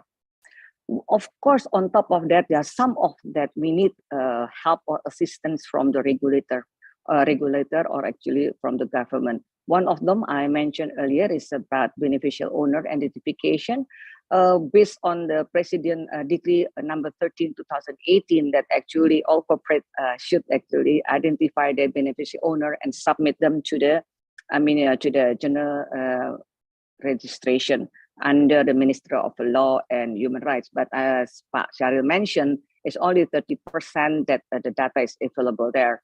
So then, we may need to review the presidential decree to, to ensure the implementation and enforcement of this regulation, because it will be very helpful to us. On the sustainability, I think I agree that we need really to have a standard comprehensive sustainability report, because yes, under POJK that we must have a sustainability report, but that one is very high level. And I think we need to start to have a standard comprehensive sustainability report. Maybe we also can use like GRI standard. Again, some of the banks already using this GRI standard, and some of the banks also have already assurance to this sustainability report. So I think we need to share with the rest of the banks that we need to be same, that have actually one standard, as well as actually need to have an assurance. The last part is on the commitment. I think actually it's about time for all of us to have like kind of a target on the emission reduction. Again, some of the banks already make a commitment that they're going to have a target on the reduction, on the emission reduction. And that is something that I think we need together to have this target. And for this, we need to have a government to get to have a clearer on the guidelines and encourage the collaboration among the government, among the companies, and also civil companies, and as well as SME, to work together to transiting toward the emission reduction, if it's not net zero carbon. Thank you. Thank you so much, Francisca. And it's just really great to hear that one of the main benefits or best practices you've seen is that coming together in this forum means that the banks that are engaged have a common voice towards the government, but the regulator, etc. And you can have that exchange and engagement and really give input, as well as, of course, the focus on the corruption side, integrity, as well as sustainability on the B20 recommendations follow-up. So I think it'll be very interesting to see what the next couple of years hold. I think in the interest of time, I'm going to move on to our final panelist. Welcome Ms. Dina, who is the Network Manager for the Alliance for Integrity in Indonesia here. The Alliance for Integrity is a business-driven multi-stakeholder initiative that seeks to promote transparency and integrity in the economy. It is active in over 14 countries and works with public institutions, business, international organizations, and civil society. Could you, to kick us off, maybe let us know how the Alliance for Integrity, as this business-driven multi-stakeholder initiative, is working specifically in Indonesia to promote transparency and integrity? Okay, thank you, Scarlett. So as you mentioned, Alliance for Integrity, or we call ourselves as AFIN, is a global project. It's a business-led project that receives strong support from civil society. So we started our initiative in 2016 in Indonesia, India, Brazil, Mexico, and Ghana. And now we are operating in 14 countries, and soon will be expanded into 2 more countries, Nigeria and South Africa. In implementing our activities in Indonesia, we have our advisory group, which consists of Allianz, Siemens, UNODC, Indonesian Business Link, Indonesian Global Compact Network, and also, of course, the Transparency International Indonesia, who is now our chair for the advisory group for Indonesia. When we start our initiative in 2016, there's not much of intervention that focused on private sector, especially the small, medium enterprises.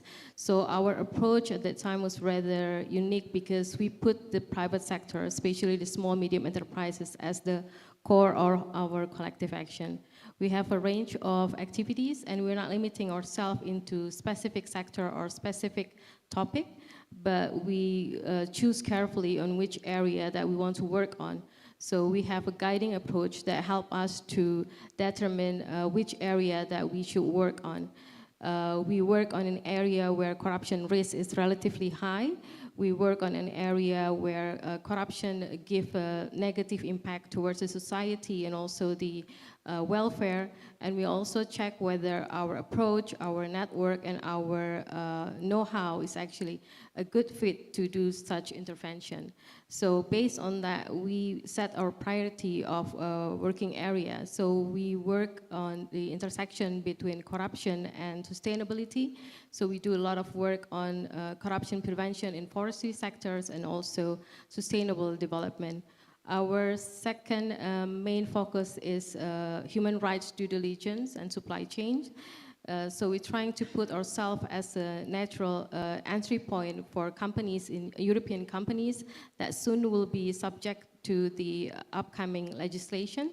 And we try to find a solution, a joint solutions for SME that will act as a supply chain for such company.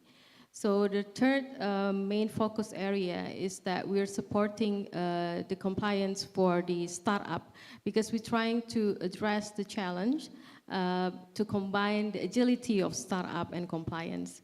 And the last one is that we're focusing on gender. We put gender lens in all of our part of our activities, but we also have a gender-specific activity, such as She-Bits, that we work together with the UNDP Fairbase, and also we establish Women in Integrity of West Java in 2017, that still continue to active to date. Super. As you just mentioned, that you also work with small and medium-sized enterprises. What has that journey been like and experience been like in supporting them in their integrity journey through this, I think what you've previously described as sort of like business-to-business support model? If you could maybe explain that model a bit, and then how SMEs fit into that. Okay, sure. So like one of the key activities that we have and we implemented in all 14 countries is the business-to-business training. So we provide a comprehensive capacity building for small, medium enterprises. We start with the TOT, or train of trainers. So we invite compliance specialists from big companies, from multinational companies to take part in the training. Why we only have trainers from companies? Because we believe that having trainers that have been in the same shoes as the participants will make the training more effective. So once the trainers pass the criteria to be the Alliance for Integrity trainers, the second part is to hold or conduct training for small medium enterprises. So the trainers will be the trainers that pass the criteria from the TOT, and then the participant will be the small medium enterprises. And in this training, we also introduced our digital tool called the Integrity app, which is a self-assessment tool for the small medium enterprises to know their level of knowledge on compliance.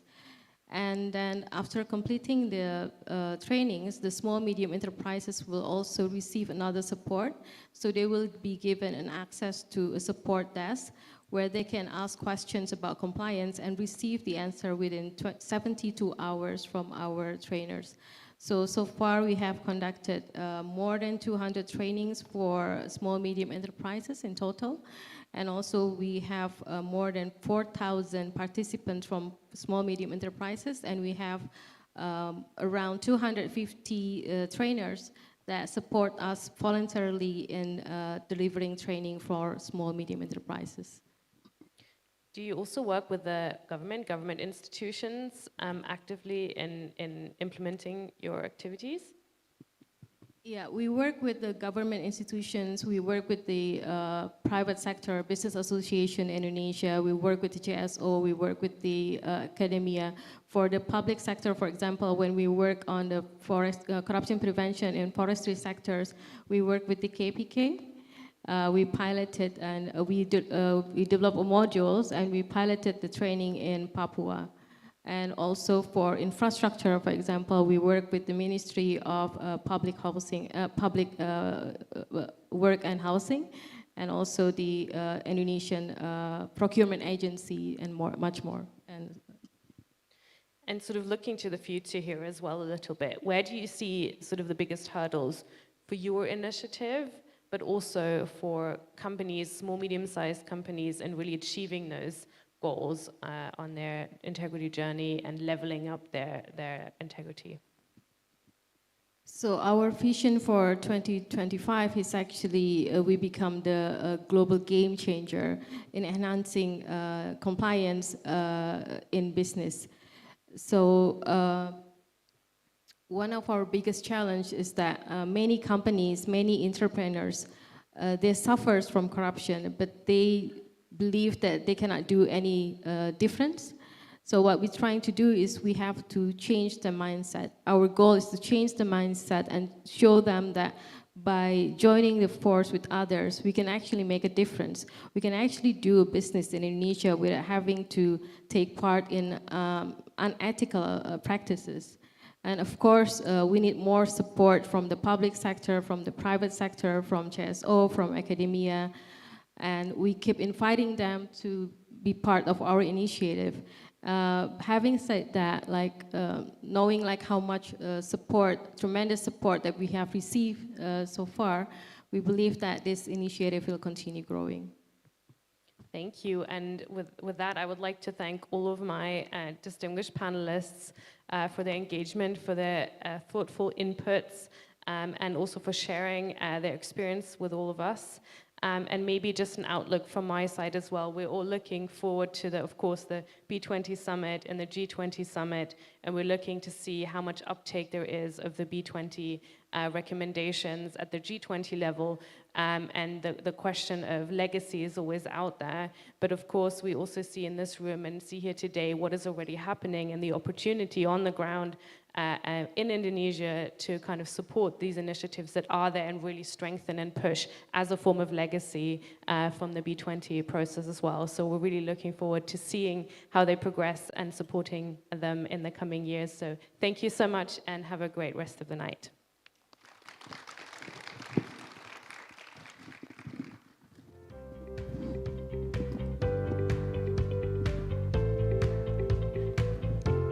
Thank you so much for Mrs. Wanelwach as our moderator and all the respectable panelists, Mr. Eri, Mrs. Francisca, and Mrs. Dina for the insightful discussion. Thank you so much. And ladies and gentlemen, we are very close to the end of the event. But before we listen to the closing remarks, Once again, allow me to say thank you to our sponsors. Our main sponsors, PT Astra International Tbk, PT Bayan Resources Tbk, PT Indika Energi Tbk, Sinarbas. Our brand sponsors, April Group, Bakri Group, PT Bank Sentral Asia Tbk, PT Bank Negara Indonesia, PT Elang Mahkota Teknologi Tbk, PT GoTo Gojek Tokopedia Tbk, PT HM Sampurna Tbk, PT Indonesia Financial Group, PT Pertamina, Indofood, Lipo Group, Permata Bank, Telkom Indonesia, PT Sawit Sumber Basarana Tbk, and our knowledge partner, Ernst & Young Indonesia. Network partners, Business at OECD, Basel Institute on Governance, International Chamber of Commerce, International Federation of Accountants, the Institute of Internal Auditors, World Economic Forum, in collaboration with the Institute of Indonesian Chartered Accountants, or IAI, the United Nations Development Program, or UNDP, the United Nations Office on Drugs and Crime, UNODC, Basel Institute on Governance. Well, ladies and gentlemen, we are at the end of our event, but before we conclude today's event, we would like to hear the closing remarks, which will also be the conclusion of the B20 Integrity and Compliance Task Force.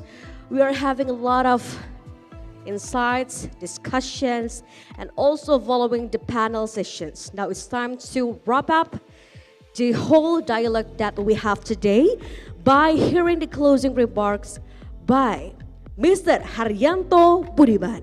Please come back once again to the stage and please welcome Mr.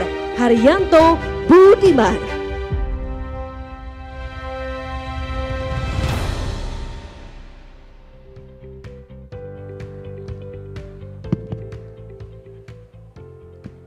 Good evening, everyone. As we are reaching the end of this side event, I hope everyone is now getting more familiar and aware of how collective action can have massive contribution in combating integrity risk. Please allow me to highlight a few key points. On business-to-business collaboration, B2B knowledge and experience sharing are important to make business players more prepared to survive any supply chain disruption and harsher economic climate without compromising their ability to mitigate the integrity risk. On business-to-business collaboration, B2G information exchange is required to maintain business integrity, transparency, and compliance with the established laws and regulation, including to effectively manage the bad actors and fraudulent parties that exploit the emergency situations or causing integrity risks to emerge. On public-private entities collaboration, such activity between these entities could act as an effective gatekeeper mechanism, effectively harnessing gatekeeper potentials to combat illicit financial flows presents an opportunity to reduce the massive cost of corrupt behavior and capitalize on the efficiency of fair market. All in all, the bad actors undoubtedly would commit the illegal acts together. We cannot, therefore, fight the illegal acts and maintain integrity in actions only by ourselves. There is a need for strong local and international collaboration and also cooperation between government, business, and civil society to achieve a better future for us all. As I bring my closing remark to an end, I would like to express my gratitude to our speakers and panelists today. Many thanks for sharing your valuable insights. All participants who attend this event online and offline, Kadin Indonesia, Kadin Jawa Barat, IAI, UNDP, UNODC, and the Basel Institute on Governance for facilitating today's event, IFAC, ISSB Board, ICC Indonesia, IGCN, and ICAEW for organizing successful previous site events, Ernst & Young Indonesia as our knowledge partner, and our network partners that consist of Business at OECD, the International Chamber of Commerce, the Institute of Internal Auditors, and the World Economic Forum for their continued support to the task force since the inception, all of the committee members for organizing and ensuring a smooth running event, and last but not least, to my core team, who has worked really hard since the beginning of this process to support me on this important initiative. This event marks another milestone in our year-long timeline. As Ibu Sinta mentioned at the beginning, I hope many of you can participate in the upcoming B20 Summit on the 13th and 14th of November 2022 in Bali. Thank you again for attending the event today and look forward to seeing many of you in the November Summit. Good evening and thank you very much.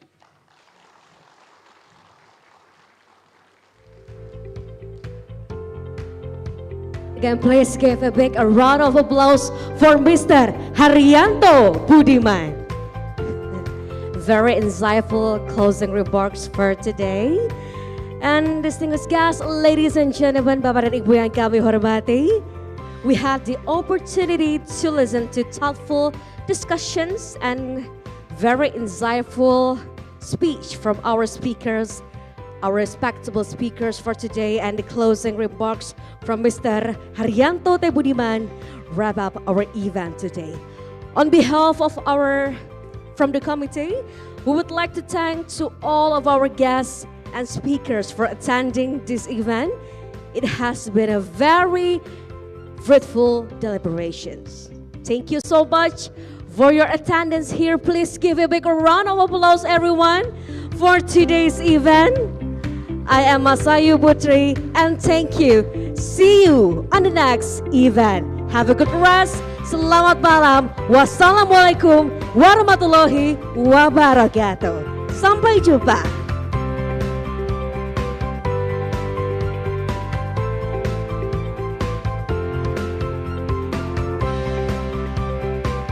Thank you so much for our guests, our respectable speakers, moderators, panelists for today. Have a good rest and enjoy Bandung. If you still have like 1 or 2 days from now to exploring the beautiful city of Bandung. Once again, see you on the next event. Thank you so much.